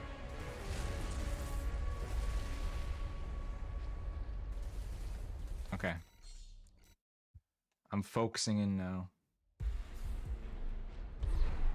Taking a deep breath. This is the run. This is the run. Oh, that's not a good start to the run. I should probably successfully start the boss fight first. That's the easy part. Okay. That machine. Great. We found a sea weapon. Okay. That tourist is That a just sea barely hit me.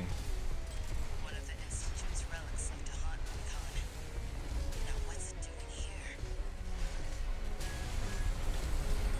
Close was from the generator.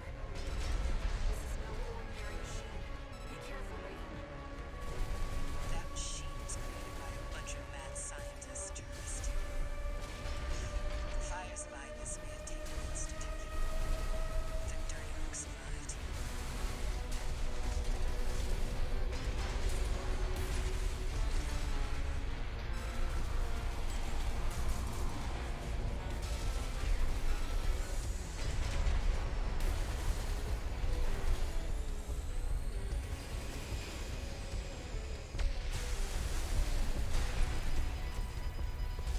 Come on. Ah, no, no, stop. I don't want to use more repair kits. Well, I just looked at the health bar and I realized, oh, Jesus Christ. And I realized I've done like no damage to it. Okay. Guess you just I'll try one last time with the biped and then I'm changing. And I might have to completely rebuild from the ground up. I think that's probably going to be what I have to do. I'm thinking.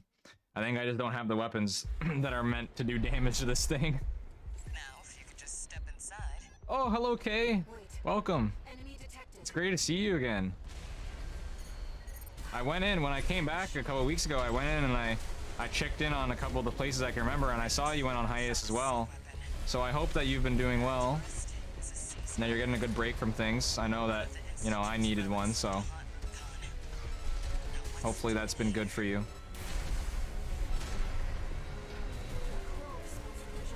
I'm happy to see that you're still around, though.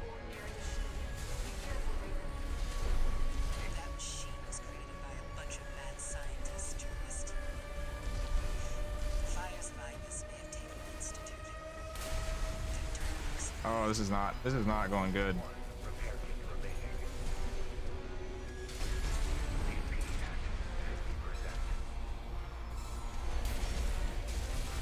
Yeah, like I can damage his armor, but oh man, it just takes so much.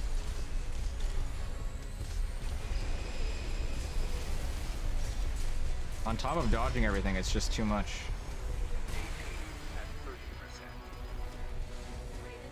Jesus. Guess you just can't leave the Institute. I will change the mech now. I'm gonna begrudgingly criticize this boss though a little bit. I think this might be a bit... I think he might be a little bit too relentless for a second chapter boss. So, change to this.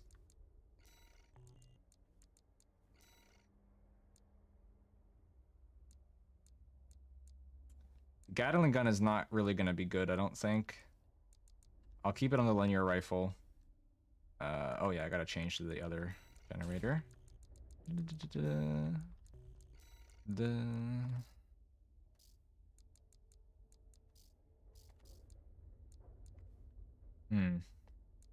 think the grenade cannon is better. Yeah, the problem is I'm really lacking explosives, and I think that's what I need, because that's the common link I can see here, is that I don't really have much explosives. Like heavy impact explosives. Maybe the plasma launcher is worth trying too. Do I even have that anymore? No, I don't.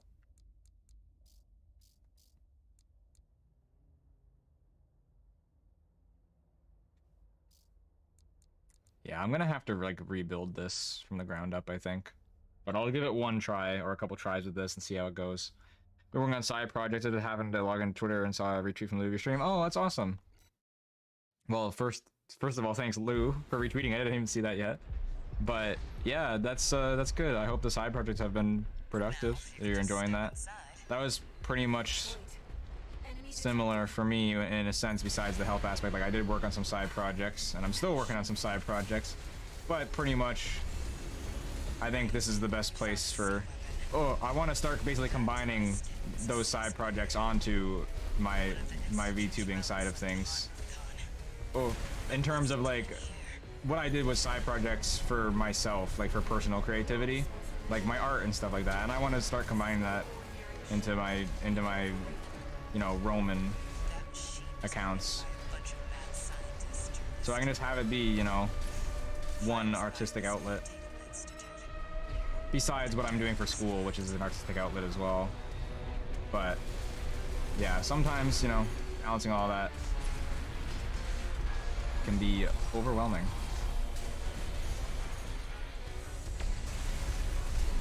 Okay, this is already so much easier to like just get away from him.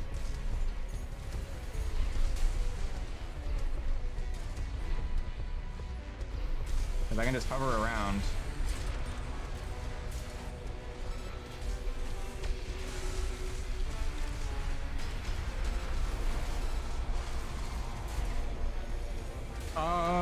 Oh, I actually managed to dodge that somehow? I don't even know you can call that a dodge. Ah, I took that hit, annoyingly. Dude, do you ever stop?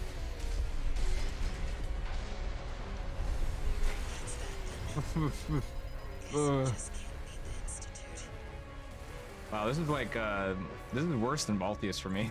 A lot worse. Okay, I'll give it one more try with this assembly. And then I'm gonna rebuild my mech for the ground up for this, because I'm done. I'm done. Now, if you could just step inside. I want to play PvP before I go to bed.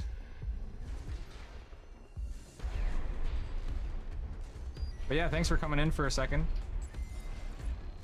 Like I said, it's nice to see you, because I was checking around and I saw you're on hiatus, and I was like, oh well, hopefully I get a chance to catch up with them.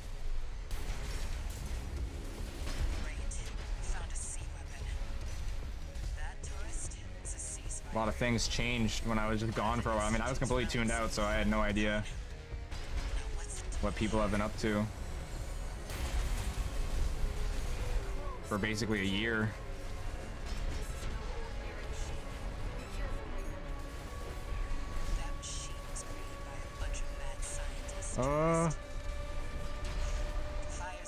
Okay, regen, don't get the attitude broken. Okay, no, too late for that. Oh, okay, good timing.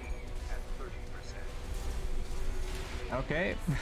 Yep, just hit me with everything. Yep, okay, do it again. Yep, okay, cool. Yeah, I'm reassembling. Get me out of here. Send me back to the garage.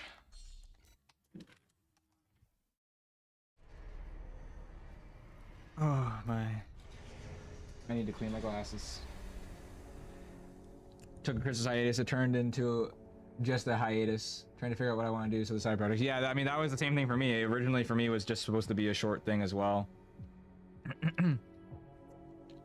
Not even just a short thing, it wasn't about leaving, it was about I was going to be changing. You know, I was going to be changing away from VTubing. At all. But when I had the time to think about it, I realized that that's what I like doing. And I'm happy I did realize that, because, you know, I definitely do like doing it, and it was so cool to even just get my model set back up and everything today. Like, it just, even though it's the same model that I had before and everything, it's just, it feels new again, you know? But exactly, like, if that happens sometimes and it turns into a longer thing, then sometimes that's for the best, right?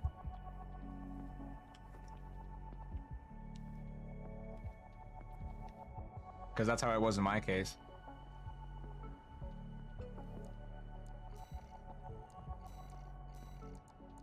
Okay, sell like everything. Don't sell a sword because I'm gonna use that for sure, but you can get rid of the shotgun.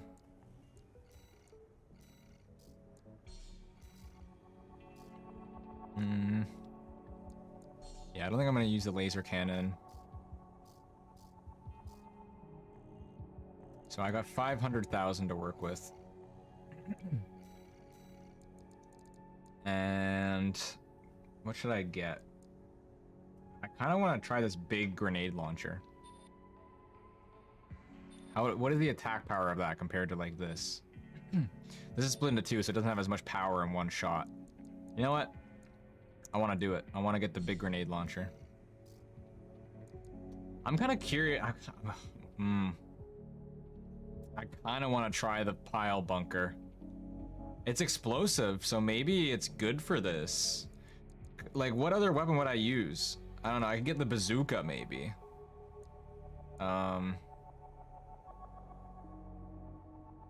So the grenade launcher says multiple targets in a large area, so maybe it's more about the area damage with that.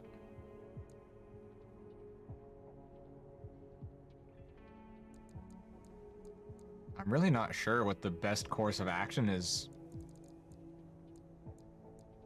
with this build, but I mean, worst comes to worst, I can try and buy a couple different options. So I think I will get the pile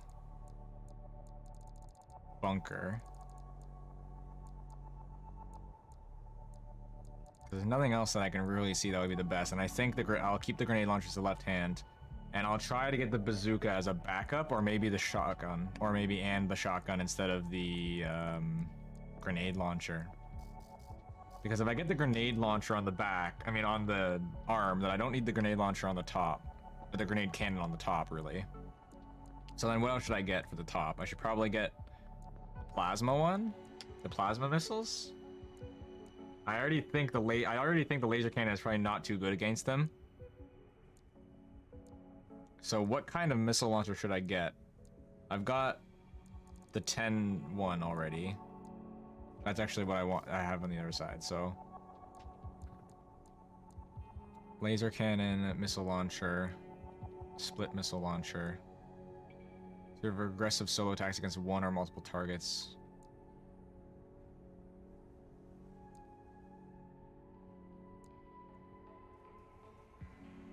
I don't really think I need to worry about getting a different one of that, but active homing missile.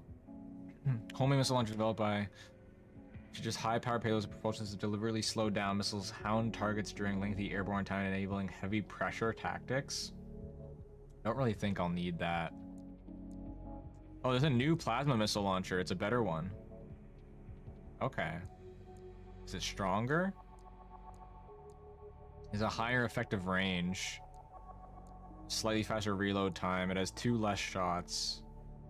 The impact is the same. Faster reload time. A little bit lighter. I really don't know if that's worth... It's lighter. That would be good for other mechs, but I don't really need to worry about that, especially if the damage is basically going to be the same. And I don't think I have to worry about the range too much. Yeah, I'll get the cheaper one.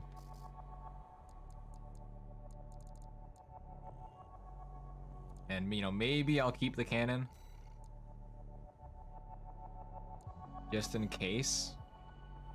But I think if I wanted to keep it, I would keep it for the right side to replace the other missile launcher. In fact, maybe that's what I'll do. I think maybe I'll get the plasma one, and I'm gonna sell this other one because I haven't really been seeing it do that much in the fight. So get the grenade cannon there. So the right back one will be the grenade cannon, left back one will be the plasma missile. I could have just done that the other way around from the beginning and not done this like weird order of things, but you know, it's fine.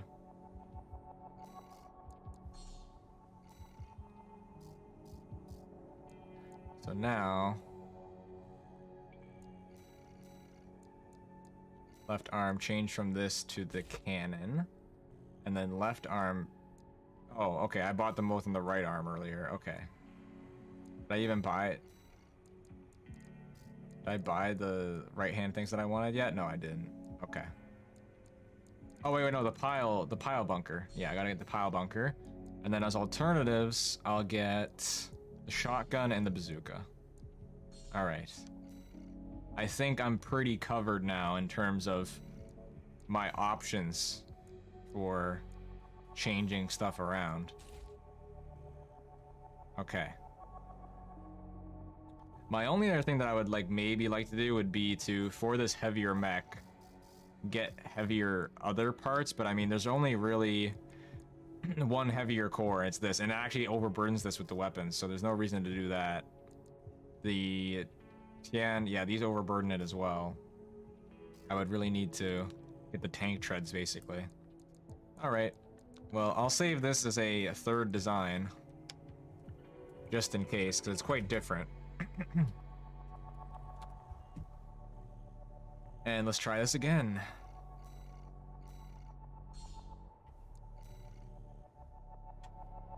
This will be our third sortie together, Raven. I'm quite enjoying the routine. Excuse me. Wow. The lady in our head is enjoying the missions. We have a waifu. Main system activating combat mode. Okay. Here we go, tourist. Let's do this again from the I'll lead beginning. way, just as promised. Not like this is very long. But after this, you owe me one. I'm gonna try.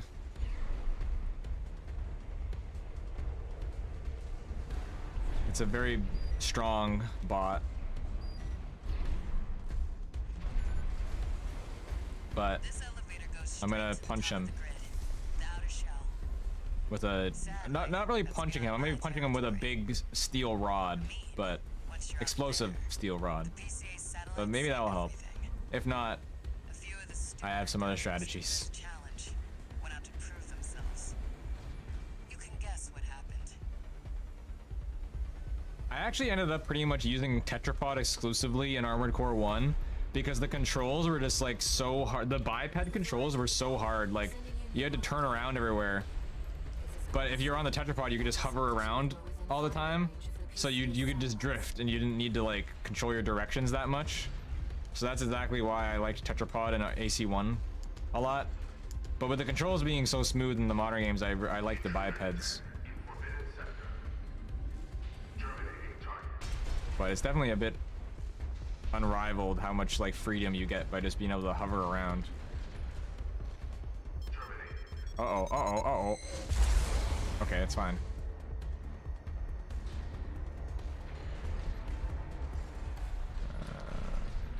That must be the PCA security system. Okay, so this grenade launcher is quite good. So this build is obviously terrible for dealing with like little enemies here and there that are like just like this, but that's not really my concern. I'm just doing this to fight the boss. In fact, I could have even changed this and then reassembled the boss weapons when I was at the boss checkpoint, but where's the fun in that? Let me just get through this level 2 repair kits with these weapons that are not at all meant to fight these random little guys. Oh, and I just misclicked that.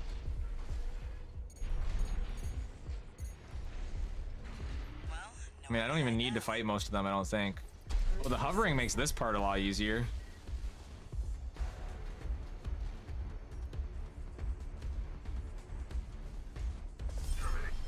Go, go, go, go, go, go, go, go, go, go, go, go, go, go, go. Oh, okay, I actually managed to dodge one of them. 50%. That's something.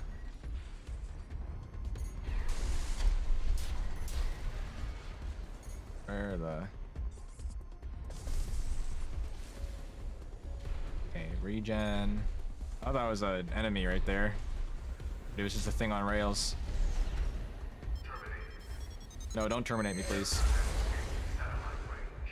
Okay.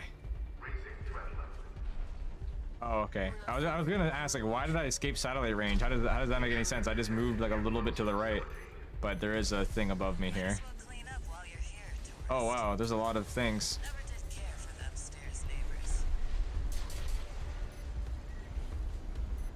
Can you multi-lock? Oh, okay, were those just like suicide drones or something? That's what I like to see. Let's get the cargo launcher ready. There.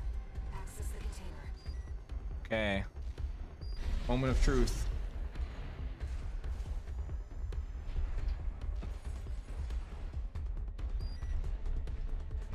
Now, if you could just step inside. Wait. Enemy detected. That machine. Oh, this is already going so much better. Great. Found a sea weapon.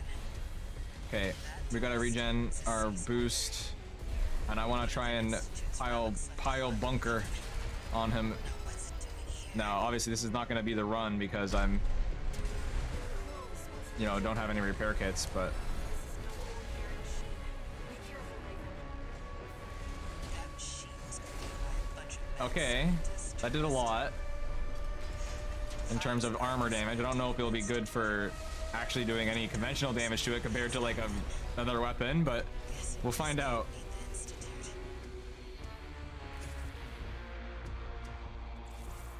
Okay. I'm gonna have to get food soon if I keep streaming. Maybe I'll just like get some oatmeal or something before I do PvP, and I'll do like a quick break and then come back for PvP.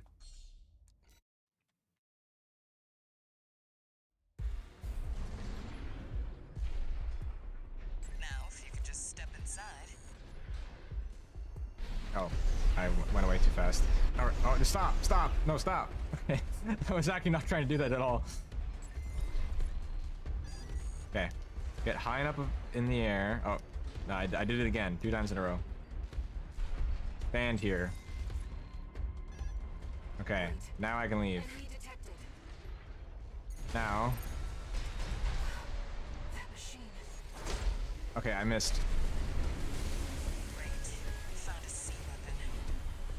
That tourist is a sea spider. The pile bunker, if I got a direct hit there, I don't know if I did, but if that was a direct hit, then that was pretty pitiful. So, this might not be the weapon for this. Ah!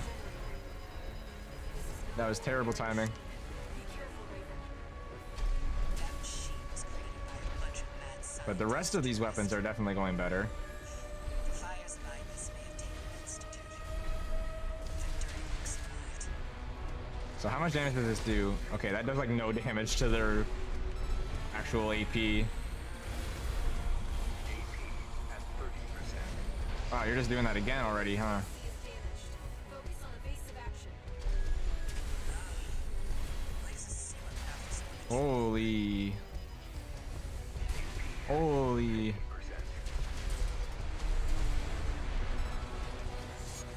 Oh, no, that did a lot of damage. Okay, no, that is good. That is really good. I just have to, like, get in right on top of it. The problem is the dodging is so hard because I'm slow. I'm really slow now. And I use so much boost, but this is going to be a lot easier once I get used to this. I believe. Let's go. Let's go, Sea Spider. I'm done with you. I want to Now, if you could just play step inside. PvP and sleep. Wait. Enemy detected. That machine. You know it's a hard boss when you start talking to the boss as if they can hear you. That tourist That happens to me a lot in FromSoft games. one of the institute's relics left to haunt Rubicon. Ow. What's it doing here? Smoke from the generator. Ah, shit. I missed completely. Machine. Be careful, Raven. That machine was created by a bunch of mad scientists, tourist. The fires behind this may have taken an institute.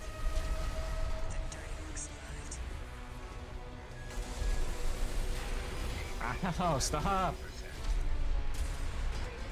Okay. I would like to get in and do the pile bunker. Leaves a sea weapon out for someone to trip over. Okay. Guess you just can't beat the Institute. It's really just a skills thing at this point. It really is. I really just have to dodge better.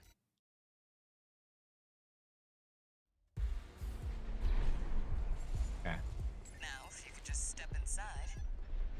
Wait. Enemy detected. Okay. Get up here. That machine. I'll wait till he's getting close to... Great. You found a sea weapon. Okay, so I can get closer to him for that. It's a sea spider. Then... One of the Institute's Okay, relics nice. to haunt Rubicon. That's kind of what I'm going to try and repeat. Ah, shit. It's so hard to get away from that attack in this build. It was so easy for me to do it in the other one by comparison. That machine is Ah, okay, I just died instantly. Guess you just can't beat the Institute. Let's fucking go.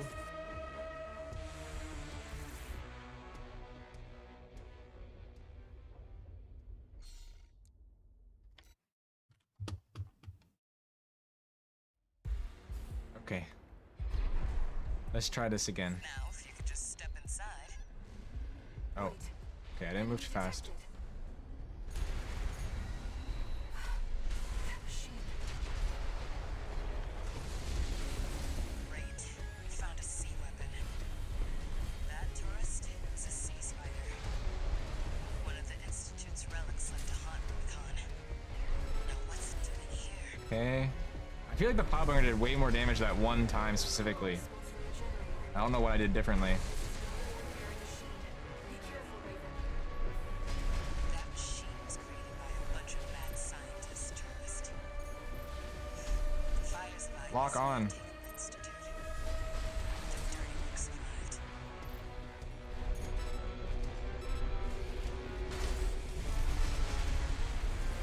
I need to get regen. Oh. Move. I'm gonna get away. Oh, stop. I...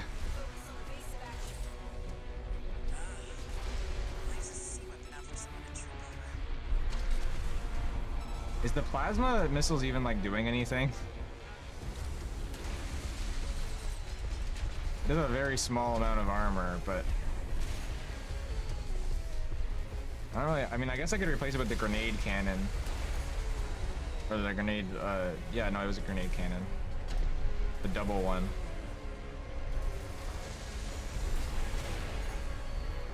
But I think I might need to buy it. Oh, okay. I think I have to charge up the pile bunker. I didn't realize that you could charge it. It's just like the sword in that sense, I guess.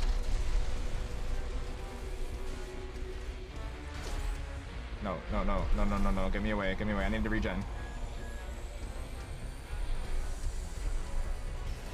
Oh, what the hell? He charged it up for so long. I was like, are you gonna do it?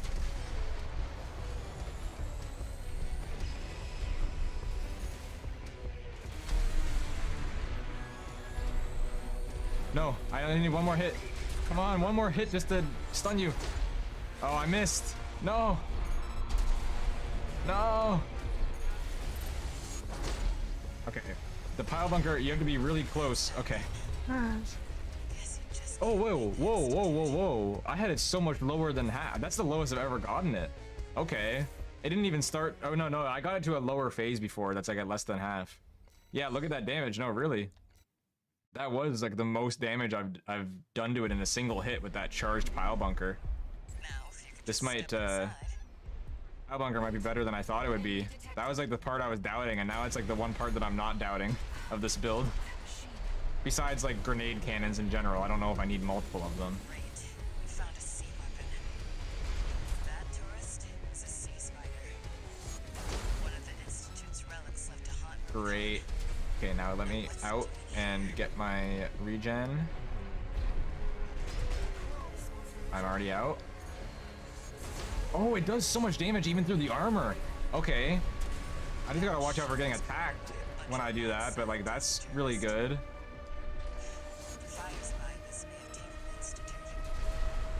Now regen and let me get me into the air.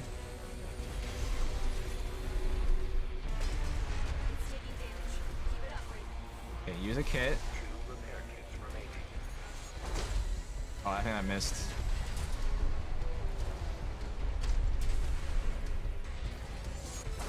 Oh, let's go.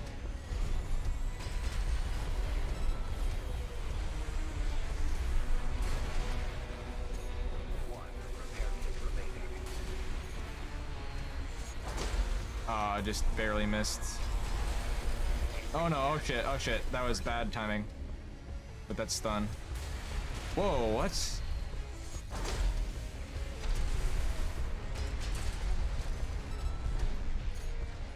What? Do the pile bunker. What the hell? Okay. The game has just decided to stop doing what I want. Okay. Cool. This is better. This is a lot better. I have confidence.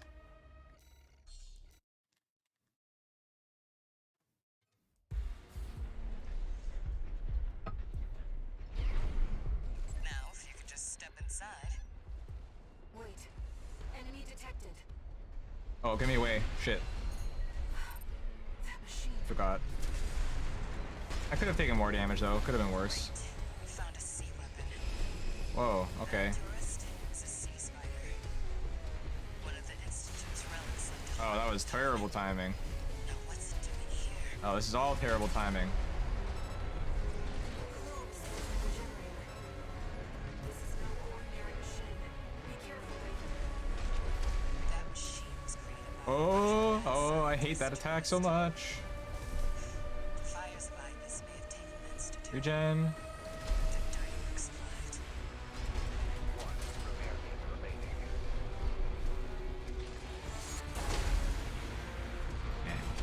I already have no repair kits left, so that's not super promising. If anything, okay.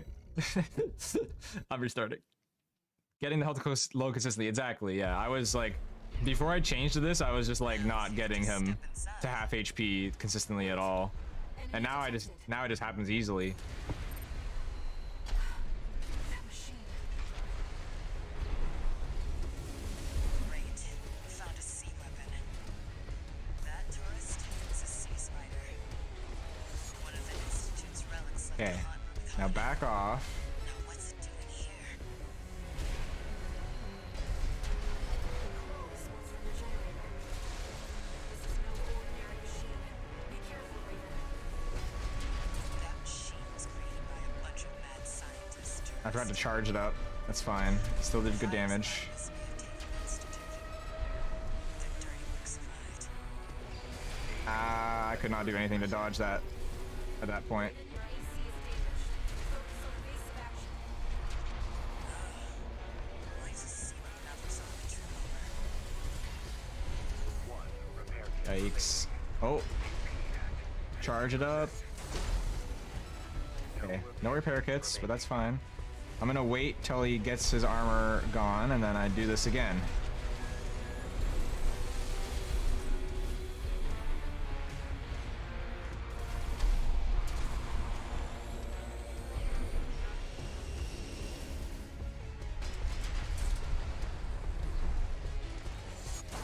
Oh.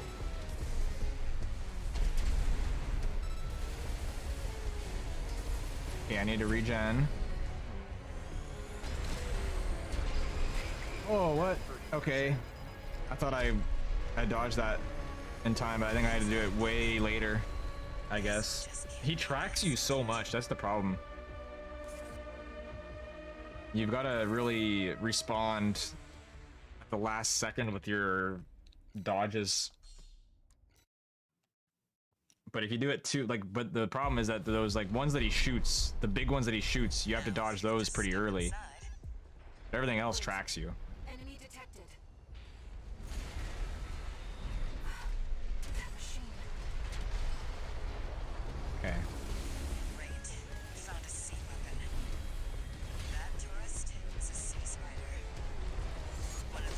Oh, what? Oh, I had to be closer. Damn it.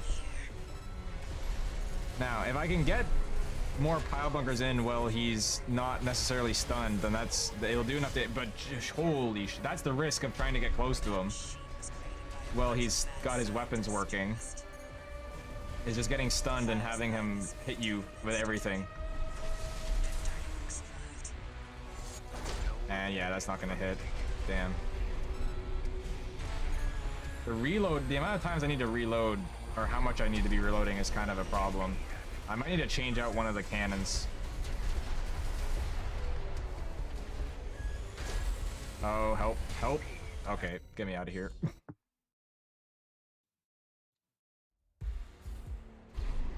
Yeah, I think I might need to change out the arm cannon for something else, like maybe the bazooka, which this is a problem because I bought the bazooka for the left hand because I'm like, I'll have to change out the pile bunker. There's no, I don't need more missiles, so.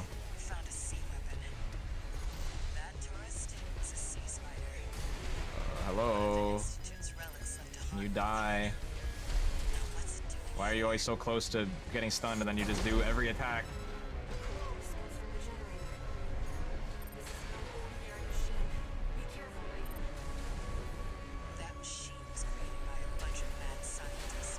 Oh. I feel like the plasma missiles are actually like doing nothing.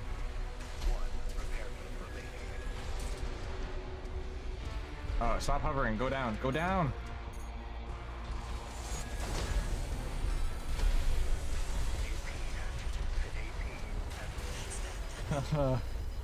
Okay. Let me see what I can do to alter this slightly.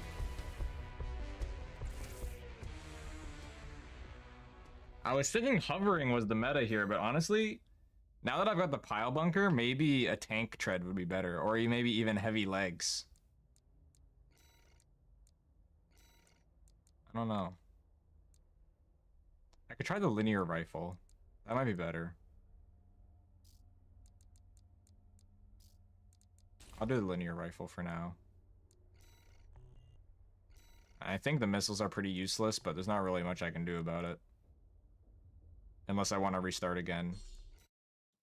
And I think this is doable, so I don't really want to restart the mission again.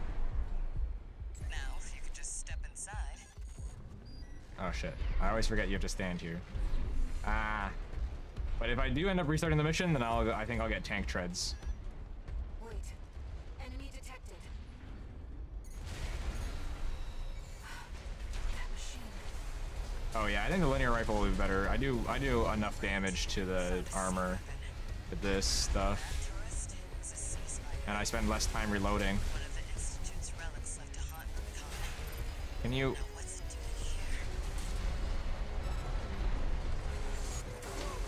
Okay, there, that was a nice chunk of damage.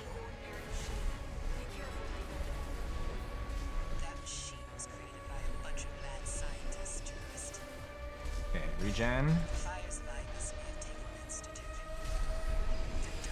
Oh yeah, you have to dodge that so late. It's really hard to gauge when it's coming.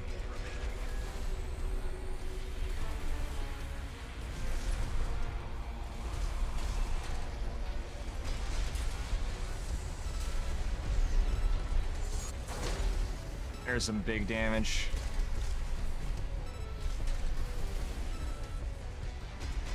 Okay.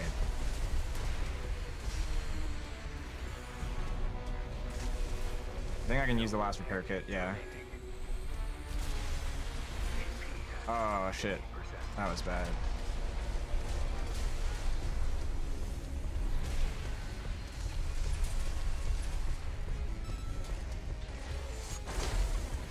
Okay, half.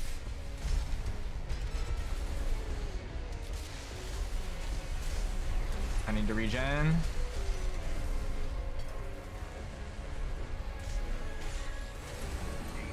Okay. So much for that. I'm gonna have to change the tank threads. I don't.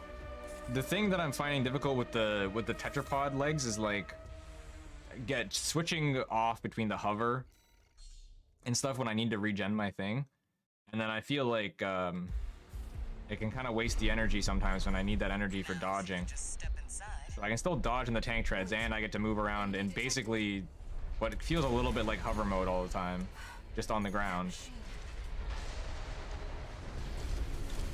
Great. We found a sea weapon. So I won't be as caught out if I'm on the ground without energy. One of the Institute's relics left to haunt Rubicon. Ow. Ow.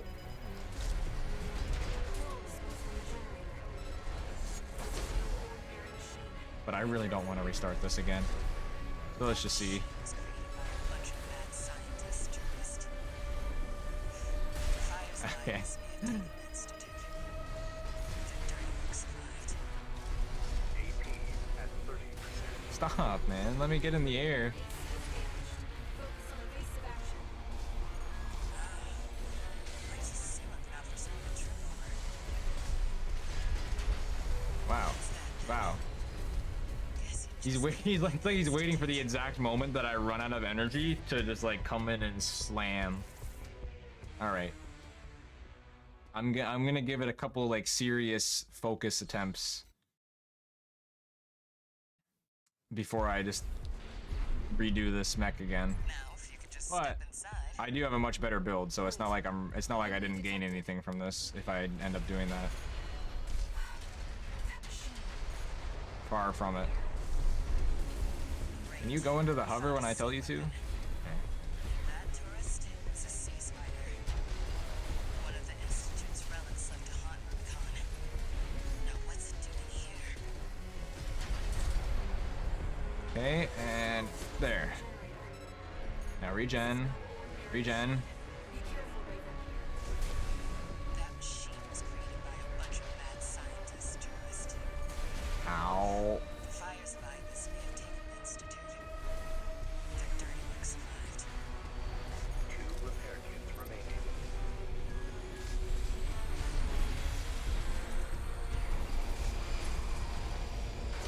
No, I didn't mean to pile bunker. Now I want to pile bunker.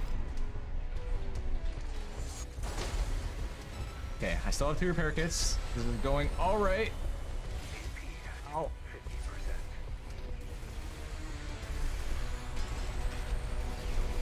50%. Ow. Stop.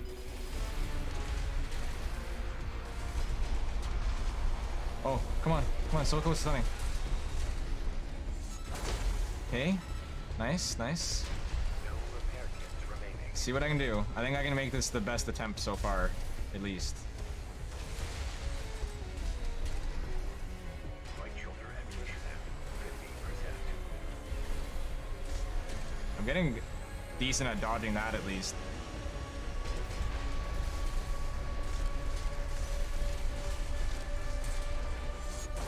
Okay, I have no repair kits, so this is gonna be dicey.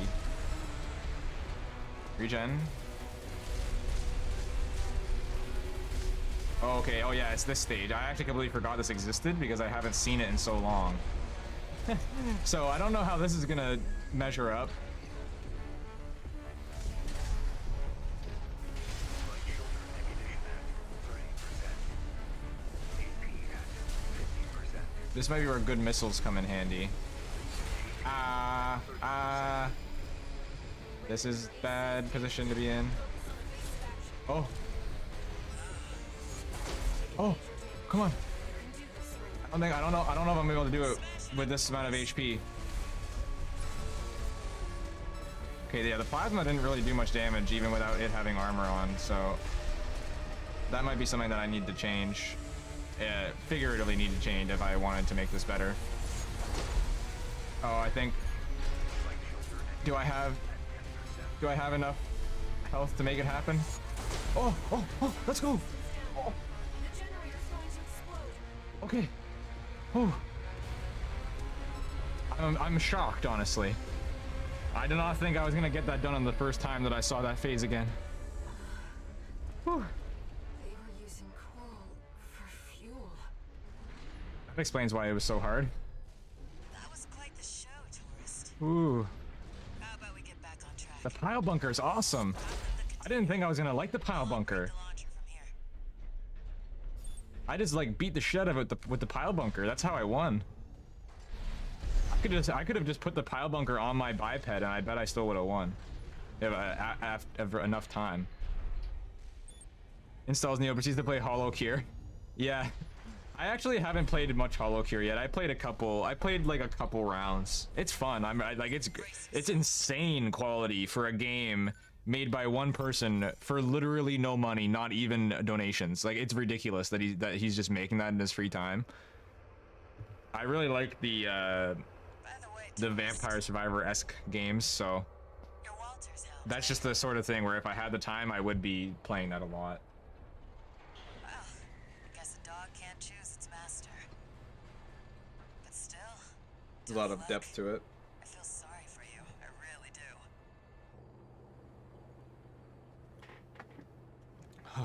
Yes, it is dead. Finally. Oh, and one more thing. Now I'm gonna launch myself to another continent You know the real cargo quick. launcher's strictly for cargo, right? Nope. I'm cargo, right?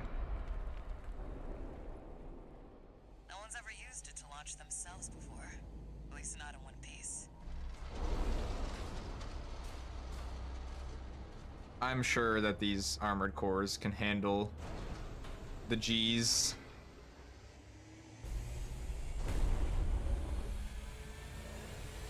Or I say these armored core augmented pilots can handle the G's. Hope your luck changes.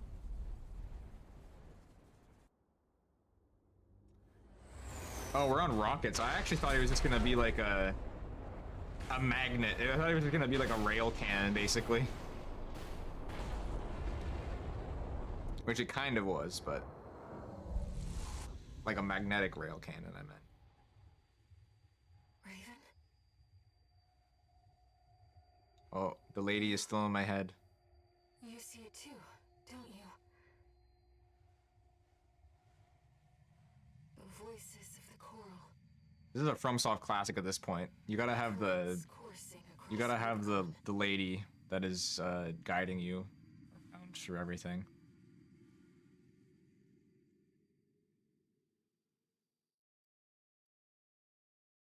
Walter was correct in his judgment.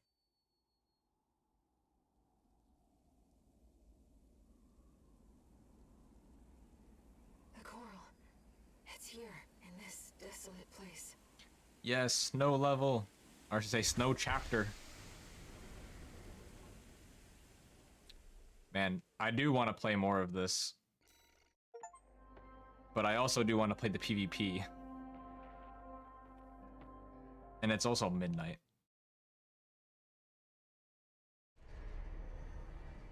So, I mean, I can get some food right now. Augmented human. And take like a 20-minute break or something. Entering standard. Come back and then play for like a couple hours. New messages. This game is so good. That's the point I'm at now, where it's like it's making me decide how I'm gonna manage my sleep schedule. Central Icefield 621. Good. I'm done tying up loose ends. Arquebus found their own way in and are ready to deploy survey squads. And it looks like Balam's come running after you scoped out the place. Don't I reach you a bit earlier this month? They accomplished a quest going on for True Juice. Found a Mume poster at a convention. Oh, nice. As usual. Were you were like looking for one all the time and you couldn't find it? For us.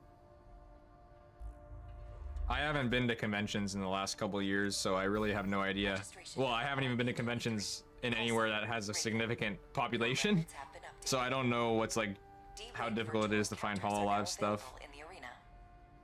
These correspond to the middle ranks. Oh, I have new arena stuff too, of course. Your technique. That could be fun, but yeah, I'll do that after I eat. Where's the poison swamps? I think this entire planet is a poison swamp, from the sounds of how they're talking about it. But yeah, we haven't gotten a specific swamp. I don't think there's any. I don't think that could exist on this planet. It's a network service that was labeled. Oh yes, this is the PvP nest. No obvious clues about its purpose. From what I can tell, it's a special mercenary support program, encrypted and kept secret. You know what? I'll do one match, Back door, so you just won't as a have little. trouble getting in as you This is a please. little teaser before the break. There's 1v1 and 3v3 from what I know. 3v3 is just chaos. And 1v1 is, you know, that's it probably gets pretty sweaty. So I'm gonna do 3v3 because that's gonna be like chaotic, and that's what I want to do right now. But after, I'll do a mix of both. So now I'll change over to, well, I'll just sell like all this shit that I don't need.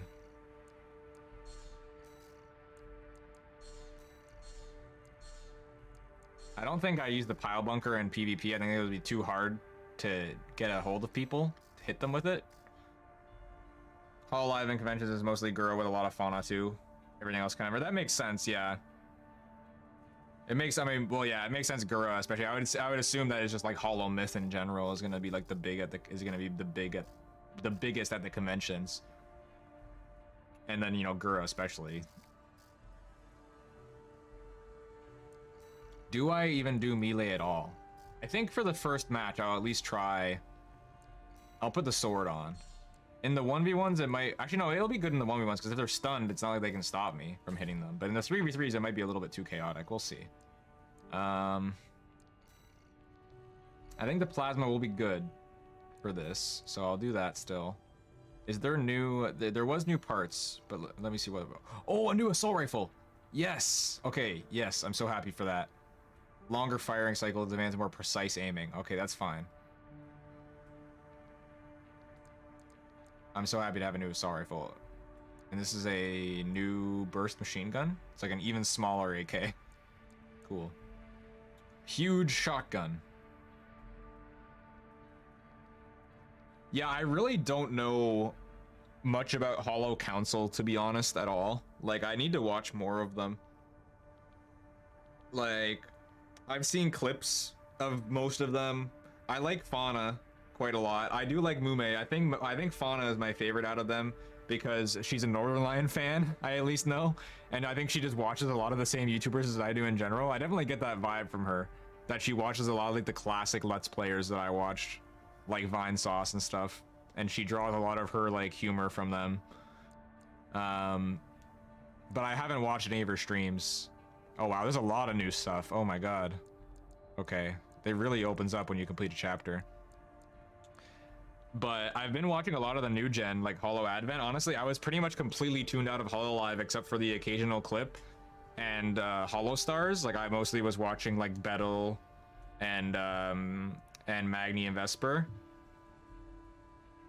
But then I was not really paying attention to the main Hololive at all until Hollow Advent came around recently, and I've been watching a lot of Advent when I can.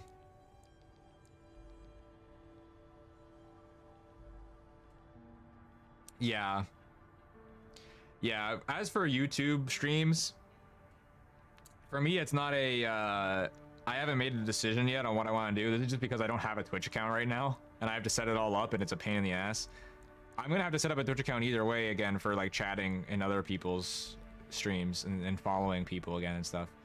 But the Twitch has just shit the bed so much with like the ads that are just getting impossible to block. I honestly find Twitch craps out a lot recently as well. Whereas YouTube, I find whenever I watch streams on YouTube, like, cause like I said, I've been watching a Hollow Advent, I've been finding it's actually really stable. And I quite like the experience of watching on YouTube, honestly, at least once I get like the theater mode with chat on the right side extension, that makes it fine. I miss the Twitch emotes a little bit, but it's not a huge deal. There's there's still normal, there's still base emoticons, so it's not a huge deal. But I'm leaning towards YouTube in the long run because I do also want to make videos to some extent. I don't know what specifically I would do with videos yet. I don't have any specific idea, but it's open that I might do videos, right? And it's like, if I'm gonna do videos anyway, then you get that cross current of like promotion between the videos and the streams on the YouTube channel. The biggest problem with YouTube, or say the biggest problem that I had with YouTube before that prevented me from switching, was no raids, and they fixed that. There's now raids. Now the only problem is that there's like, I mean, I don't know always who's streaming on YouTube. I mean, the only VTuber that I watch who streams on YouTube that isn't, that's an indie, is Corpse. So I mean, I don't want to just raid Corpse every night. I assume that Corpse will be streaming by the time that I'm done tonight, actually, because she usually streams pretty late. So I'll actually be able to raid Corpse, which is awesome, because that's something I've wanted to do for years and years, is to be able to raid Corpse.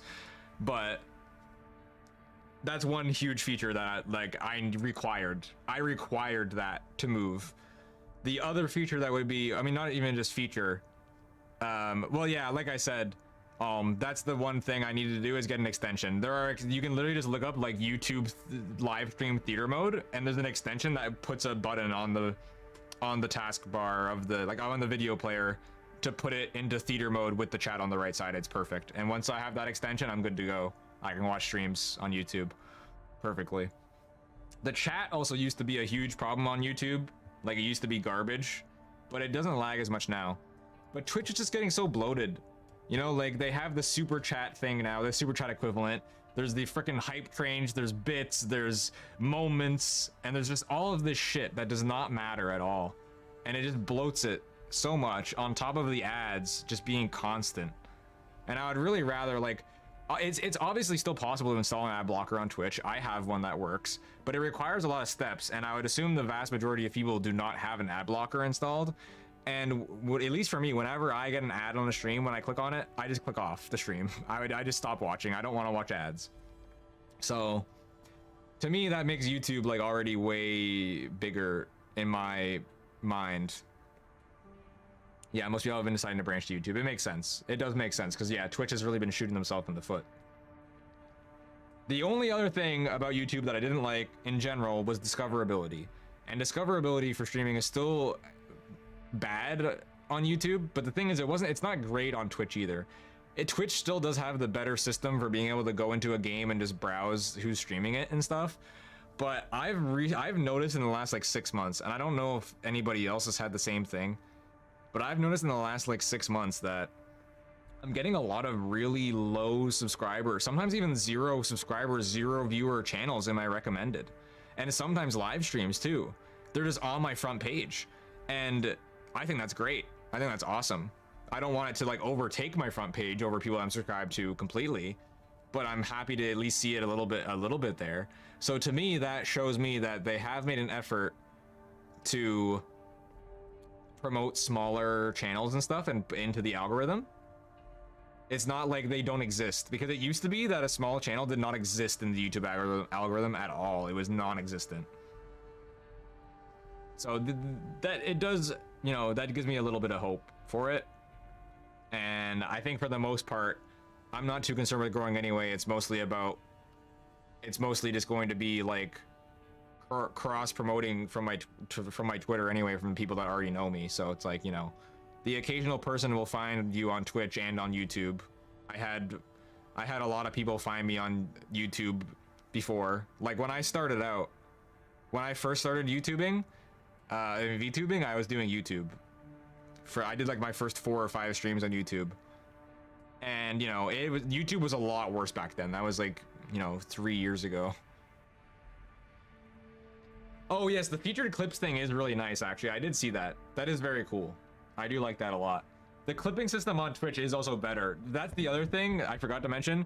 YouTube didn't have clips before, and that was a big deal breaker for me. Now it does have clips, so it's not as good as Twitch's clip system, but it's there at least. So that's like bare minimum. My bare minimums have been met in terms of there are raids and there are clips, and the ads are not oppressive as hell.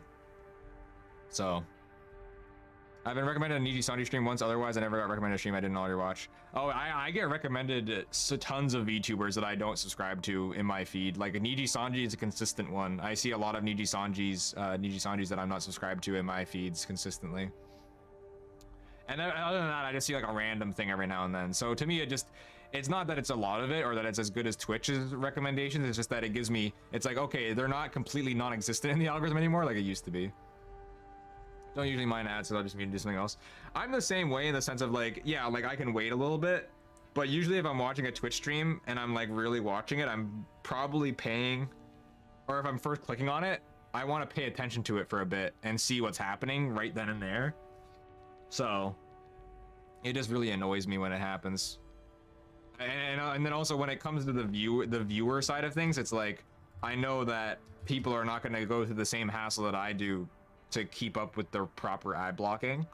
So I would just like if people could watch me and not have to watch ads to watch me, you know, if they want to just check in for a few minutes or something.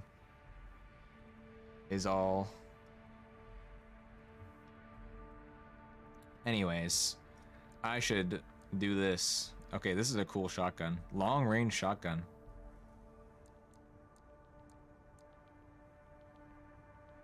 Not a true shotgun. Yeah, it's just like a circle with barrels on it. Here's a this bazooka is called Majestic. Okay. I feel like in multiplayer everybody's gonna be using tank treads. So what I'm gonna do, I'll change to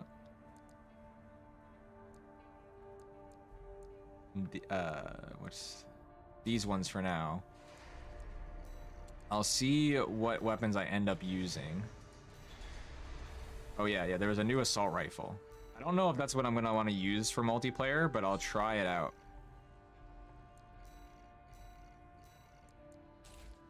I'm still overburdened, probably because of the grenade cannon.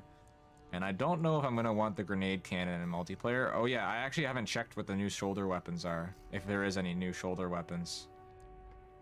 I assume there are. No, actually there's not. Or there is, there's the new shield, but that's it. And a new, okay, the new dual missile launcher. Yeah, I don't know. I guess for multiplayer, probably some of these physical, one of the smaller missile launchers are gonna be good. There's a new head. Oh, this is like, yeah, this is like old style. It's like a lot. Oh wow, it has a lot of AP. Wow. No other things besides that. Oh, there's a new heavy core, new medium core. Oh, this is that's like the bulky one.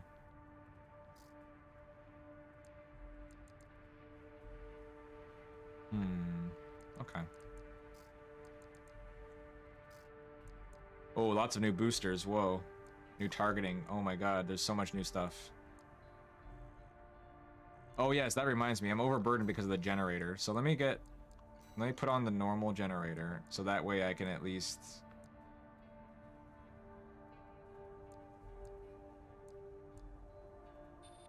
get an idea of which new one I might want to buy. One thing I do want to see is if all streams can have lower quality settings for people on YouTube, because IRC Twitch sometimes just doesn't let you change resolutions. Oh yeah, I'm pretty sure that you can. I'm not 100% sure. Oh yeah, no, you know, you can, because I'm watching myself in 360p right now. Wait a second. Is my stream stuck? Oh yeah, I know. I can lower my own stream right now down to 144p. But Twitch has a priority system for downscaling. There's another term for it. Twitch has a priority system for it. If you're not an affiliate, you basically will never have it happen. It can still randomly happen, but it's a very low chance. If you're an affiliate, it can then has a higher chance of randomly happening, and it's still just like sometimes it'll happen when you're streaming, and other times you won't. Other times you won't be able to. And then if you're a partner, it will always happen. But as an affiliate, I mean, as a non-affiliate, you basically are gonna have it not there. And I don't really want to become a. I don't think I really want to get entrenched into the whole Twitch ecosystem with the monetary aspect. Because first of all, I'm not doing it monetarily. If I make a little bit of money doing it, that's great. But I don't really like making it through Twitch because they take a huge cut from subs, and I don't really like, again, especially when it comes to affiliate, I really don't think they're providing a good enough service for how much they're taking. So especially when it comes to that far, I really just look at YouTube as like, that's the way to go. Because then you can also have memberships kind of be like a Patreon, where you have the community posts and you can have videos and everything that are member exclusive, and you can do it's just so much easier. It's all so much easier to have it in one place. So that's kind of where I'm looking at right now. But I still have to think about it. I haven't gone into all of it.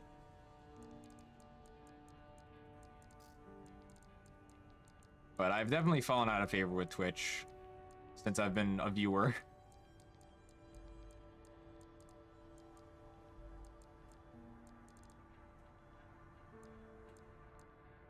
Yeah, exactly. And it's like, you want people that don't have great internet connection to be able to watch you. Like, they shouldn't be able to not watch you because they can't watch at 720p. And it's not even like that, like sometimes for some reason the Twitch servers will just be crapping out. Or if I'm trying to watch on my phone, for example, I'll be trying to watch on my phone and it's like I'm still lagging even on like 720p. I need to lower it and I can't on Twitch.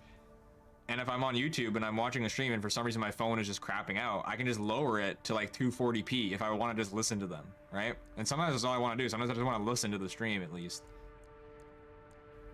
So it's better than just not being able to watch it. Yeah. Okay, what do I change here? I gotta use some brain power here. I'm starting to fade out because I need food.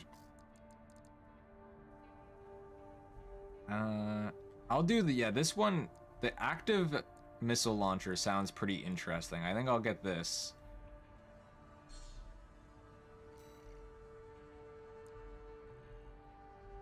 And then on the left side, I'll keep the plasma. I'll keep the plasma.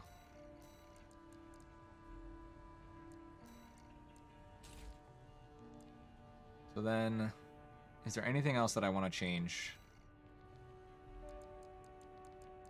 Oh yes, potentially a better generator or fire control system. Or a better booster. That too. So boost speed, thrust.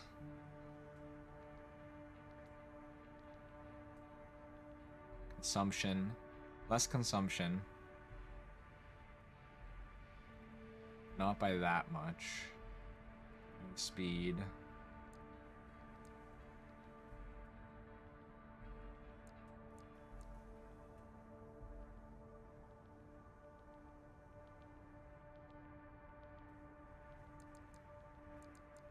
Okay, this one has the least consumption. What's the duration? That one's really low duration. Why is this one so little? Oh, this one has a high melee attack thing. Oh, this one's good for melee. This one's really good for melee. Okay, why is this one so cheap? It seems like it's the best for, at least for a lot of purposes. Okay, I'll get this. And then a fire control system. I don't really know if I even need like a better fire control system, to be honest. I think the less EN weight I have, the better. That's just a little bit. Oh, that's much better. Oh, this one's way better medium range. That might be a problem. Like how low my medium range is right now, especially in PvP. I'm not really gonna be doing much long range. This is missile lock. Missile lock is a little bit worse, but that's not a huge deal. I think I'll go for this one. So, assembly. Get this one on, and then put this one on.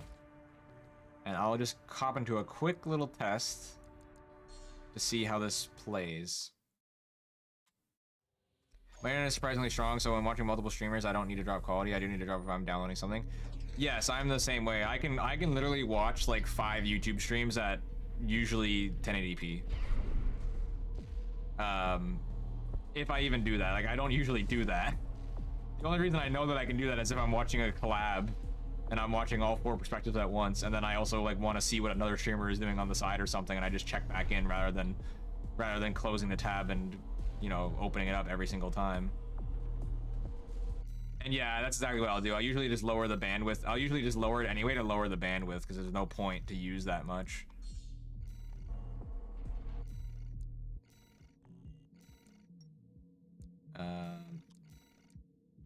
But even still, it's like sometimes the internet can just shit out for a little bit. Sometimes it can be YouTube's or Twitch's servers, and then lowering the bandwidth can help a lot.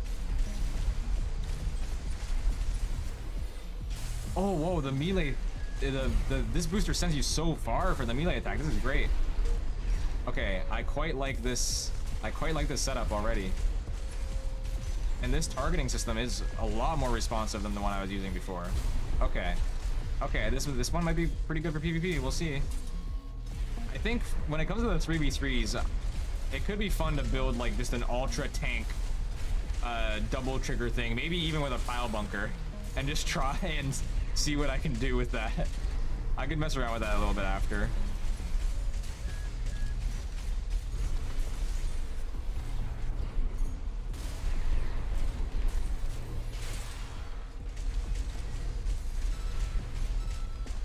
The only problem is like the low kind of damage from the rifle, and then the fact that the rest of my damage is then reliant on the melee or missiles.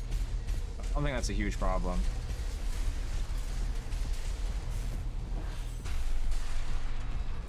Oh, that's sick. Alright, I'll try it out. I'll just go into a 3v3 with this.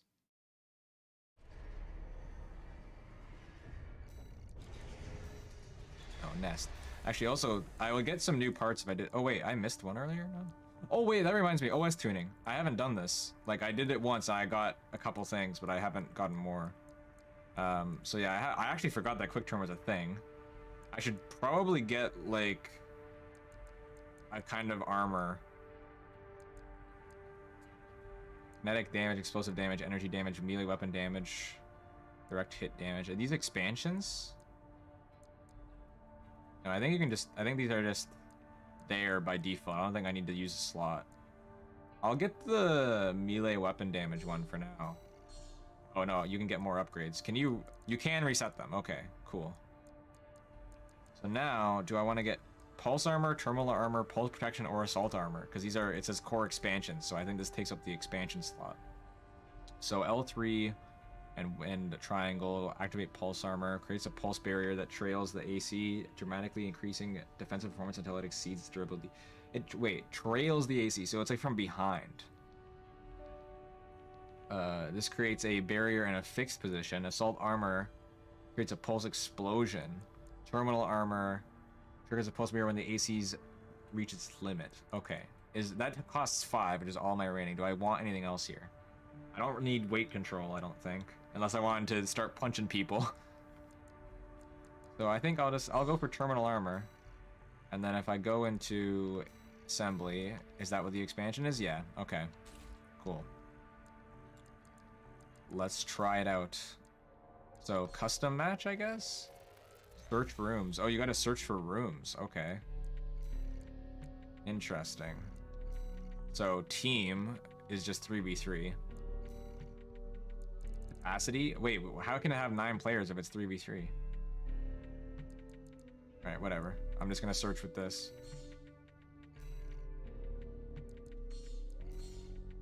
So I didn't... Oh, that room is full. Okay. I didn't know that it was based on, like, rooms. I was hoping there would be, like, a little bit of a matchmaking thing. Just so it's easier, you know? But I'm sure there's enough people playing this right now that it's very easy. Versus room matches will begin once sortie members assigned alpha beta designations have confirmed they are ready. If they are not, there are not enough sortie members or reserve members who have confirmed they are ready will be chosen.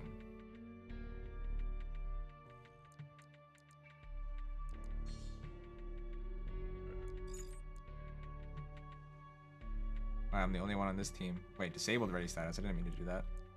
Can I save a new one right here? Or do I have to wait till I'm back out? Alright. I'm ready again. So, it seems like it'd be better to stay in a room for like an extended period of time rather than do one match at a time and stuff, but I'll still just do this match. Maybe a second one if it takes a while to fill up, and then I'll grab some food for a quick break.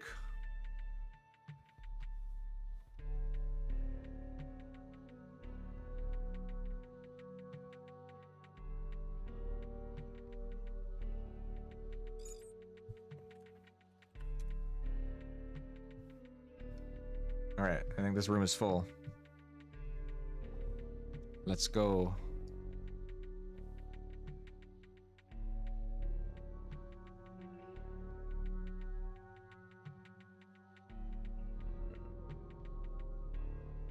Okay, it's establishing session. We're launching. I need to get an emblem on the go. I don't have any I didn't even put on one of the pre-built unlocked emblems from the arena duels. All right, let's see how much I get my ass handed to me here. That's the other squad. Honk.jpg. That's a good name. Wow, okay, that guy in the middle looks pretty insane. What the hell?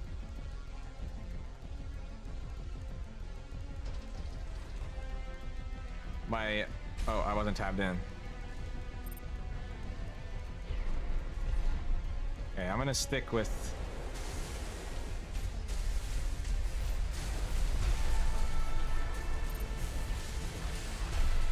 Oh, that was a big hit.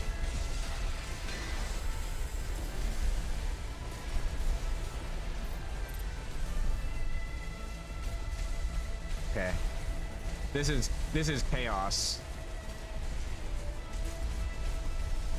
I want to focus down this person.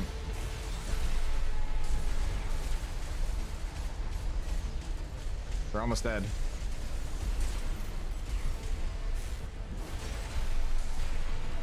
Oh, did I just like hit somebody with my second melee by accident? Oh, okay. Nice. Where are they? Lock onto them. Okay, I'm at 50. Oh shit, I'm getting targeted a little bit. Oh, I missed. Oh, I'm almost stunned. I need to be careful. He's got a shotgun.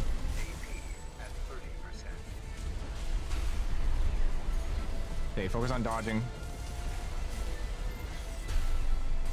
Oh shit. No, I might be dead. I might be dead. Oh, I'm not dead. I'm dead. Oh no, I had the armor save me. And now I'm dead. Alright, that was cool though. So do we respawn? I guess we do.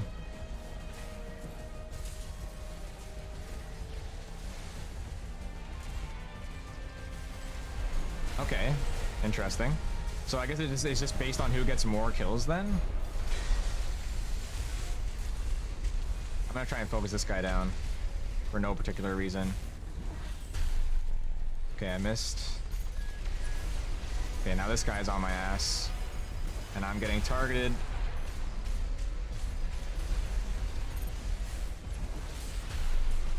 I hit him once at least. Get the missiles on him. I need to regen. I got somebody on me. If I can like stun this guy, then I think I can do a lot with my melee. But it's hard to stun them. I think I might need something better than this assault rifle, to be honest. Oh yeah, I missed really badly there.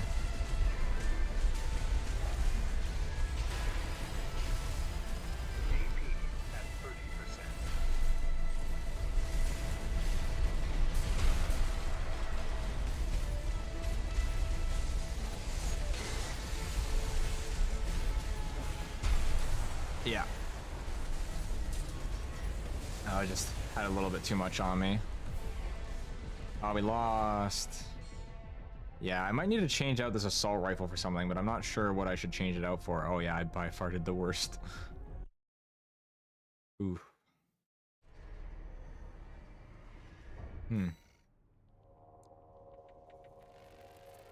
If nobody else leaves, I'll feel kind of bad if I just left. Wait, what do you mean room members have already sorted? Huh?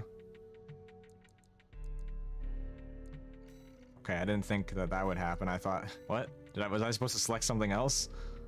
I don't understand. Okay. Okay, I guess I leave? That's confusing. Alright. Let me take a quick look at this. Just think about what I could get. Maybe a shotgun. Maybe this long-range shotgun could be better. Especially where I'm trying to do the melee. Because they'd be better for stance breaking them before I go into the melee. I'll try that out on the next one. That's what I'll do. So let me buy and equip. Where the hell is it? Let me buy and equip that. And for the moment, I'm going to go make some food. So I'll be back in a little bit. Might be 10 or 15 minutes. I'll come back, play some PvP after for a little bit. Maybe do a couple more missions depending on how tired I am. And how much PvP I do. But yeah. This has been a really long stream actually. Did not think that this that I would end up wanting to do this for this long, but this game is really fun. I don't even, do I even have a BRB? No, I don't. I'm just gonna like copy this one. Oh wait, no, I have it. I have the overlay, I just haven't put it in yet. It's my old, I still have my old overlay, 1 second. I just forgot to put it in before starting earlier. So put this in there. There we go. And if I just do that here, then bam.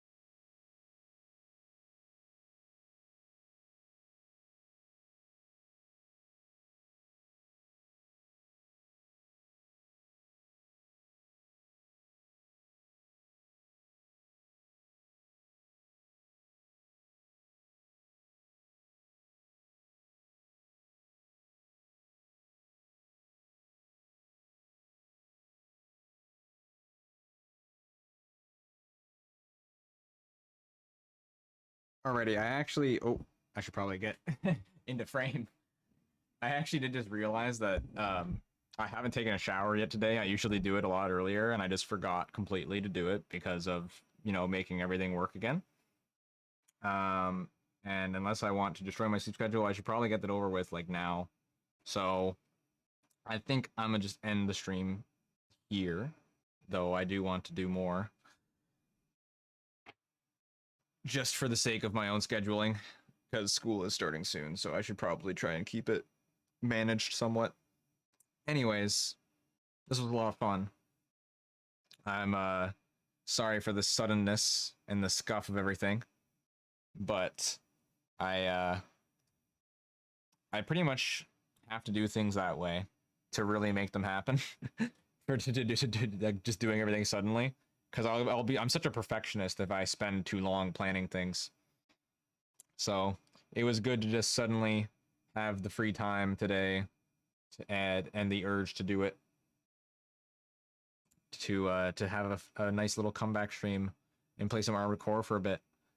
Yeah, thank you a lot for coming. Thank you everybody, and you know, Rise, Lou, I don't know who's all still here, but thank you everybody who came in and checked in today at any point. Pro, K, I really appreciate it.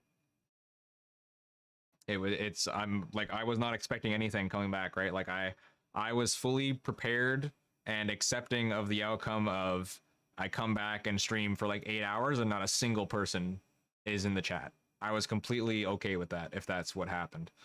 And to have, you know, to actually have everybody, so, you know, not everybody, but, you know, to have a lot of the people that I, you know, got to talk to before come back in again when I just did this so suddenly is awesome. Makes me really happy.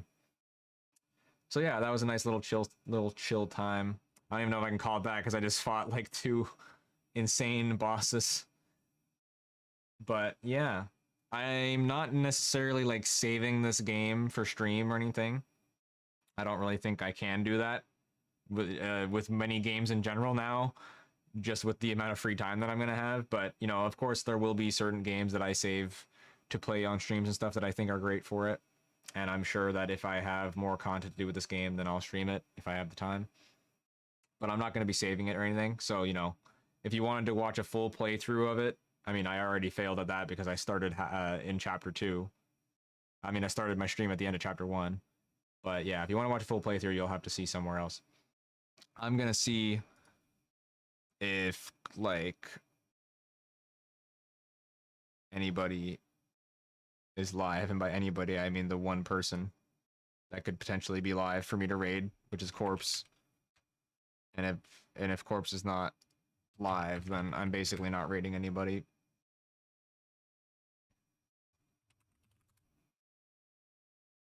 I could have sworn I was subscribed to Corpse on YouTube. Why is it so hard to find her channel? Okay, now I found it. Okay, she's not live right now. Wait a second. Does she even stream on YouTube anymore? Oh, hello, Manuel. Yeah, I know. I talked about it a little bit earlier. Okay, Corpse streams on Twitch now. I completely forgot. This is how much has changed since I left. Jeez, I can't even raid Corpse then. But that's fine. I'll figure it out what I'm doing with YouTube and Twitch. But yeah, I talked about it a little bit earlier. I'm not really sure. The only reason I'm doing it today, like, I haven't decided to switch to YouTube or anything. The only reason I'm doing it today specifically is because I just had to throw my stuff together because I just had enough time to stream today. And I don't have a Twitch account set up right now. So, but the YouTube was still set up, and it's just like, okay, well, I can just throw it onto YouTube for now to just do it. So that's the only reason I'm specifically doing it here today. But in the long term, I'm not sure exactly what I'm gonna do. I might even multi-stream, honestly. That's one possibility I'm thinking of. But I am considering YouTube as my long-term option because I do like some certain things about it. Or I should say, I dislike some things about Twitch instead. No, I won't go that far. I won't bother going that far with it. Yeah, I think a lot of people are. It can kind of suck when it's divided and, you know, having to go back and forth sometimes. But yeah, I mean, I'm fine watching on Twitch too, but there are specific things that I have gripes with about it. But yeah, it's nice to see you join in. I am actually just ending right now. You know, actually, I do wanna do a little bit of PvP. I'll do a 1v1 and see how it goes. So I'll do that just to end it, to cap it off, because I do have enough time to do that at least. But you know, I'll do my wrapping up spiel. I'll continue my wrapping up spiel a little bit. So yeah, it was really nice to come back and, you know, actually see some people around. I was not expecting that. Or not necessarily that I wasn't expecting, not that I was expecting nothing, but I was like, I was not, what's the word? What's the word that I'm looking for here? I guess just that, yeah, I was ready for the possibility of it not being the case, and I wouldn't have, you know, it wouldn't have made a difference to me. Like, it wouldn't have been discouraging to me, but it's very encouraging to me that I did get to chat with people again, like the good old days. So let me do. Yes, I'm the same way. Like, if I just want to browse, like, for YouTube, I like YouTube to watch specific people that I know when they're going to be streaming. And if I just see them, if I just see somebody that I've, you know, some YouTuber that I follow on YouTube is live, then maybe I'll check it out. But usually if I have YouTube open, it's because I want to watch a video. Or because there's a specific stream about to start. If I'm going on Twitch, it's usually because I'm just browsing Twitch and I just want to see who's live. So yeah, that's why I'm thinking about something like multi-streaming, like I said, because Twitch is kind of the better place for when you're just browsing around. But as for an actual viewing experience, I find YouTube a lot better these days. So I don't know. It's something that I'm going to be thinking about. But I'm going to have to make a Twitch account either way. So, you know, we'll see. So I'll do single. Actually, no, I want to do another team one. Just to test this out, because this might not be good enough for a 1v1. Let's join this. Is it not full already? Wow, that one above this has a match time of only 2 minutes. That's going to be like a super quick game.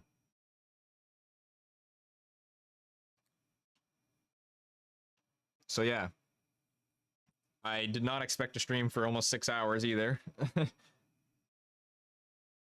But that's good. I guess I'm happy that I was able to prove to myself that I have the energy to do this still.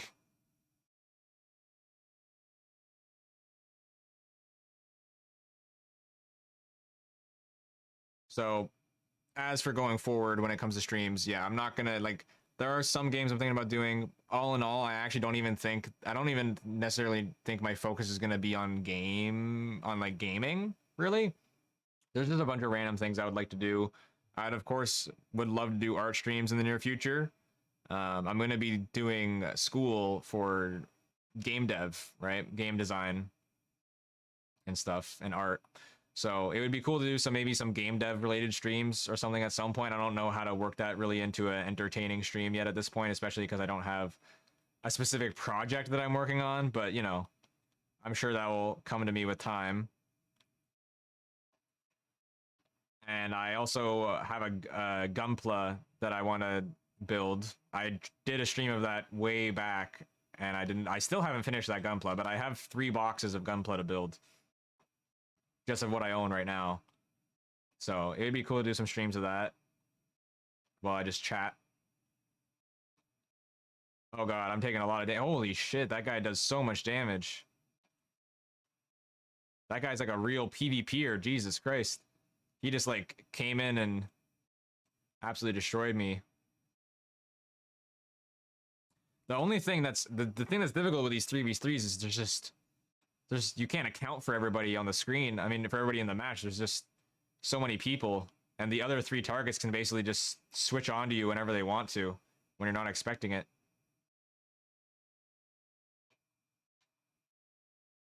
So this guy's got a shotgun. He that's like the meta that person has decided on, at least. And they were like destroying me.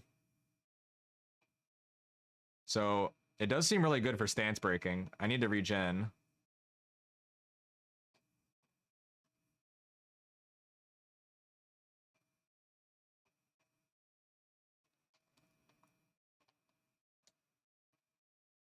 Okay, nice, nice. I don't think I got them quite with my melee there, but that's still good.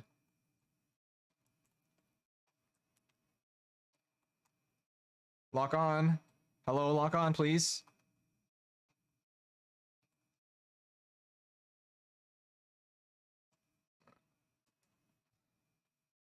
There's just too much going on. I'm not gonna make it. Yeah. Yeah, that's the armor. Building marathon stream. That honestly might be a good idea. I told my friend, like, my one friend that me and him, we go to the store and we buy Gunpla together sometimes. Or I haven't done that recently because I have the backlog, but whenever we go to the comic book store slash hobby store, we buy, you know, we buy some manga and stuff. But whenever, last time we were there, I was like, I'm going to build the Gunpla before I start school. And I did start building one of them, and I've made some good progress on it. But I have a master grade one of the RX-78, and I want to save that for a stream for sure. And I might finish up the other one on stream. But it takes a good bit of time. At least I don't have much experience doing it, so it takes me a good bit of time. So I don't think I could do it all in one stream. Even if I did like half of one and then started building another, I think it would take me an entire stream just to do a half. But I don't know. I haven't finished the process yet, so I don't know how long it would figuratively take me. I was trying to hit that guy, teammate. Why do you hit him away from me? This guy needs to get off my ass here. Holy crap. I'm just getting targeted so hard. There's all three of them on me. Help.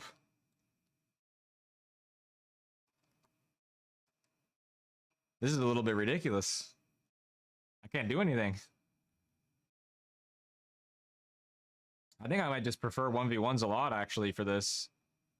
Like, if the maps were bigger, this would be... Or maybe it's just this map specifically, because I've only seen 2 maps, but...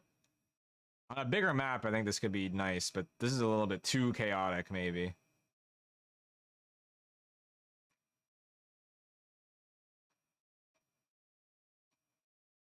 Hello?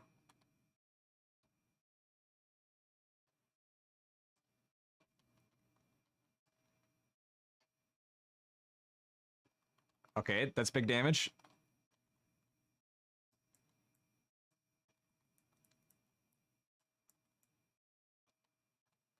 And I'm dying to everything. Oh, I just stunned that guy. Oh, I killed him. Nice. Oh, this game is actually pretty even. I bought Gunpla for easy, but I had to buy Gunpla. Yeah, I don't really like. I'm not really the kind of person that cares for figures too much. The reason I like Gunpla so much is because it's like an interactivity aspect, right? You have your like the reason like I like figures. I have a couple figures, but only a couple that I've gotten over the like I bought them with a huge gap in between them. But it's just too expensive for something that just like sits there. Whereas with the Gunpla, you get the figure aspect, but then you also are paying for an activity as well. And I like that a lot. Okay, so I did trash there again too. But I feel like I was getting targeted pretty hard, so I'll go easy at myself. Yeah, I'm gonna do a solo one. I feel like this one is good enough to duel with. Gotta show somewhere they were cheapest. Oh yeah, I mean mine weren't super expensive either. I've got a JoJo figure, and that's a super action statue, so it actually is like full motion and everything. And that was like $80 to import it from Japan. And then I also have a Dimitri from Three Houses figure, like a Good Smile Company figure. Like it's not an Nendroid. I don't know what you would call it, but it's like the ones that are on stands. And I really like that one. I bought that one recently. I pre-ordered it. It was pretty cheap. It was like $40 Canadian. Oh, hello, Fiamma. Yes, exactly. It's fun to just build them and you can like chill, listen to music and stuff. That's pretty much exactly what I want to do for a stream. Like, if I have time, I start school after Labor Day, so that's in like a week and a half. But I would love to do a stream where I just like listen to music and build a, you know, like put on some music in the background. Obviously, I'll mostly be talking, but you know, put on some Japanese music or something. Build a Gundam for a while.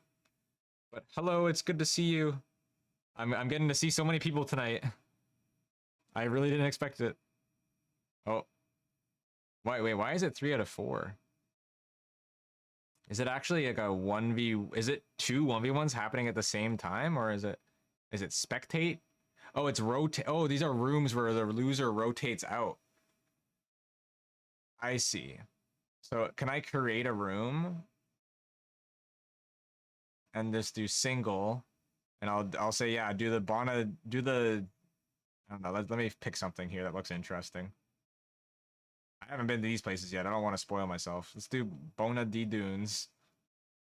Member rotation locked. No automatic rotation members are locked in for subsequent sorties. We can just do winners rotate. Or no, we can do losers rotate, I mean.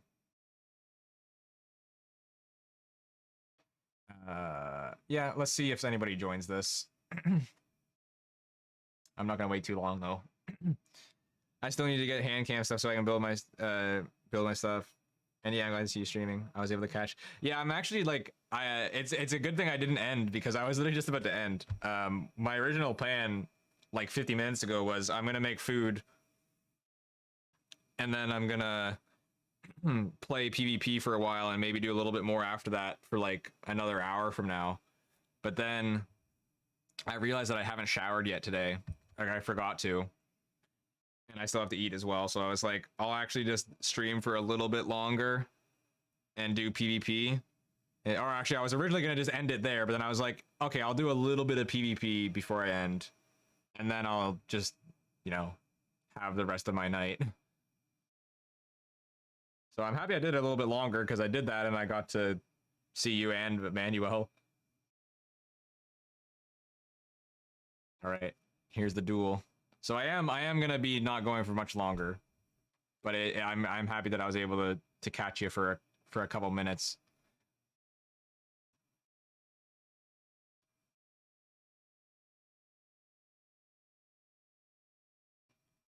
And yeah, it's the hand cam setup can be a bit of a pain in the ass. I know that when I did it before, it was a massive pain in the ass, but it should be a lot easier now with my current desk setup. I'm gonna have to see how it works. The microphone might be a problem. Oh, this guy's like a flamethrower.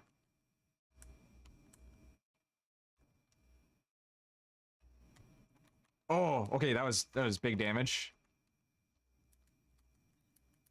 Okay, oh, getting close to this guy is dangerous. Oh, I almost have him stunned again. Oh, let's go.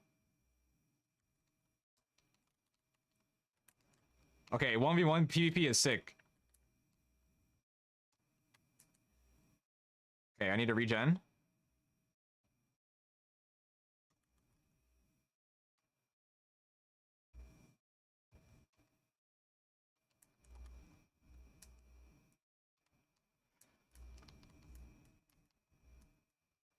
Oh, okay. Awesome. Okay, cool. I didn't expect to kill him with the shotgun. So is it best of 3? Yeah, it's best of 3.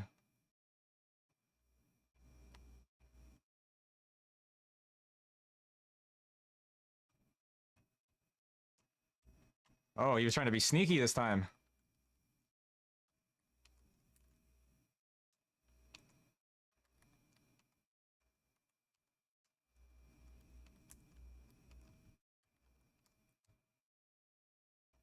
Oh shit, I missed.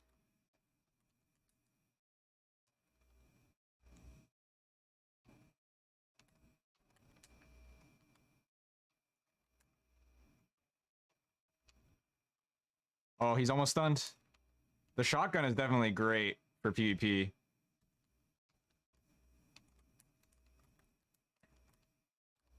Oh shit, oh, he did the kick. Oh shit. Quick turn, quick turn. Get out. Oh, I have the armor, but this gives me 1 HP. Let's see if I can not get hit and kill him. I don't think it's gonna happen. Yeah. Whew. Damn, this looks fun. No wonder all my friends are playing it. Yeah. Yeah, I couldn't call myself an Armored Core fan like before Armored Core 6 got announced because I only played Armored Core 1 all the way through after it got announced, but I did have Armored Core 3 on the PS2 when I was a child growing up, and I tried to play it many times and I could not finish the tutorial. But I really loved the aesthetic of it, and I was like a little kid that couldn't understand the movement of this level. So I couldn't do anything, of course, but I like really wanted to get good at it. And yeah, I'm happy that I went into this one because this is so much fun. There's just no game that's like this. There's no other game that is like this. Okay, I need to get close enough to use the shotgun, but also to not let him like flamethrower me. Oh shit, oh shit, oh shit, oh shit. This might be it. Oh! Oh! Oh my god, that was sick. Damn. This is so much fun, the PvP. I did not expect it to be like this balanced even. That's cool. Alright. Wow. Okay, I actually kind of want to do this for a bit longer now. Bye. Oh man. Man.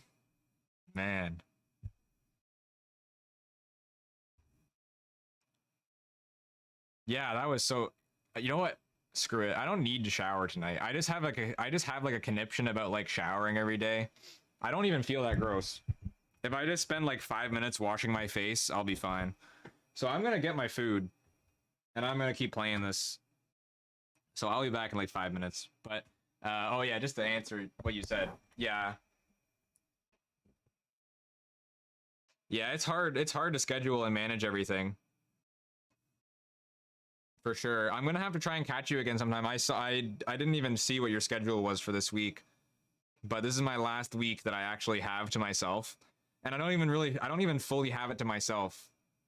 Yeah, I know. I just want to like respond to it now, or else I'm gonna forget about it after. Okay, this is how my brain works. I have to get it over with one at a time, you know. So I just wanted to read everything. Everything is midnight. Oh yeah. So yeah, it'll probably be pretty late for me. But yeah, I get it. That's how I was for me like all last week. It was just like can't even sit down until it's basically nighttime and then you don't want to do anything. But yeah, the PvP when the PvP kick hits, yeah. No, that was like sick. Even though it was happening to me, I was just like, wow, that was cool. Yeah, I'm being a literal sweaty gamer. No, I'm not even like sweaty today. That's why I don't really need to take a shower. But I just need to like wash my face because it gets oily. Anyways, I'll get my food. 1 second.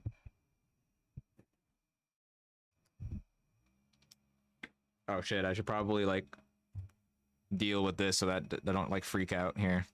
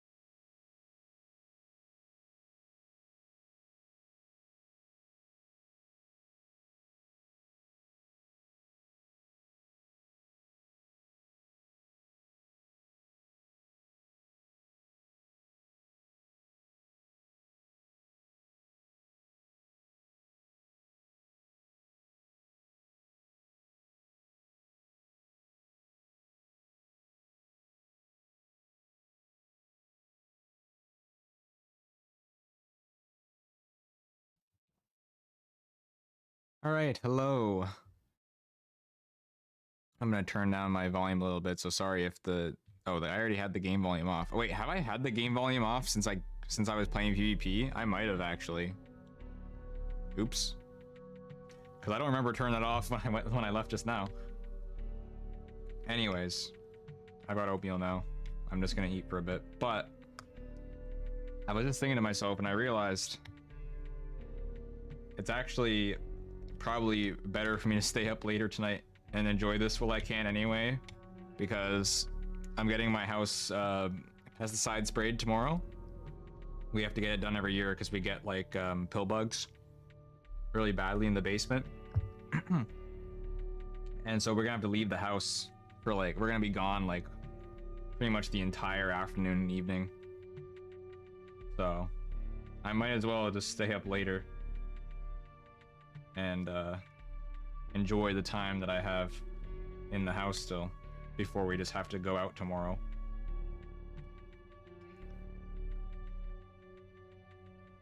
I guess I'm the kind of person where it's like, if I'm gonna be going out and I have a day planned where I gotta go out and do things, and it's not like anything serious, like work, it's just like killing time, I'm fine to be like drudging through the day a little bit anyway. So it's not even about like sleep. I'll still get enough sleep. Like, it's 1 a.m. for me right now. I usually fall asleep between 3 and 4 a.m. recently. So I can still stream for quite a while if I wanted to. And then I usually wake up between 10 and 11. So I mean, even if I fell asleep at 5, if I get 6 hours of sleep, I'm fine. As long as it's only a one night thing. Like, if I get 6 hours, I mean, even if it's 2 nights, 6 hours of sleep, I'm usually fine. But like 3+ nights in a row of 6 hours of sleep, then that's when I start to drop a bit. I can only sleep for 7 hours. Like, sometimes I can sleep for 8 if I'm tired enough and if I had like a really busy day. But like, naturally my body only sleeps for max 7 hours pretty much now. At least now. Like, it changed really rapidly after I became an adult, honestly. Or I should say after I hit 20. It changed really rapidly. I don't know why. I didn't need much sleep before that, but even still, well, I mean, I guess I know why, as I'm not growing anymore. But it's like, I used to really need like 9 hours of sleep, and my body could easily sleep in. Like, I could easily sleep in for a long amount of time. And then as soon as I hit 20, it was just like, you will never sleep more than 8 hours. And then when I was like, then now, like, since I've been 21, it's been like, you will never sleep more than 7 hours. And it's like, okay, that's fine. I don't want to sleep. I don't want to. The less time I have to spend doing nothing, the better. Lucky if I can get 5 hours. Yeah. Mine is around 6. Can't sleep more than that if I try. Yeah, I have a friend like that who gets 5 to 6, and it's not like it's not like he has a crazy life in the extent of having a family and stuff like you do. But I think it's just some people are like that. I hope that you get enough sleep though, in terms of your amount of time. That you're rested enough. But yeah, it just changed pretty quickly, and now it's like I cannot sleep for more than 7 hours, and usually 6 is good enough. And then if it's not, I can just have a coffee or 2. But I don't really drink coffee anymore.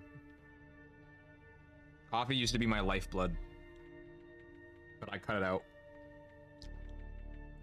Sometimes. It do be like that. Tea helps a lot. Luckily I killed my Red Bull addiction. Good job. Yeah. No, that was the same for me. Like, I had to kill my coffee addiction because I was just like, when I was doing, when I had a job, when I had my retail job in 2021, 2022, I was drinking like 5 coffee a day to get through it. Like, I had a 3 a.m. shift, and I was waking up. So I was waking up at 3 a.m. I had to drive for an hour. I had to be there by 5 a.m. So I basically had an hour to get ready, an hour to drive, and then I would work for 8 hours or so, and I would come home and sleep at like 4 p.m. in the day. It was awful. And but I had to drink so much coffee to get through it. And once I stopped working the job, I kept up the insane amount of coffee that I was drinking, because it just became my natural amount. It just became like, this is what I drink every day, and I wasn't even like thinking about it. So then earlier in like fall last year, when I first stopped the VTubing, that's when I basically had to like rein myself in, and I had to go like, okay, I gotta cut out the coffee. This is bad for me. I have to try to make it as I have to like start giving my energy to myself. And then recently, in the last like year, I mean not year, in the last like month, I've started drinking green tea before I go to bed. And oh man, yeah, green tea is so good for going to bed. I had thought about it before, but when I was like 11 years old or 12 years old, I already liked tea. Like I liked orange pico tea, and I tried green tea, but I didn't like it. I hated it. So I just thought I didn't like green tea. And so I didn't think I would like green tea, but then my mom brought it up, and I was like, sure, I'll try it again. And I guess my taste buds changed, because oh man, I love green tea. Like just the taste of it, I love green tea. But it helps me sleep so much. Recently I found I don't even need the green tea to sleep. Like, you can't drink it anymore. Why is that? Oh really, it's acidic. I haven't noticed that.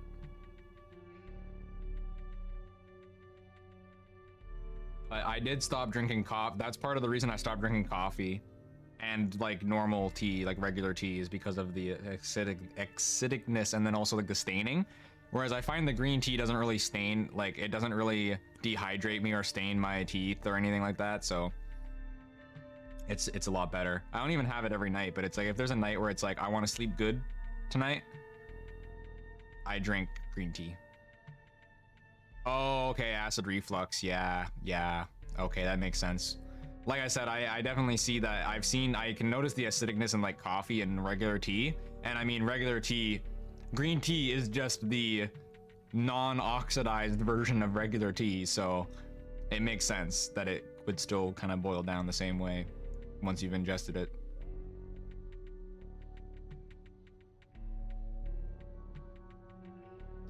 Lemon green tea, ate spicy shit. I've never had lemon green tea. Sounds good though. Yeah.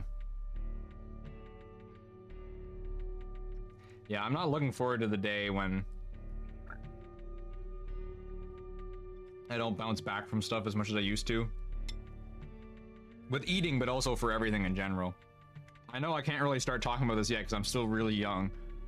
But I've already seen the signs, you know? Like, I'm already starting to see the signs. It's like, when I stopped VTubing and stuff, and as I was around hitting 21, I'm just like, I started noticing my joint pain if I'm like playing games for too long. I started noticing like the stiffness if I'm sitting down for too long, and it's like, I didn't even notice these things like 2 years ago. So it's like, now I just have to start, I've been in the mindset of like, okay, I gotta start taking care of myself now, or else it's gonna really hit when I'm like 30. And that goes for food too. But I have a good diet, and I've had a good diet, I mean, pretty consistently since I was like 16. But if I eat badly or have one off thing, I will be like destroyed the next day. And sometimes I can bounce back from that really easily, but I don't bounce back from it as fast as I used to already. So yeah.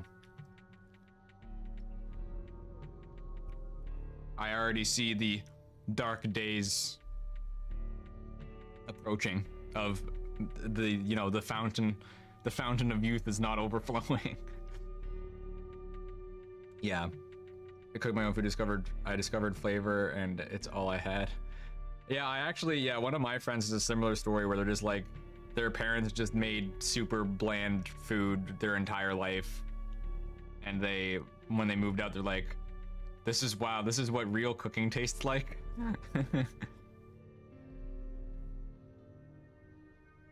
And yeah, honey. Oh man, I love honey tea.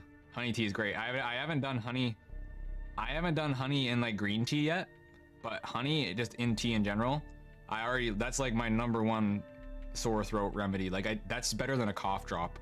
So much better than any kind of cough drop or even like cough medication, really, I find. When it's just like a sore throat. 25 is the magic number, all I'm gonna say. Yeah, I've heard that before. I've heard that pretty consistently. I believe it, to be honest. Because that's the clear division between like being halfway through. And honestly, I think that matters more than 30, because I don't think I'm gonna give a shit when I turn 30, to be honest. I don't think I'll care. I think it will be like another year to me at that point. But once you're like in the first half of your 20s, you're still thinking about it. And I say that, but it's already getting to the point for me. Since I've turned 21, which is still very recently, I have at one point already forgotten my age. Like there was one time where I actually had to like think for like 20 seconds. Not even 20 seconds, but like I had to stop and I had to think for a second, and I was like, am I 20 or 21? And I was like, I shouldn't have to like remember this now. I shouldn't have to like try to remember this. I'm not old enough now that I need to like count them on my hand and remember. But it's already getting to that point. So yeah, I think that's gonna be, I guess for me, I'm a little bit older in the sense of like, yeah, I don't really like think about it too much.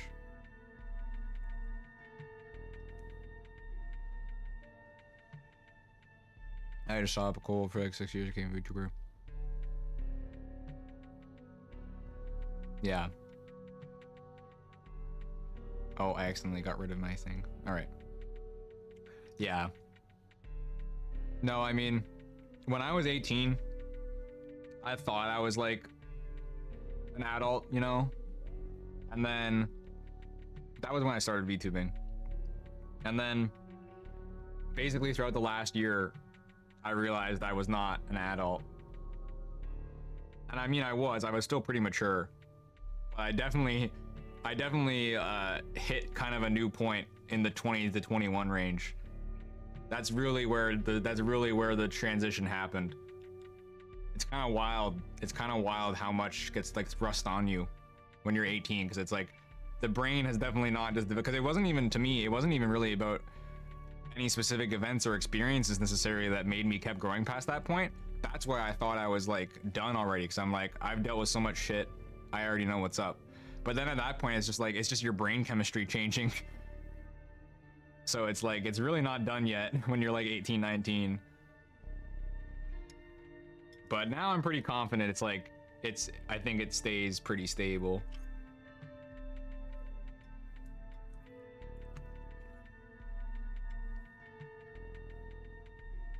As for physical, yeah, the degradation has not even begun yet. Yeah, and it's pretty interesting because it's like I said, I mean, I've actually been able to notice that, right? It's like I haven't really had a specific experience that said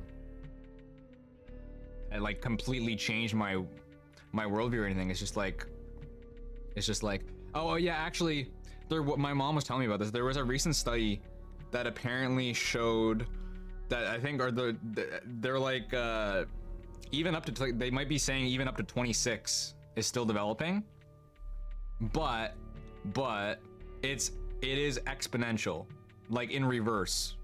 The amount of development you go through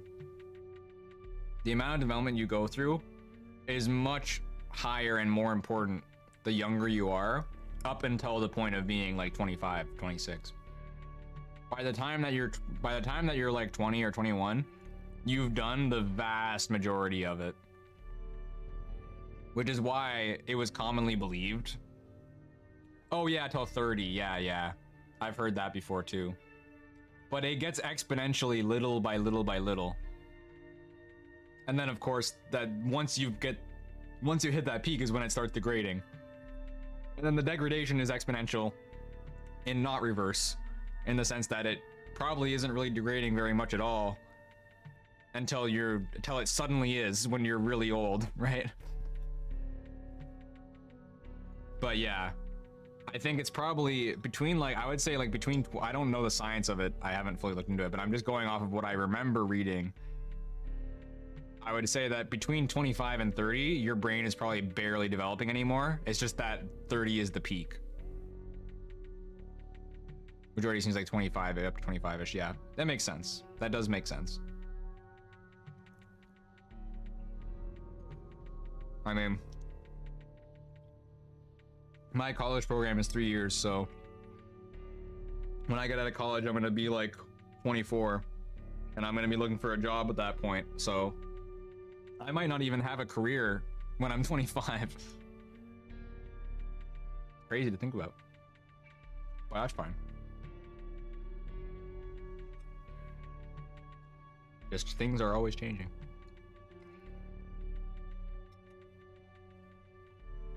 Wow. I'm like amazed at how much better the NVIDIA broadcast tracking is. This is kind of crazy to me. And then you see the face. let me put this in. Oh my god. This is so cursed.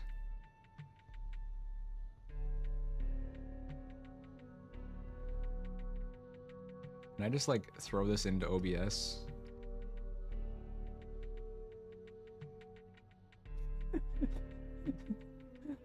This is what my face looks like according to NVIDIA broadcast. By the way, this is just a generic model. It doesn't actually model your face or anything. So this is not like an outline of my face. But oh my god, it's so cursed. This is literally what it looks like right now when I'm like laughing. What the fuck? I hate it. But it looks so good on the model. It's kind of like, it's horrifying, honestly. Yeah, NVIDIA in VTube Studio, there's an option now to have the tracking provider be let me get rid of that. I don't like looking at that. You can change the provider to NVIDIA tracking now, yeah, and it's great. It just requires it does require an RTX card, but it seems to be working good, and it doesn't seem to be using a ton of my processing power of my GPU or anything, which is my main concern with it. Was like, is this gonna destroy my GPU and prevent from streaming? Because the majority of my OBS is on the GPU. But no, it's I'm just amazed at how good it is. Like I was trying for like 2 hours to get the tracking to look good and have my settings proper, and then I just couldn't get it to look right. I was like, this is just a little bit weird to me. I can't get the settings like how I like them. And then I turned that on. I didn't even change anything, and it just like turned out perfect. And it's like was perfectly matching my lip syncing and everything. And I'm like, oh yes, this is great. Because even in the past, I just had to tweak it so much to get it to look proper. And then that is in part because of my rigging. Like, my rigging is pretty cheap. If I got better rigging, then it wouldn't be a problem, but it's still great that the NVIDIA broadcast tracking has turned it's turned the cheaper rigging into being a lot more accurate than it was able to before.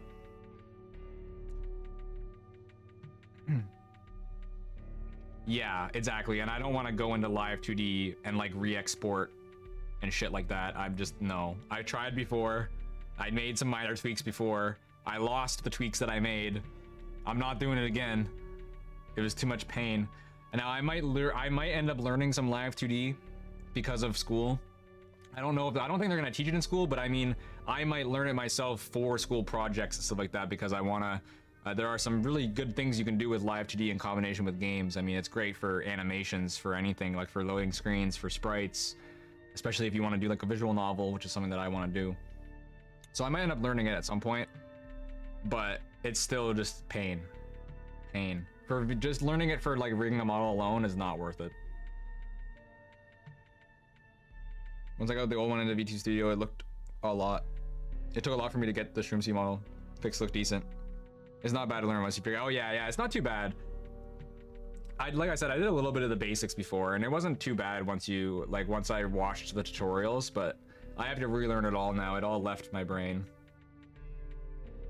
And once I have the other external motivator of like being able to do it for like game dev stuff, it's like that's enough for me to be able to focus on it for sure.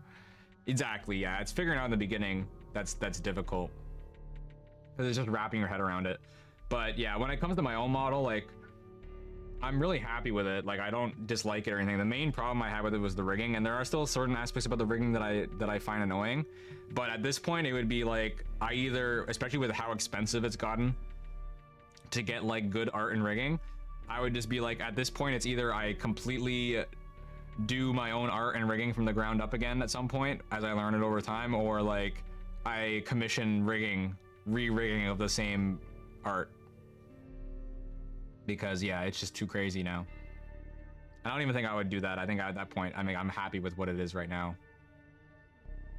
V-formers are confusing. There's a lot of new stuff now anyway. Oh, that's great. Yeah, I didn't even think about that because I mean, of course, the technology has come so far since 2020. Yeah, it really has, and that was the last time I was really trying to learn it. But everything has come so far since then, so it definitely will be nice that it's simplified a little bit. I still have to set my Vroid back up. And I say it's a Vroid, but it was like a really high quality Vroid. It was like a Vroid that had Unity asset, like Blender and Unity work as well. And I never even got to use it. I think I used it on one stream, and it wasn't even like, it was like for VR. It was just for like in VR chat. I wasn't even really showing it. So, all right, it might not even been on my channel. But I'm really happy with that Vroid model. It's somewhere. It's not on my computer, but it's somewhere. It's saved somewhere in some cloud or in a DM. So I'll find it somehow. I did get someone to remind me it was expensive, but my rigging was still cheap compared to today's standards. Yeah, I mean, same here. I mean, for me, my rigging for this mod, I think it cost me 90 bucks. I think it cost me 90 bucks to get this rigged. And I'm not sure if that was USD or CAD, but it really doesn't even make much difference because it's still really cheap either way. And I think they honestly, like, I am happy with what they did. I'm not like displeased with the work at all. It's just that, you know, of course, as you stream for like 3 years, you want the quality of everything to go up. Yeah, no, I was super impressed with it for $90. I was surprised that they were charging so little. Same with the art. The art was full body, and it only cost me like, oh man, I don't even remember the exact number, but it was under $200. All in all, this model only cost me 300 bucks, give or take. It was less. So, I was very happy with that, and I did not realize how lucky I was in hindsight until I saw the prices that other people were paying. Yeah, like he's yeah, 500. Yeah, I mean, I'm not even surprised at all. Because yeah, probably learning. Yeah, well, it was the same, like for my artist and the rigger, they were both kind of new, but that's because that was the time, right? It was 2020, like everybody was new pretty much. I mean, there was definitely some experienced people, but 90% of people were just getting into it because that was when everybody was learning about it. So all right, it was 2021 actually, I think. But it was like not at the end of 2021. So yeah, no, it wasn't bad. Yeah, friends all paid like 2K. That's low end. Yeah, exactly. That's the thing. It's like that is really like a low end model, because today, like if you want a crazy live 2D that is like super smooth, has all the bells and whistles, it matches like, you know, the V Sojo Iron Vortex level of quality. I mean, that's like $10,000 that you're looking at. So, if not more, depending on how much extra you get on top of that.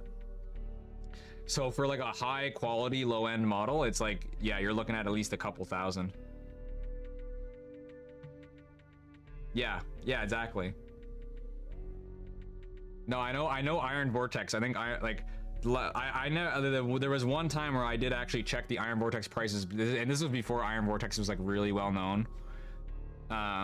They were still like the highest quality in the business at the time, basically, for commissions. But there was a time where I was looking at them and it was like, yeah, it was like 5 and 6K that they were asking for.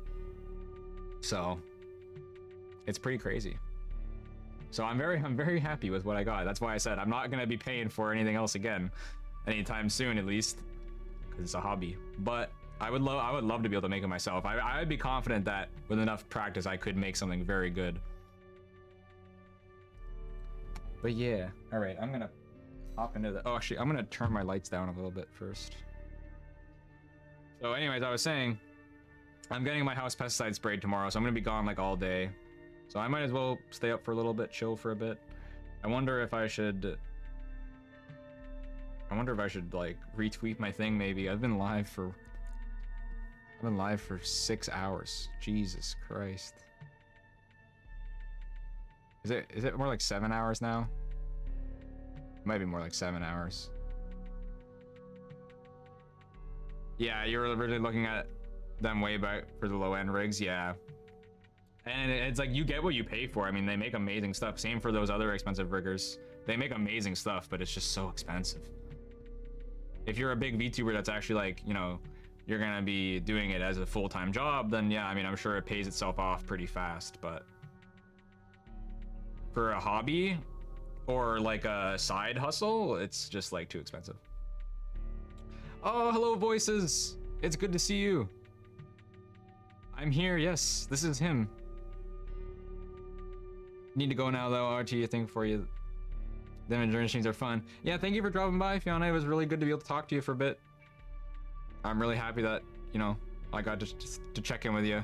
Because, like I said, I have no idea when I would be able to check in on your stream. So I'm happy we got to chat for a bit. Thanks for coming by. Yes. It's just because it's my one chance to stream. So I'm just doing it all at once. I don't think I'll consistently do a 7-hour stream. I cannot believe either, Voices. I'm just playing some Armored Core. But yes, have a good night, Fiona. I've just been playing some Armored Core. I beat some bosses. I've been doing some PvP now. I just did my first 1v1 like 20 minutes ago. I ate some food. I have now fueled myself up. I'm gonna go back in. I just need to turn my lights down in my room a little bit because it's getting nighttime. I gotta set the vibes. So there we go. I think that's good enough. I'm talking about my real life lights, by the way. That's why nothing is changing on screen. Just in case that was a confusion. Oh yeah, you've been playing? I just beat. Okay, yeah, actually, Voices, that's literally what I just did as well. I literally, like, before I just unlocked the PvP, I just beat the goddamn spider boss. That was a... I hated him. I hate him so much. But I did it. I just spent like 2 hours doing it. I had to remake my mech quite a lot for that one, but I'm doing some PvP now. The PvP is sick. And yeah, anybody is welcome to play. I'm gonna make a lobby here. I'm just gonna do I'm gonna make it like 4 capacity and then just do single with rotator with loser rotate out. I'll have it be open for now, but if anybody actually wants to join, then I can change it. So this is what I'm gonna do. I quite liked this map, but I think I'll try something else. I think, yeah, this will be cool for like cover and stuff, so I'll try this. Yes, video gaming. Yeah, oh, like, this is just such a good game. I don't know if you've played Sekiro, but this is directed by the combat director of Sekiro, and once I found that out this morning, and when I found that out, it just like all made sense to me. I'm just like, of course it's by the guy who was the combat director of Sekiro, because that's what this feels like. That's what this most comparably feels like in terms of the pacing of the combat. Like, it's just constant. You cannot let up for a second.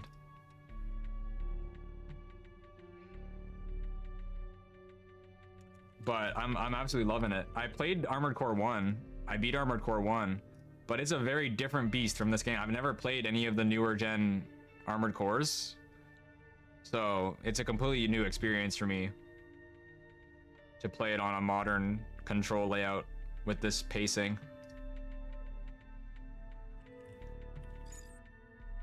Oh, I got a challenger, Vertron 47.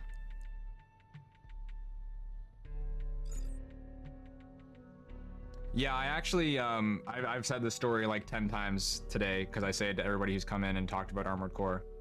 Oh, we even got a reserve player. Awesome.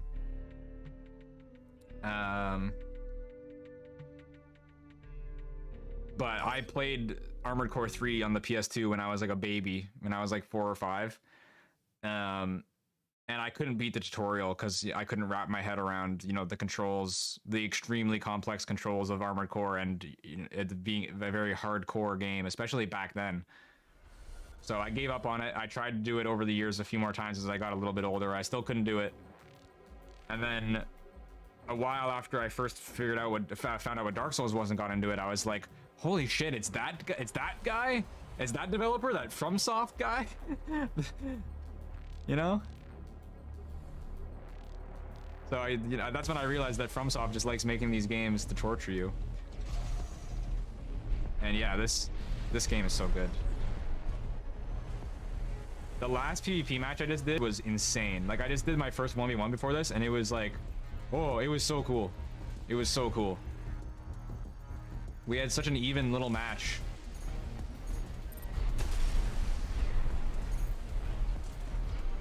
And there's just no game like this.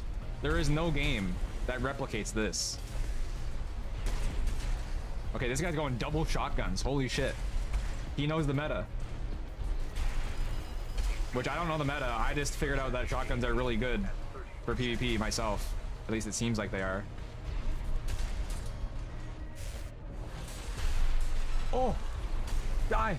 Die! No! Okay. Armor. Oh, he has a shield. Shit! Oh, see, it's so close. So it's so balanced.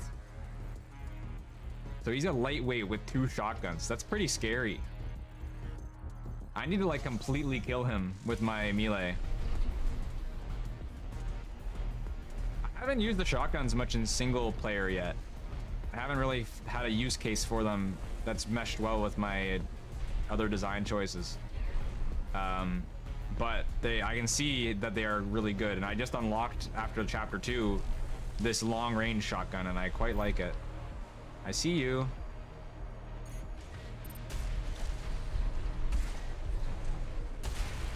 Ah, shit.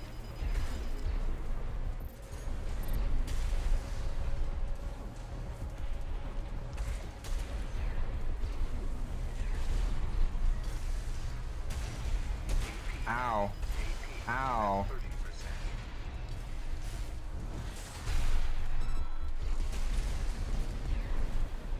I think I might be dead.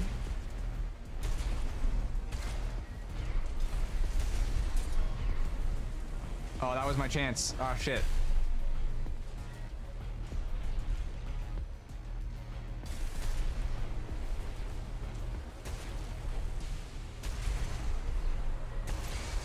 Oh.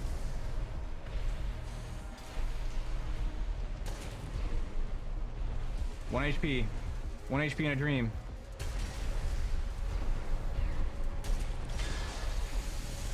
Okay, he activated his shield. It's only temporary, so I just gotta wait it out.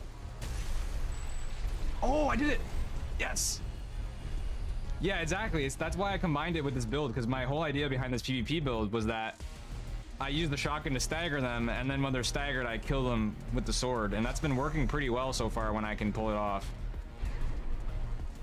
That's the thing, is the stagger is just unbeatable. And I like the only other weapon that really does the same level of stagger is something like a bazooka or a cannon, but they they take a lot longer to fire, and they can miss a lot easier, so. And they're better for like AoE. Okay. Let me try and like stealth it out a little bit. Oh shit. He had the same idea. He came up behind me. Where is he? Get the missiles on him.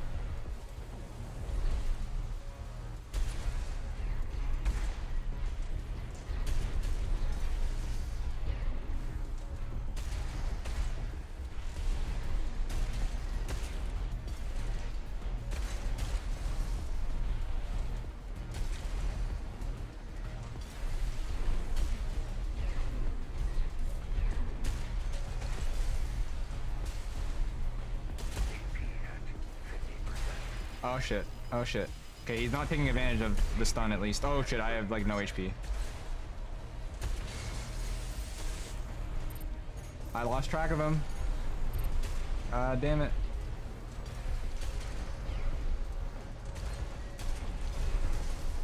He only has to hit me once. Yeah. Damn. It was a good try. Yes, have a good sleep, Voices. Thank you for dropping in. It was nice to see you. I don't have much time, as I've said to like everybody who's coming here, but I do really hope I'll be able to come in and see what everybody else is up to as well sometime in the future.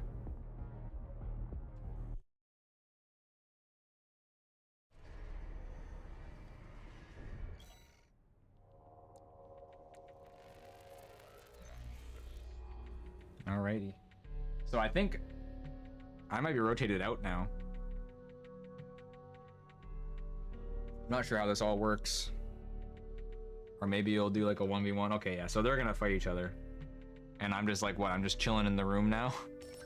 I guess. Do we get to watch at least? Okay, we do get to watch. I'm gonna sit back down. I've been standing up for a while. And I'm getting pretty tired.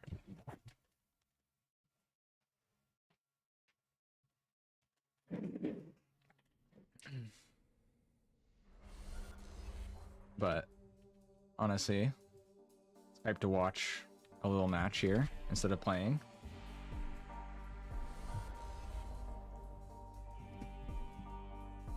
So that guy is going for more of a, the other guy's going for more of a tank build here. Okay, what are like the spectating controls?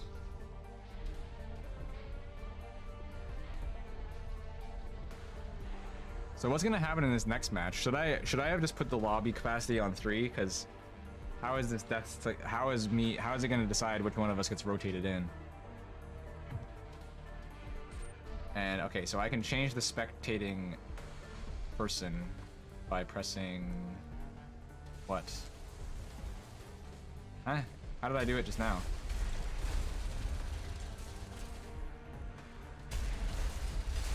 Okay, well I have no idea how I did it before. I wanted to see the other guy's perspective. Oh, okay. Oh, you just wait. What? Okay, you actually have to hit. You have to move the analog stick, not press it. Okay, so this guy has got a Gatling gun. What is that? What is that like stinger thing? Is that some sort of like pile bunker? Oh no, it's like a different thing, different melee weapon. I haven't seen that yet.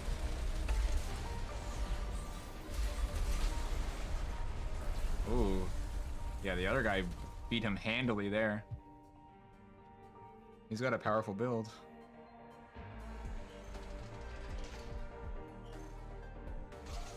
Let's see, I'm rooting for this guy. I'm rooting for the underdog. He's got the big boy mech.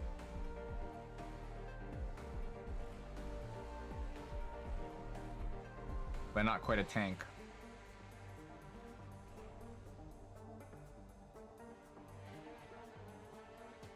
The music in PvP is so good too. I noticed this one in my first match earlier, but I'm surprised honestly.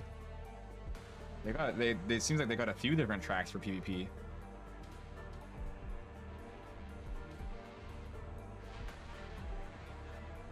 The other guy's like what, stealthing him out here or something? What's going on?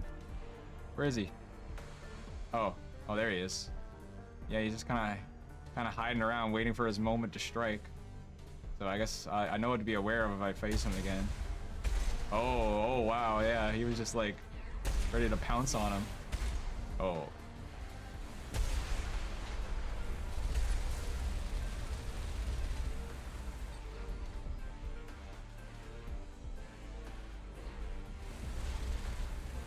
Oh shit. I'm even getting thrown off by this guy. Just trying to watch this. What the hell? This song is so good.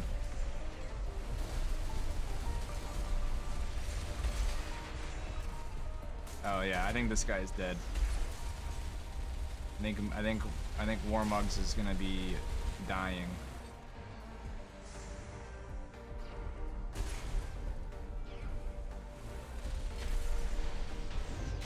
Oh. I haven't seen that before. That's like the kick with the tetrapod legs. It's like spinning. That's pretty cool. What is that? Oh, okay, so it does have range to it, but it's still like a melee attack. That's really weird. No idea what that weapon really is. It's pretty close.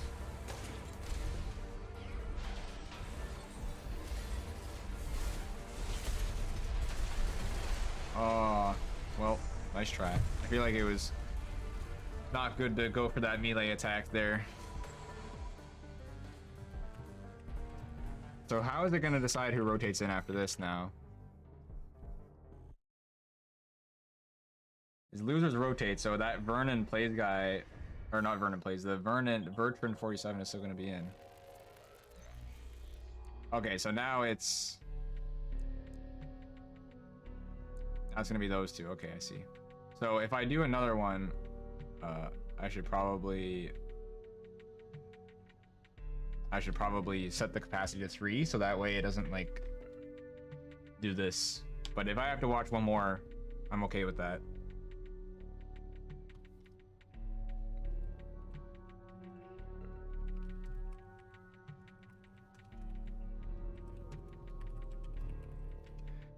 Okay.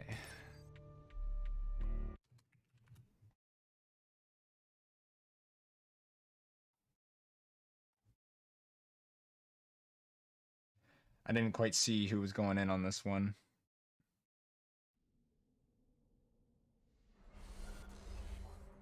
Okay, yeah, so it's this guy. It's gonna. Which can any of us 3 beat Bertrand 47?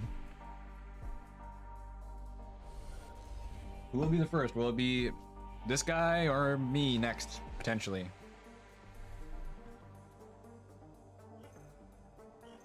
So, okay, he's got double dual grenade cannons, so he's got quad grenade cannon. And then he's got double long-range shotgun, which is the one that I have. Okay. Interesting. His mech looks cool. Or his AC looks cool. No.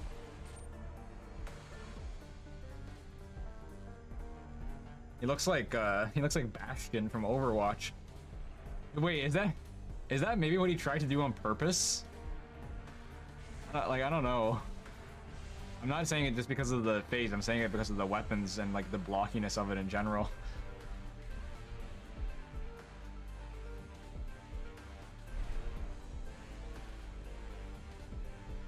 Oh, he's just flying. Oh, he doesn't even know where he is. Yeah.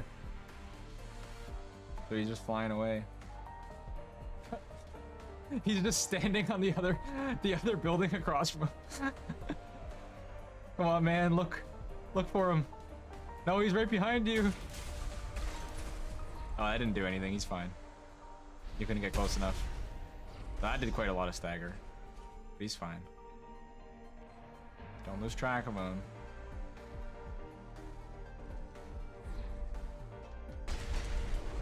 Oh, that's a bold move, using those cannons on him while he's just in the air.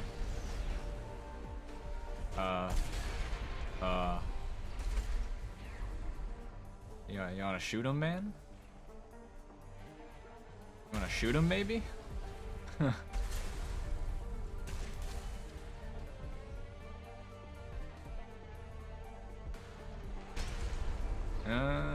Yeah, I don't think you're gonna hit him with the cannon like that. Come on, I believe. I believe.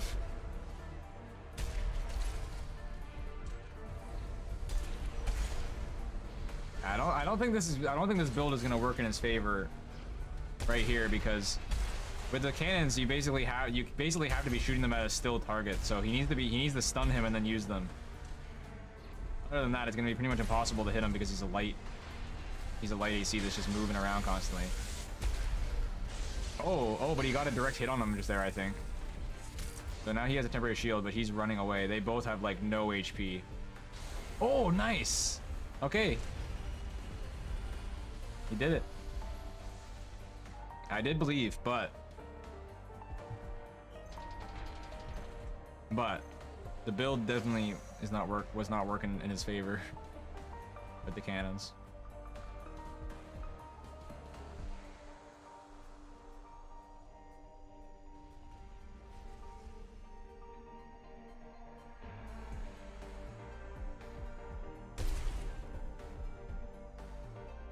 All right, let's see. I kind of wanted to be the first one to beat him, but you know, I'm still rooting for this guy.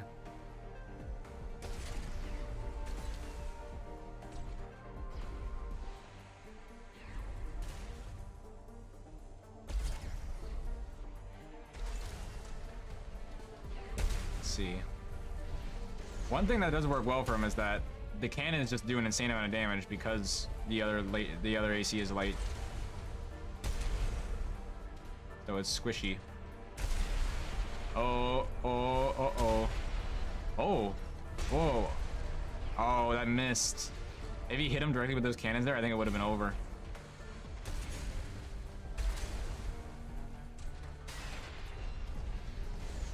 Oh. Okay, wow. He did it. Oh, no, not yet. Now he did it. Wait, what? Yeah, you did. Okay, nice. Good job. I guess now I'm gonna have to face him instead then. All right. Let's see if I can stay in for a while, especially because it's a 4-man. I don't want to get kicked back out.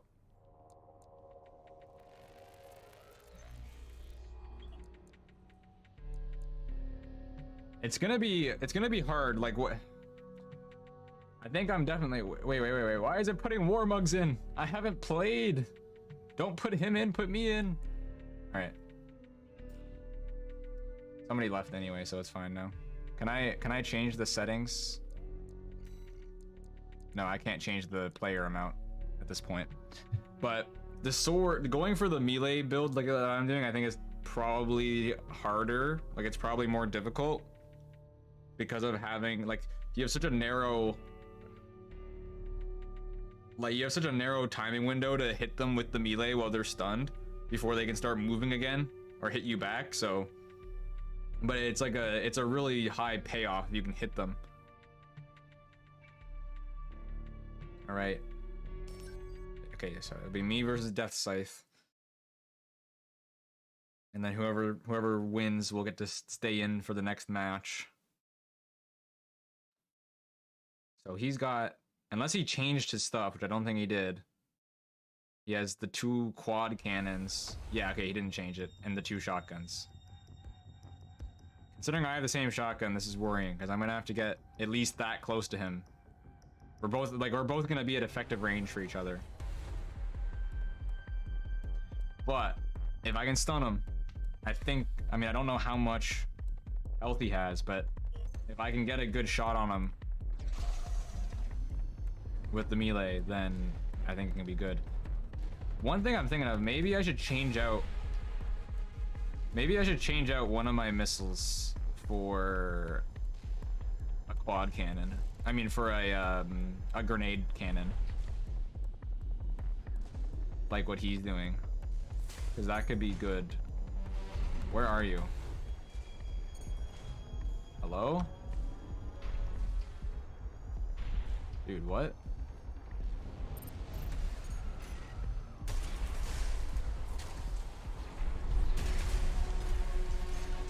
I need to move.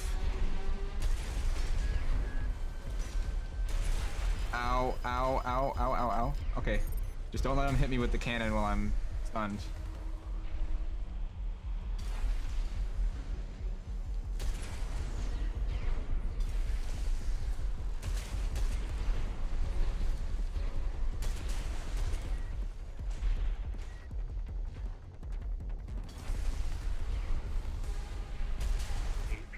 Oh shit.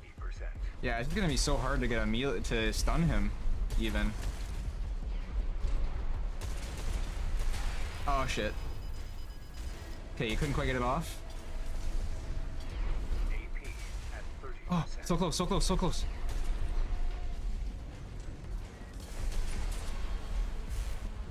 Yes! Yes! Okay. Oh man, that's so cool to do that. Even though this might be the harder way to go about PvP with this build, it's just, oh, it's so fun to get the, finally get the stun and the melee hit. This is definitely like what I want to stick with, I think, generally. But yeah, I don't know if 2 missile launchers is the best idea, because I need to get more stagger, and if I can't get the shotgun blasts off consistently, then it becomes very difficult. Where is he? Okay, I don't want to let him get too far above me, or else he'll quad cannon like that. But I dodged it. I think the plasma missiles are really good, it seems like, for building up the stagger.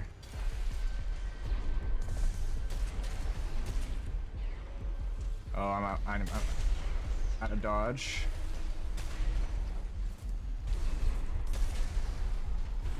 Oh, I might be able to stun him here. Okay, not quite a kill. That's fine. Oh shit, oh shit. Get out, get out, get out. Yeah, it just takes too long for his cannons to charge up. It's not really effective. Like, if he can hit it, it's effective, but it's too hard to hit it, it seems like. Where is he? Hello? Did he just run?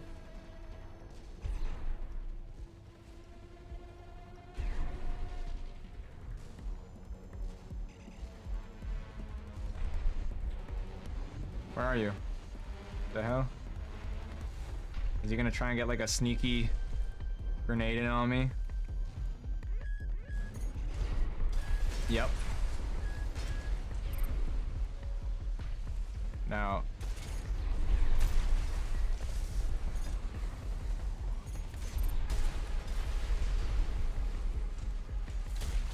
I'm not gonna let you get away again. Oh, nice. I guess he only had a little bit of health left after I did that one melee, yeah. Okay, I'm staying in. I quite like this lobby system, honestly. It's kind of cool how you can get these little lobbies together and then just have it be like, you know, different people leave and stay based on the rules you set for the rotation.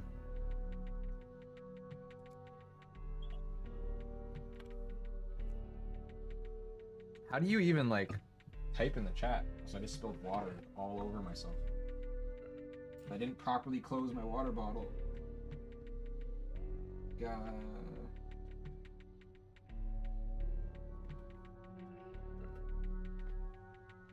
I don't know how people are doing the preset like good job messages, but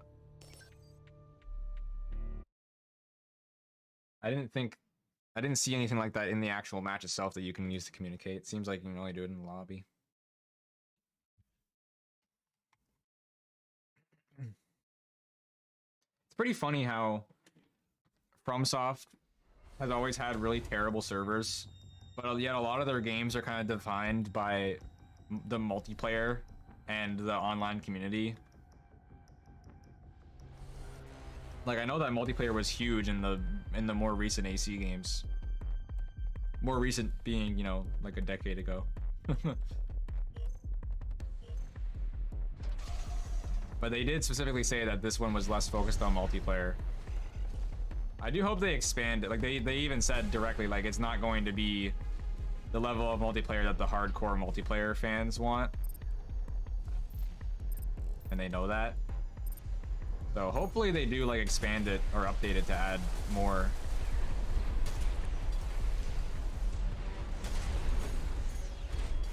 Because I would play the hell out of this multiplayer, and I'm going to play this all out on itself, but this is not going to, you know, it's not the same level of content as like a fully focused thing. I'm happy they focus on the single player, but like I said, they could expand it in the future. I think would be pretty nice. Okay, now this guy is gonna, his armor is really strong, so this could be difficult, especially to break through that like Gatling storm right there. Whoa, okay. Okay, yeah, so I ricocheted from that far, so I'm gonna need to get closer than that.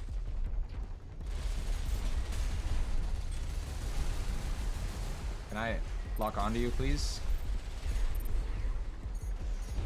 It seems for multiplayer the lock-on gets lost quite a lot, so I might have to... Oh shit. Oh shit. Oh. I'm gonna get stunned. The locking gets lost quite a lot, so a mouse and keyboard might even be better if I learn how to play with it. But for now, I'm just used to controller, so I'm not gonna bother with that. Come on, I just need a little bit to stun you.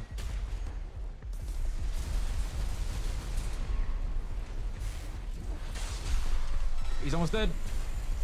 Okay, pop the shields.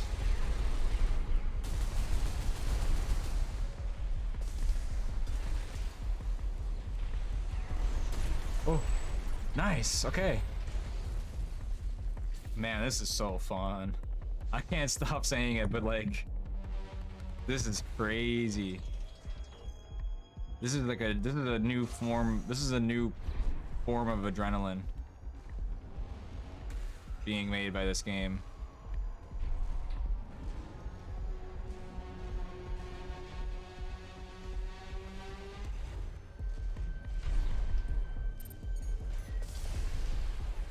Okay, I'm just gonna go right for it this time, honestly.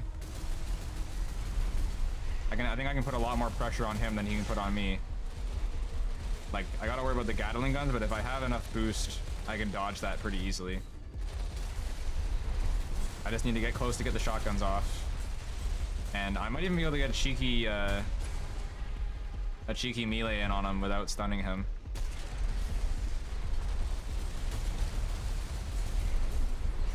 Let's try it. No, too far. But he couldn't really punish that. Or he just didn't. I don't know if it was like a choice or not.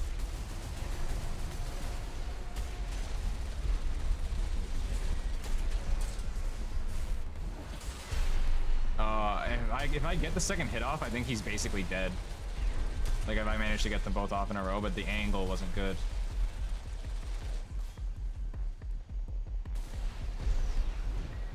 Oh yeah, I should try to do a kick on him actually. That would be good for getting a melee hit in.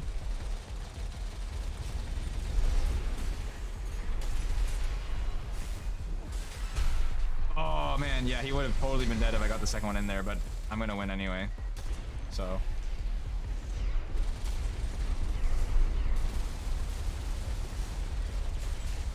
Alright. Nice.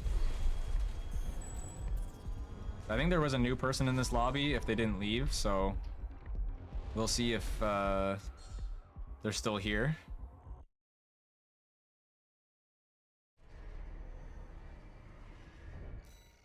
Okay, yeah, we even got a fourth person. Nice. So how do I show chat? Good job. Is there like a good game? Nice to meet you.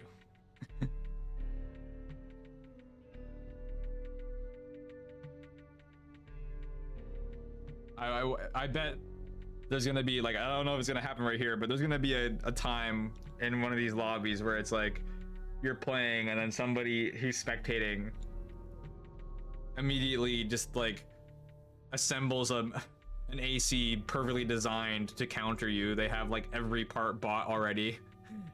They just throw it together real quick.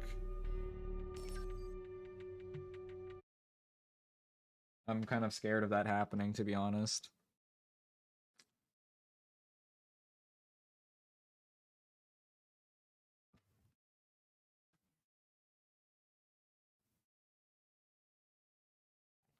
Let's see. This is against that, I don't know, guy that starts with an O in his name.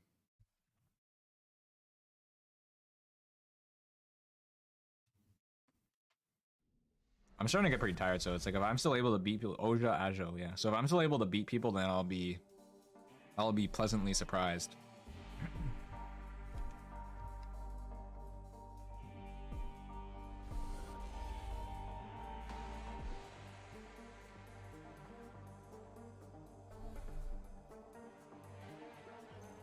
All right.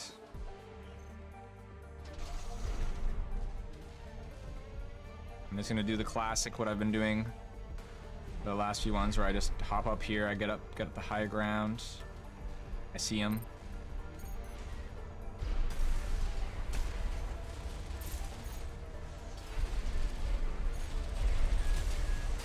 Oh shit, oh shit, oh shit, oh shit. Oh shit. That might be a problem.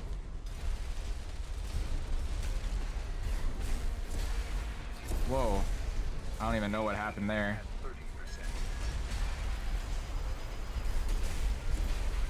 Whoa, what is that ability?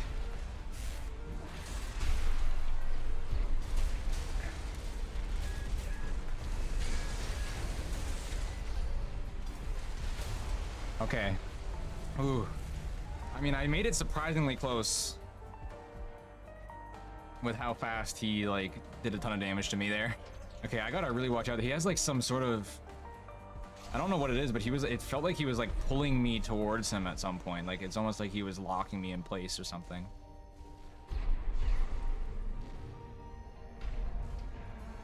This is a good map. I like this map for the 1v1s. Where is he? Where does he go? So that's what that is. Yeah, that's like, he like jumps at you, basically. Holy shit. That's rough. And then, oh my god, he can just repeat that so fast. That's pretty crazy.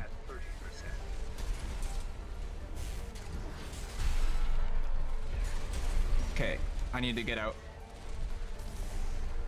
I need to rebuild my stagger.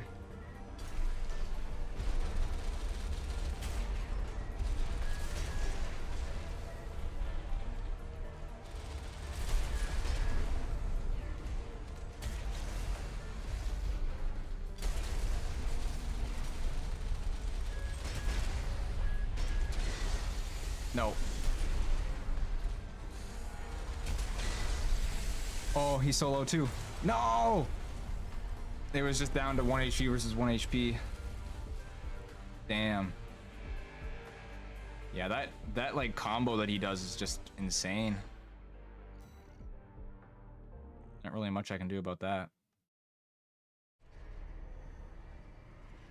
Without knowing about it in advance, I mean. I think, yeah, if somebody else wants to fight him, they can go ahead. I'm gonna leave this room because I don't want to wait forever again. I didn't mean to leave the... oh, I hope they didn't, like, close the room for everybody. I think I'll make a different little AC here, and I'll hop into a 3v3. Because the one that I have right here is not really great for 3v3s. And I'll see if I can have fun in the 3v3, because I did not really like the other ones that I did. But I don't think the sword is very good for a 3v3. So let's see. The pile bunker I don't think is going to work in multiplayer at all, which I already said before. So what can we replace it with? There's a stun baton. Is that maybe what he had? No, I don't think so. So most of this will overburden me.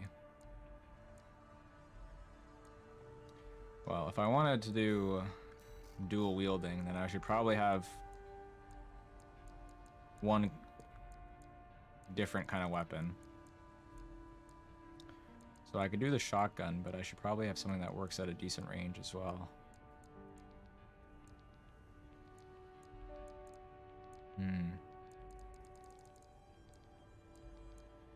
I might have to do a heavier build. I think Here's what I'll do. I think I'll build a tank, honestly. I think that'll be fun for a 3v3. Oh, I have new tank treads. Whoa, what are these? What? These look crazy. Inspired by wheelchairs made for competitive sport. Oh. It's literally inspired by the look of a wheelchair in universe. Okay. That makes sense, because that's what it looks like. Okay, that's pretty cool.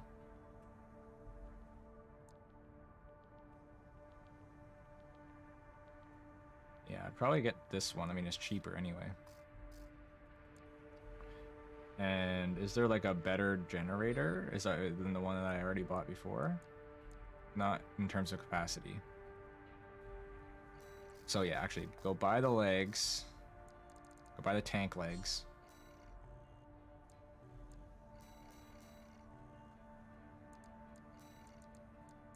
Put them on. I will sell the tetrapod legs for now because I don't see myself using them anytime soon.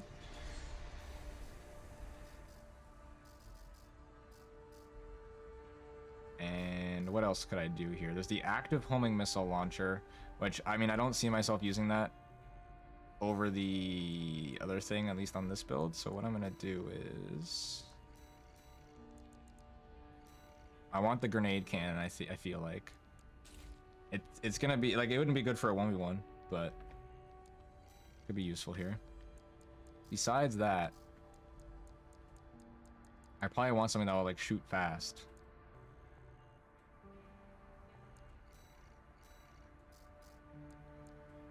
So probably not, okay, so for the left back. So probably not the laser cannon.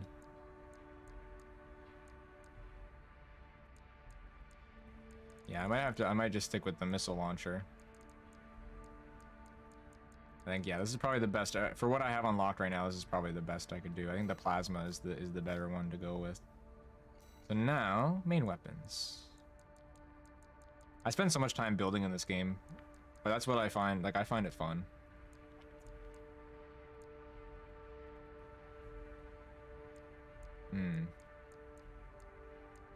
I wonder, should I just get like another big grenade launcher? It works with the tank because...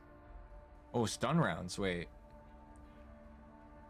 Special projectiles that scatter electrometallic shards. Okay, that could be interesting. But I don't know. The Gatling gun is probably pretty good for any sort of multiplayer, but I don't know. I found it quite lacking, it seems like, when most other people were using it. But anything that's good for keeping pressure up. I gotta have a bazooka, right? Like, I should probably have at least one arm be the bazooka. I'll do left arm bazooka because I'm gonna be hitting the button less.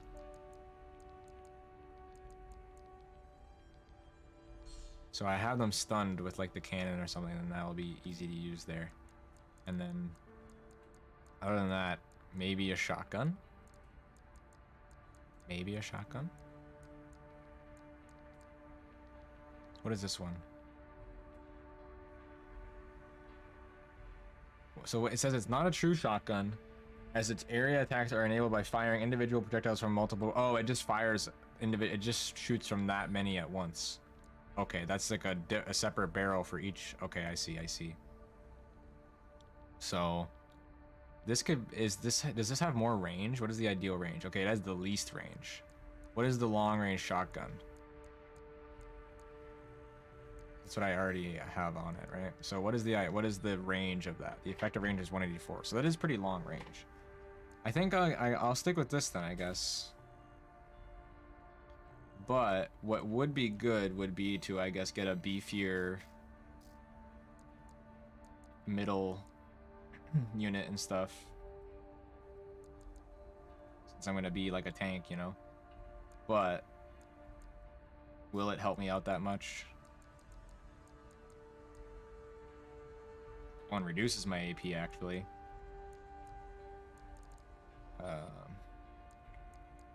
Oh yeah, some of these actually can be a pretty big difference. That's 820. I guess I could go for that one. That's like that's the bulkiest one, right? Yeah.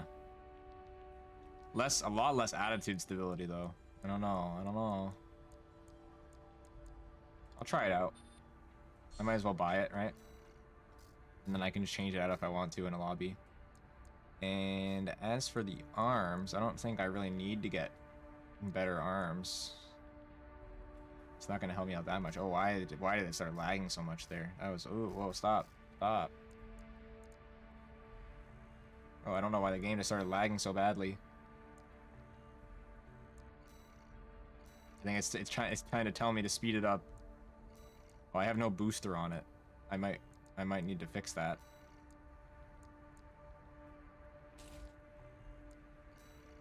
You want to stop lagging, please? Oh, okay, so the tank legs have their own booster. Okay, cool. I didn't realize that. Is there a different... No, I should have these FPS. That FCS is fine. Okay.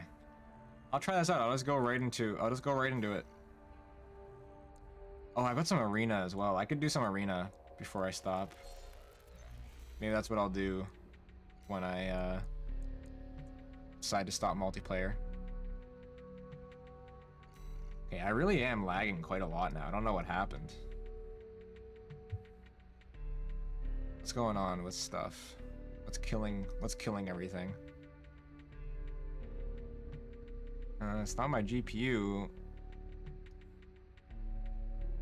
Huh. I don't really know what's going on, to be honest. So I will just I'll just hope it's fine. And hope the stream doesn't break. Alright, so no, I don't want to create a room, I want to search a room. Search a room. Match format team. And we do search. Oh, there's only one team game going.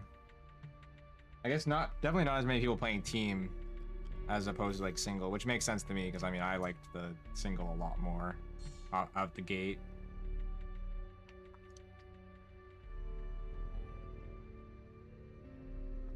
But let's see if we can get a game going.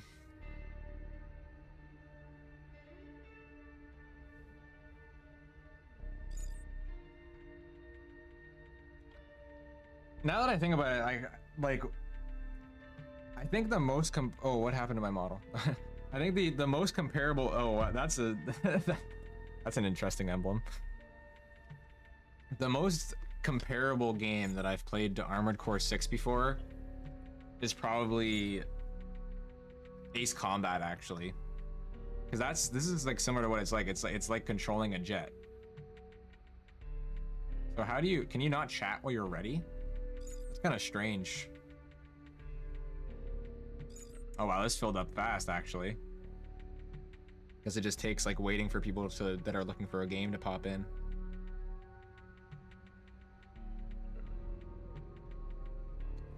But this is gonna actually have to rotate people because it's only 3v3.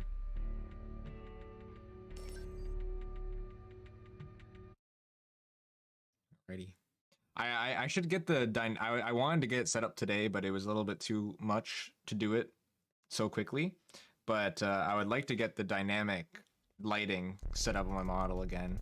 I think that would have worked really well with a game like this, like paired really well with it because of how fast the lighting changes in the game and stuff, and how reactive the game is in general.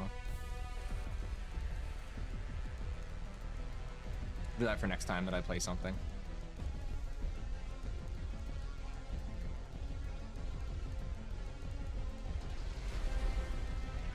Alrighty. Oh, I'm so slow. Oh, I'm so slow. Okay, this is better.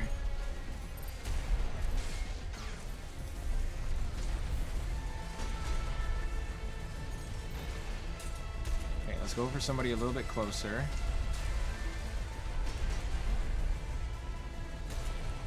I need to be a little bit closer than this to target them. And then especially if I want the shotgun to like do good, then I'm gonna need to be a lot closer.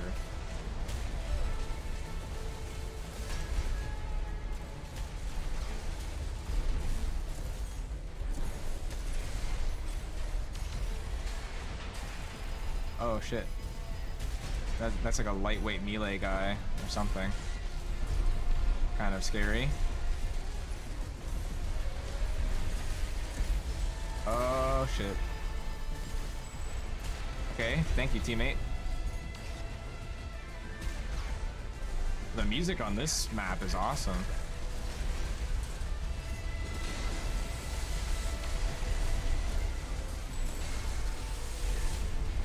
Yeah, the Gatling gun probably would have gone better with this, or like some sort of assault rifle, because I just can't get close enough to people when I'm this slow.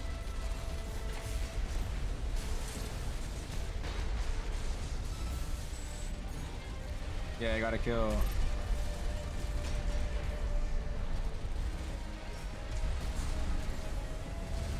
I better remember to use the bazooka a little bit more. I haven't really been using it.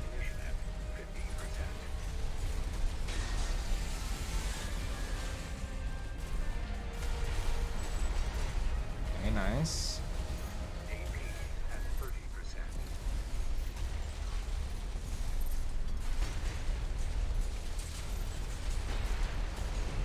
We're kind of destroying them, to be honest. Feel a little bit bad.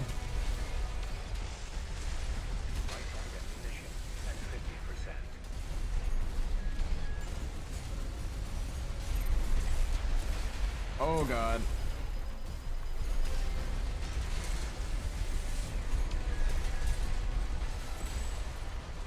Yeah, I did. It'll probably be better to switch off the shotgun. I'll see if I can do that quickly before the next round starts.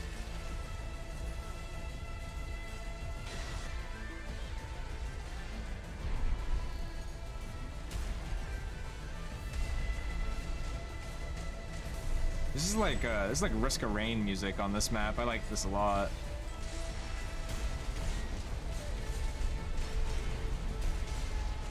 Cannon is quite inaccurate against like any level of movement.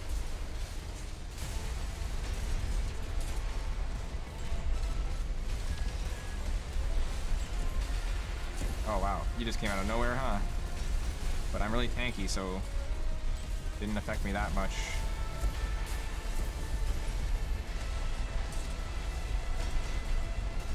And oh, okay, no, I like this one. Once I get into close quarters with somebody, it's pretty good actually. Maybe this is worth even trying out in the 1v1s or something. It's a bit of an unorthodox one, but for me, for my playstyle at least, but I mean, it's worth trying.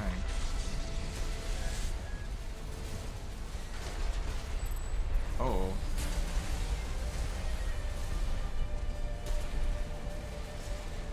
Not just like unorthodox, but it's slow. Like it's a slow vehicle. And I kind of like being able to move around really fast and get in the air easily. Which is not what this kind of build is good at.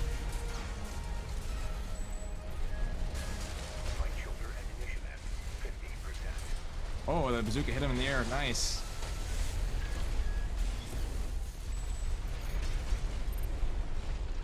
Where's an enemy? There's an enemy. Whoa. How did he not die? He had like 3 of us all attacking him. Okay, now he's dead.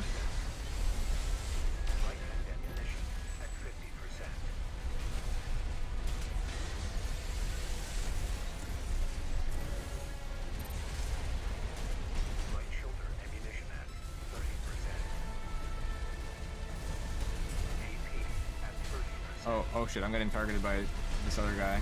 I gotta focus on him.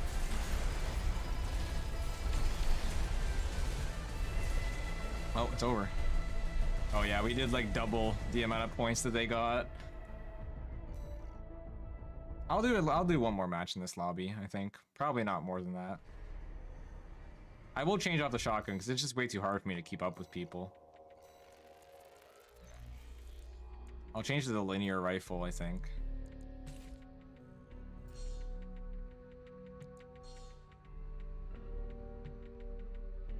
I'll do one, maybe 2 more, and then I think I'll do maybe a couple arenas or something. And then I'll head out.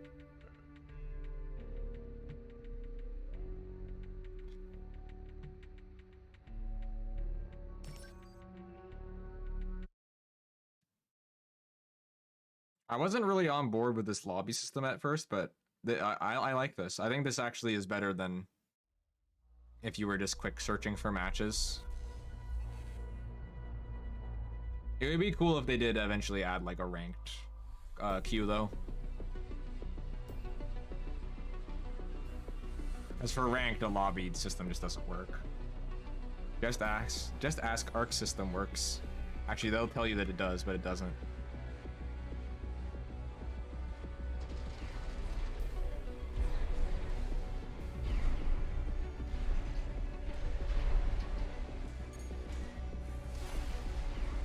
Oh, it's that weird blade range weapon that I saw before. Okay, yeah, the linear rifle is definitely working better already just for like actually targeting people from a distance. That's a bold move. You're really getting on my ass, huh? Yeah. Oh wow, they did a lot of damage to me actually, but I'm doing a lot of damage to them, so.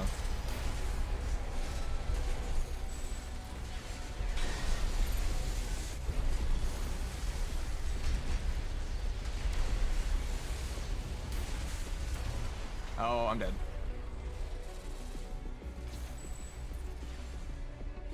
Our team is quite good. I mean, I can't even, there's just too much happening. I can't even pay attention to like what everything is going on, but it seems like my teammates are getting a lot of kills. I really have no way of knowing. This map does not, at least the jumping over part. Oh, okay, you actually don't need to fly over, never mind. I was gonna say it does not suit my tank very well, but you don't actually need to do that.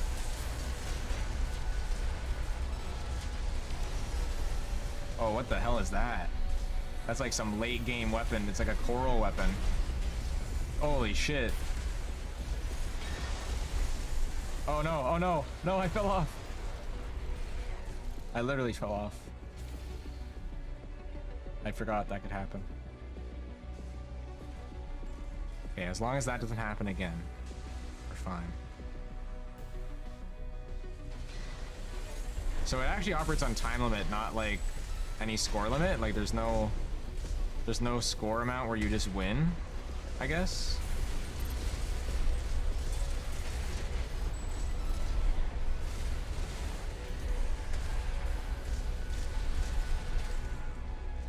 Who's shooting at me?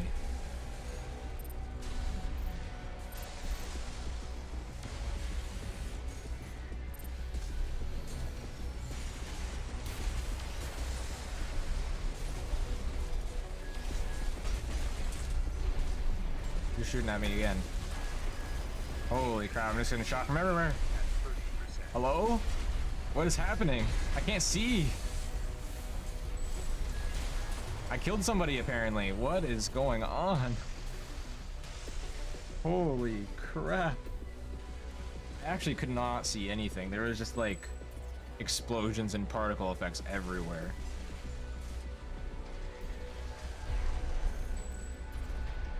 But we're winning, so yay.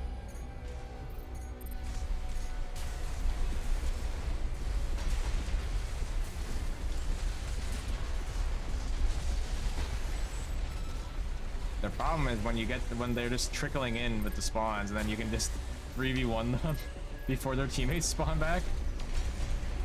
Whatever that weapon is crazy. Oh, and that too. Like, oh, get out of here, man. That is insane.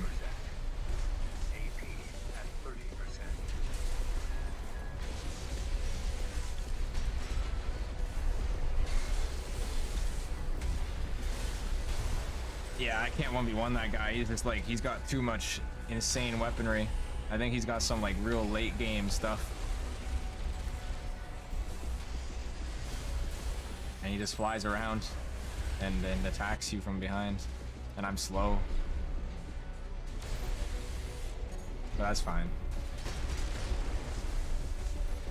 That is the caveat of this build.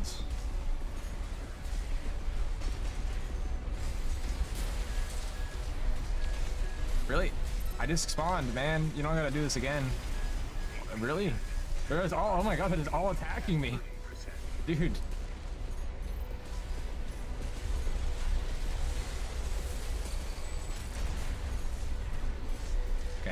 We're good. What is that? Like, actually, that thing that just happened is crazy. I wonder if you can just do that on a whim and pretty much like do a ton of damage with whoever is in melee with you.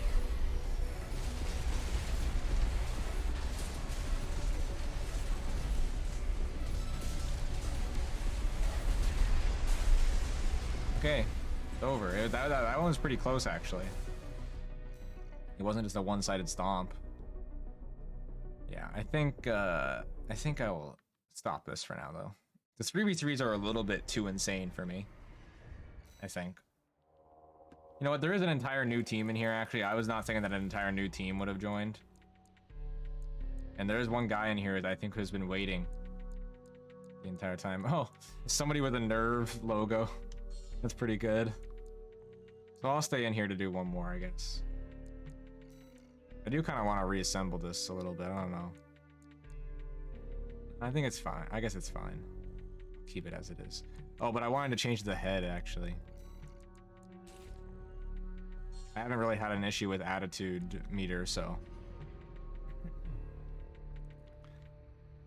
So I guess those two are like changing their build.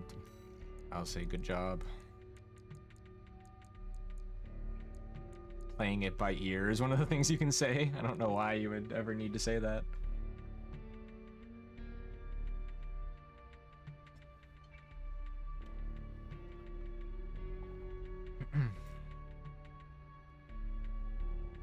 All right, they're ready. So let's see, and then I'm done with the PvP after this one.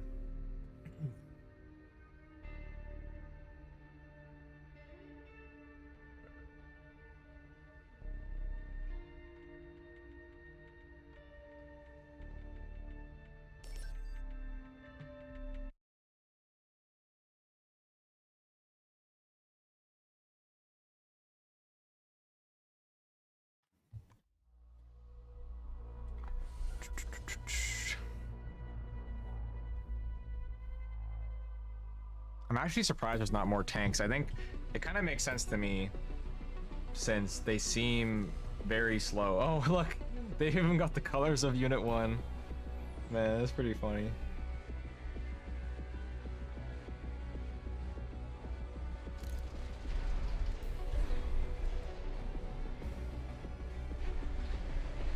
Wait, what? Huh? What happened? Did the what? Did the lobby close? Ah, okay. Well, I guess I'm not playing another one anyway.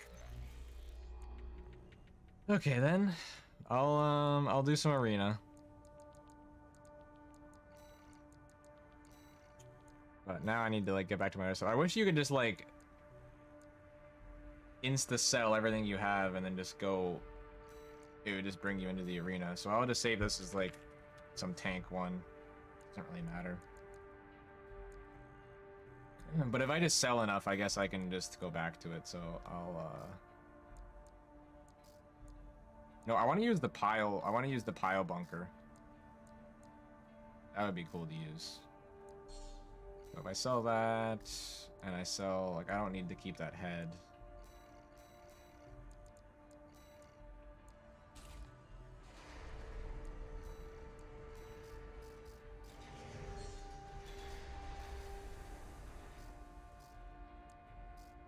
I mean, I don't need to keep the tank tracks either. I don't think I'm going to use them very much, so I can sell them. Oh shit, I need to change the legs out.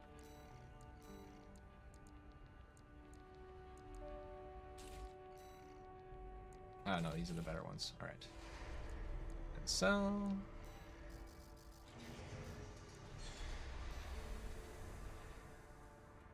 And then now I should be able to go in data and then just change to the all-rounder. It'll purchase the missing parts. I can sell this. Oh, yeah, it's equipped. What I want to put on is the new rifle, the Scudder. It's on the right sword. I think I'll keep the cannon. You know what? Do I keep the 10 cell or do I change to plat? I'll keep the 10 cell. And I'll change to this targeting chip. And change to this booster. Yeah. And then put the terminal armor expansion in. And then I can sell this, which I won't really use. And save this as my new all-rounder one.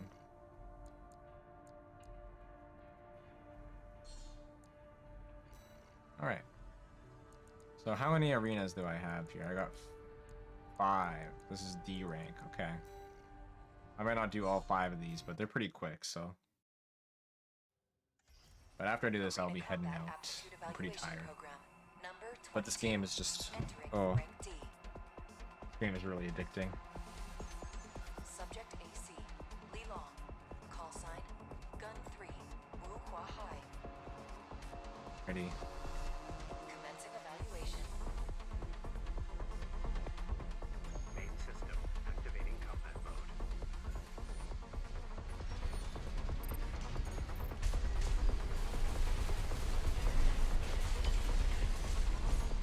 I assume that these are going to get really difficult later on. I know that they definitely are capable of making AI ACs extremely hard from what I played of AC1.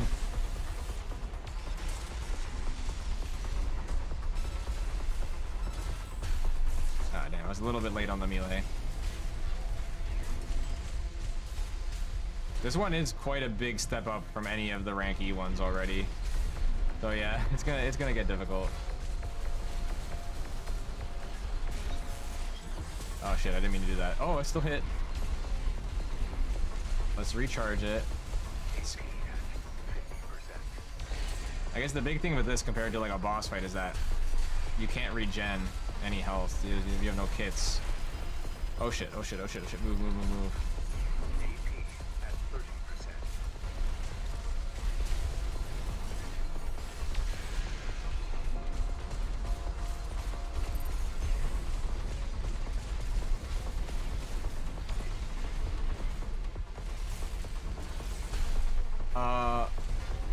So close. Come on, stun them, stun them. And then that should be it. Okay. Not quite from that melee hit, but close enough.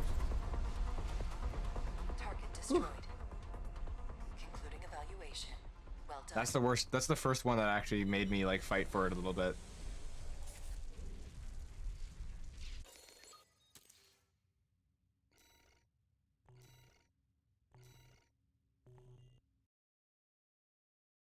Also, it's nice how you actually just get a flat payment on the arena battles. You don't have to pay for ammo or anything. Ring Freddy. Oh yeah, I didn't read the lore of these people actually. Or those are the ones I did earlier. This one is just born Kara has no scheme, was 200 handed for Huawei during his days as a criminal mastermind. And exploitation of others was a byword for opportunity. However, his illicit feng shui pharmacy operation was a fatal overstep, imperiling the health of Balam's economic sphere and leading to widespread disease. It was Nile, now the deputy commander of the Red Guns, who ultimately shut Hawaii down. Is that the guy who I fought earlier? No.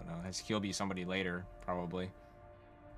It is pretty cool how you can meet these people in game. Like I thought you would just fight them in the arena, but then I actually ended up having to fight Rummy in one of the missions. So Ring Freddy, a paramour and personal attendant to Dol Mayan, Freddy maintains an aloof distance from his fellow comrades.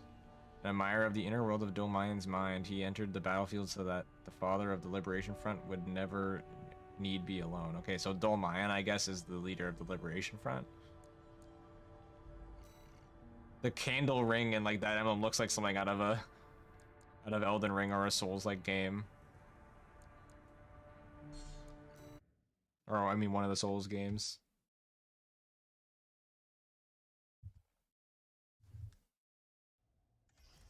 Arena Combat Aptitude Evaluation Program, number 21, rank D. Okay. They got, what is that, dual missile launchers? Subject AC, candle And then the back is, I see one cannon. I didn't quite catch what the other thing was. Commencing Yeah, it's just dual cannons. Okay, Main system activating combat mode. that's interesting.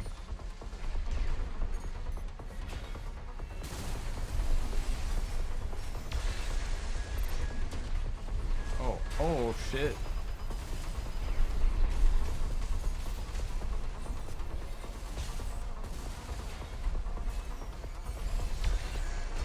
Oh, stop. Yeah, this is gonna be... They do a lot of damage. I need to not get hit, basically. Especially by that. That's pretty crazy. I get hit by that. I think I'm gonna be dead on this one.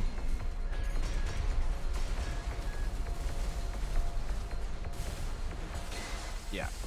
There's just no way. Alright. Ooh, this is gonna be... This one actually might be a bit of a challenge. That's the first time I've ever died, even once, to one of the arena ones.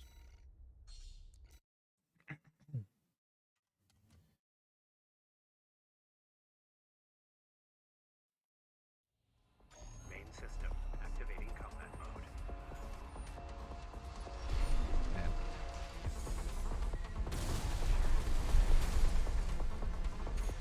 I gotta remember to hover a little bit more this time. Okay, that's good. Let's get a little bit of my stuff back.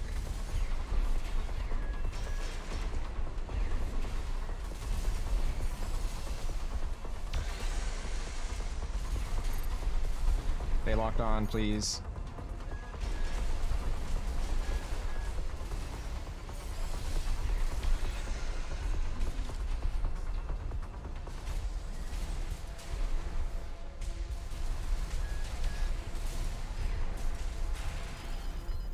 Uh-oh.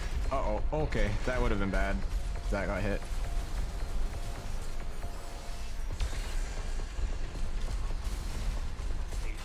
Oh shit, oh shit.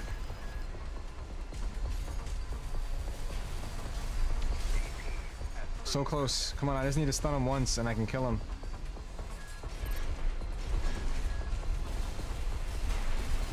Please. That's all I ask is for one stun. Oh, now he has a shield too. Left shoulder ammunition at 50%. Oh, okay. I wasn't even paying attention to the missiles. This one could be difficult with this build. If I had like another gun instead of a sword, it would probably be really easy. But I think this is definitely still doable. Main system activating combat mode.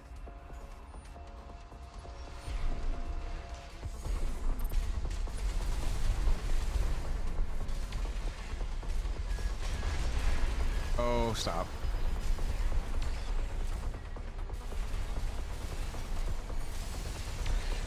AP at 50%. AP Ow. 30%.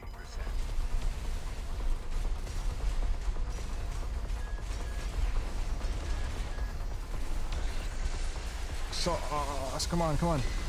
Oh, and he has a shield. God damn it. Alright. This is gonna be a little bit hard, actually.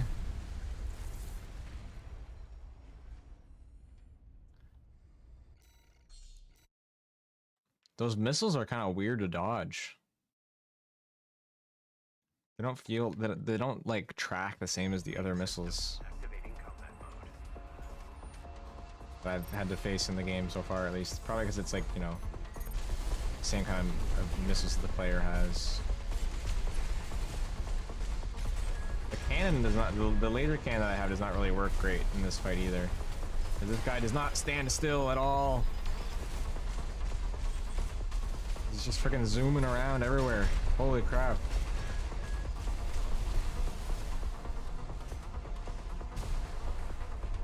Okay, let's recover. It's easy to dodge those things.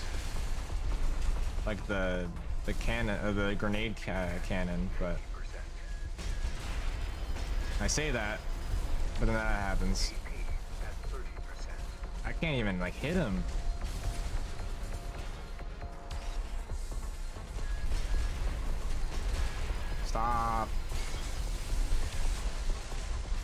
See, I'm so close to getting him. Ah, I'm so close to getting him stunned, but I can't quite stun him. It's hard to just go for the melee because he's always shooting missiles, or the grenade cannons could just be shot at you. Main system activating. But let's see.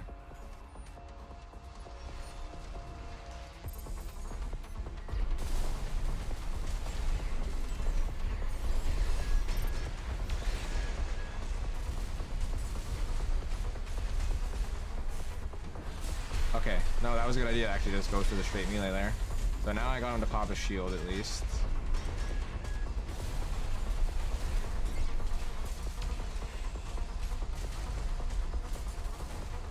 Okay, don't use too much of the boosts. The good thing is that he pretty much uses the cannons whenever he gets them, so it's pretty predictable.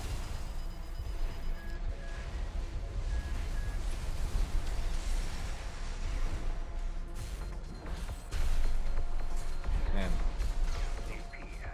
he's pretty slippery. Stop hiding behind the wall. Alright, you're dead this time.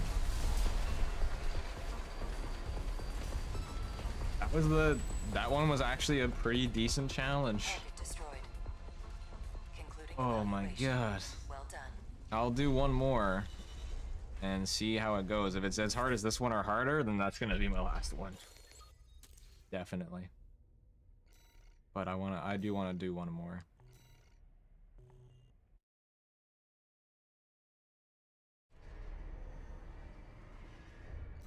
I expect most of them to be pretty easy, so we'll see. Fifth squad leader of the Vespers, the Arquebus Group's augmented human squad. Like Swinburne, Hawkins is a member of the Generation 7. So there are at least 7 gens of augmented pilots. We're Gen 4. He has lost a great many colleagues and subordinates to the progress of science and revolutionizing the surgery. However, he has reached a certain peace with their sacrifices, knowing that his generation of surgery is far safer than those of the past, free of the loss of humanity inflicted on the coral technology generations, or the grisly accident of the interim generations. Okay. Don't know what generations correspond to those terms.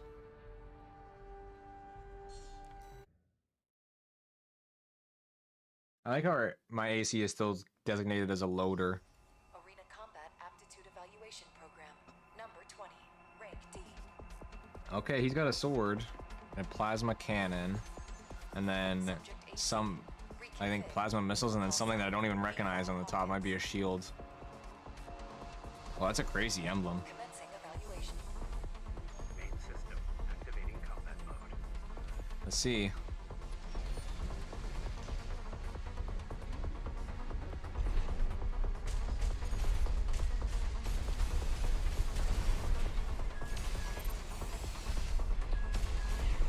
Oh, yeah, okay, he's got a laser cannon like me. His build is actually pretty similar to mine, except for the tetrapod legs.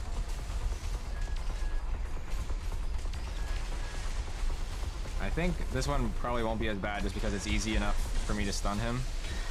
Oh, I say that, but then he just popped the shield.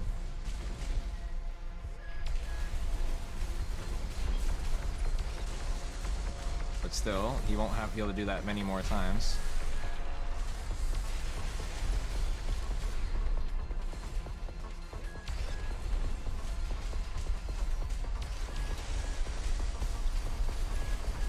I have a big advantage that he actually like stands still for a little bit sometimes.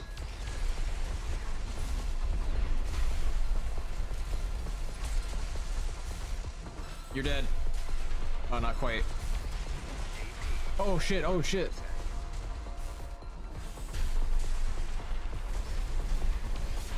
Okay, I did it. I didn't want to redo that. In that case, I can just go ahead and do the next one, because that only took a couple minutes. Concluding evaluation. Well done.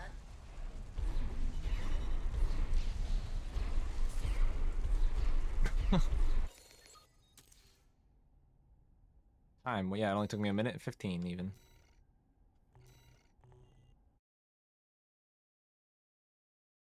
But this is the D rank ones.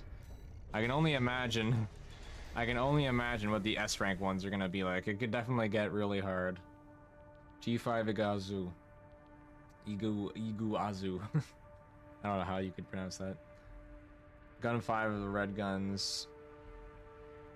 Actually, Gambler Igazu bet big and lost, and he was forced to undergo experimental 4th generation augmentation surgery to pay back his debtors. In his new life, he quickly began to quarrel with Volta, his oftentimes partner in crime. Igazu recalcitrant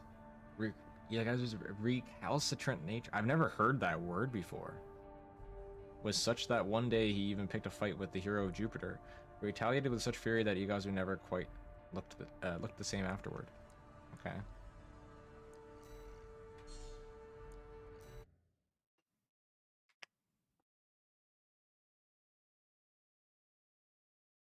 But not dead, they're still alive. So I could end up meeting them. I wonder if you're gonna meet all these people in the game. I don't think you could, because there's just so many. Okay, they have some sort of rifle. Maybe a like the linear rifle and a machine gun. And I can't even tell what's on the back. Commencing evaluation. Main system activating combat mode. Oh, it's this map.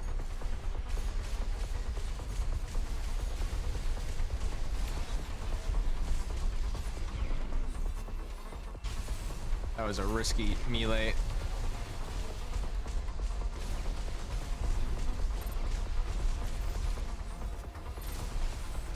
That's not what I meant to do.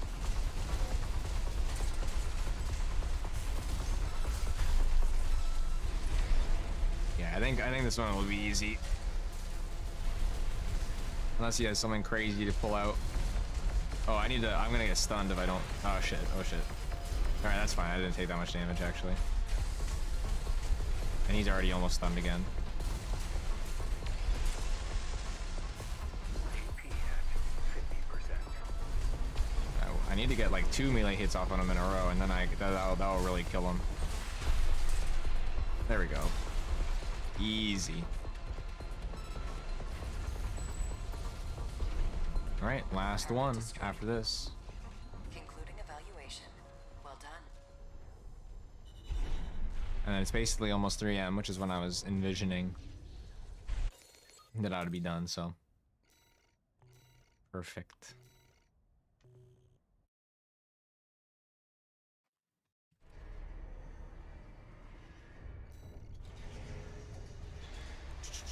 Okay. Roku Monsen. Wandering independent mercenary who shelters with the Rubicon Liberation Front, well versed in long-lost classical theater, he has a particular interest in ninjas and kabuki, relics of the past that he learned of from the Japanese immigrant culture, which now heavily influences his eccentric style.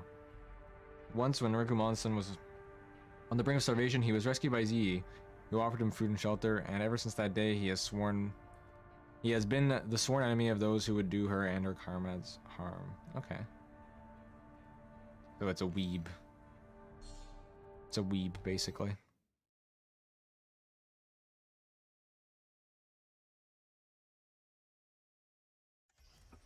Arena Combat Aptitude Evaluation Program. Oh, he's got a Rank D. he's got a hand weapon Evaluation. just mounted on his shoulder. Subject AC. He's a shotgun, Shinobi. Call sign. and I guess that's a blade and a shield. Okay, Commencing evaluation. it's interesting. Main system activating combat mode. Wonder how the AI does with like a optional hand weapon.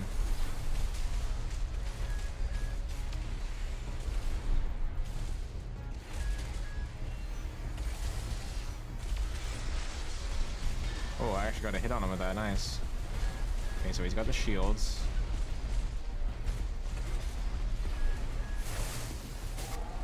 Whoa. Whoa, what is that? Okay, I'm gonna go for melee. Oh! Yeah, these are all really easy except for that one guy.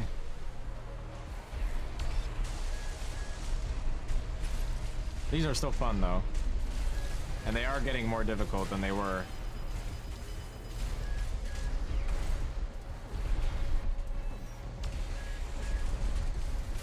Oh shit.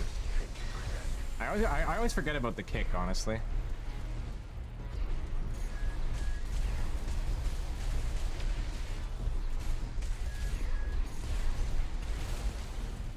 Ow. Okay, actually, no, I might lose this if I'm not careful.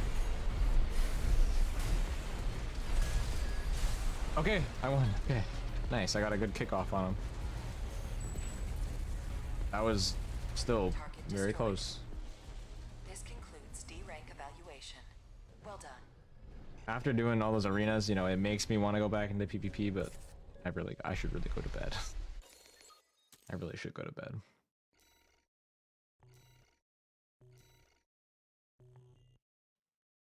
But wow. This is the first time I've really gotten to like sit down and just like play this game. Oh. Probably just telling me about the finishing the arena rank. Congratulations, you have surpassed rank D. We hope that our aid has helped push you to achieve greater things. All Might exists for all mercenaries. Alright, so now we get rank C next time we unlock more. Oh. Yeah, okay. I am done for now, but that was the first time I really got to sit down and just like play this game for so many hours straight. 8 hours, holy shit. Yeah, I've just been able to play it like here and there for the last week, so it was nice to actually be able to sit down and just really grind it out for a bit. Of course, alongside coming back to this for the first time in so long. I'm really happy I got to go back, the words are not working anymore.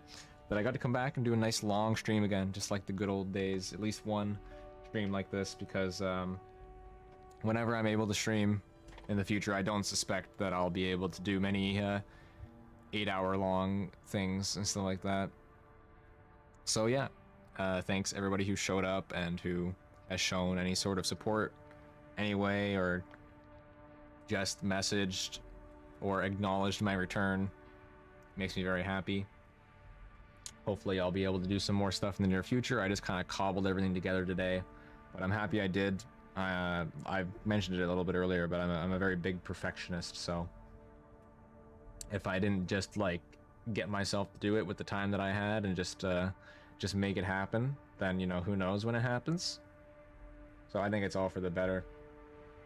I've got to work out what I want to do in the long term with like if I'm doing YouTube or Twitch and stuff.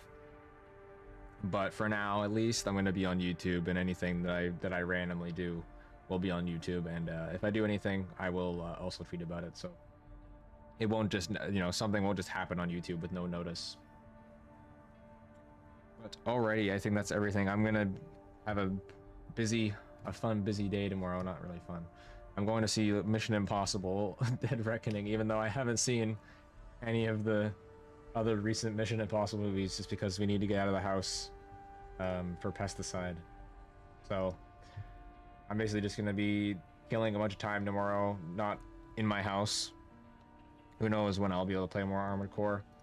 If I do, I would like to do it on stream, but again, the bits of time that I have recently is less so like that I have, you know, 3 to 6 uninterrupted hours, or even, I guess in tonight's case, 8 hours, that I have that many uninterrupted hours to just sit down and do something.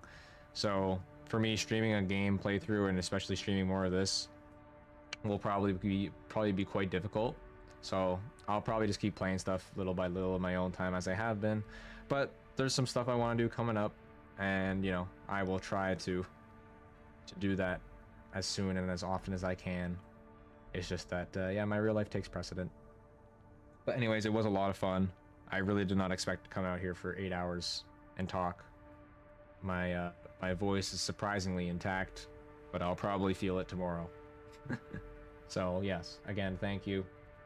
I really appreciate it, and it was fun chatting. So I think I've dragged that out about as much as I can.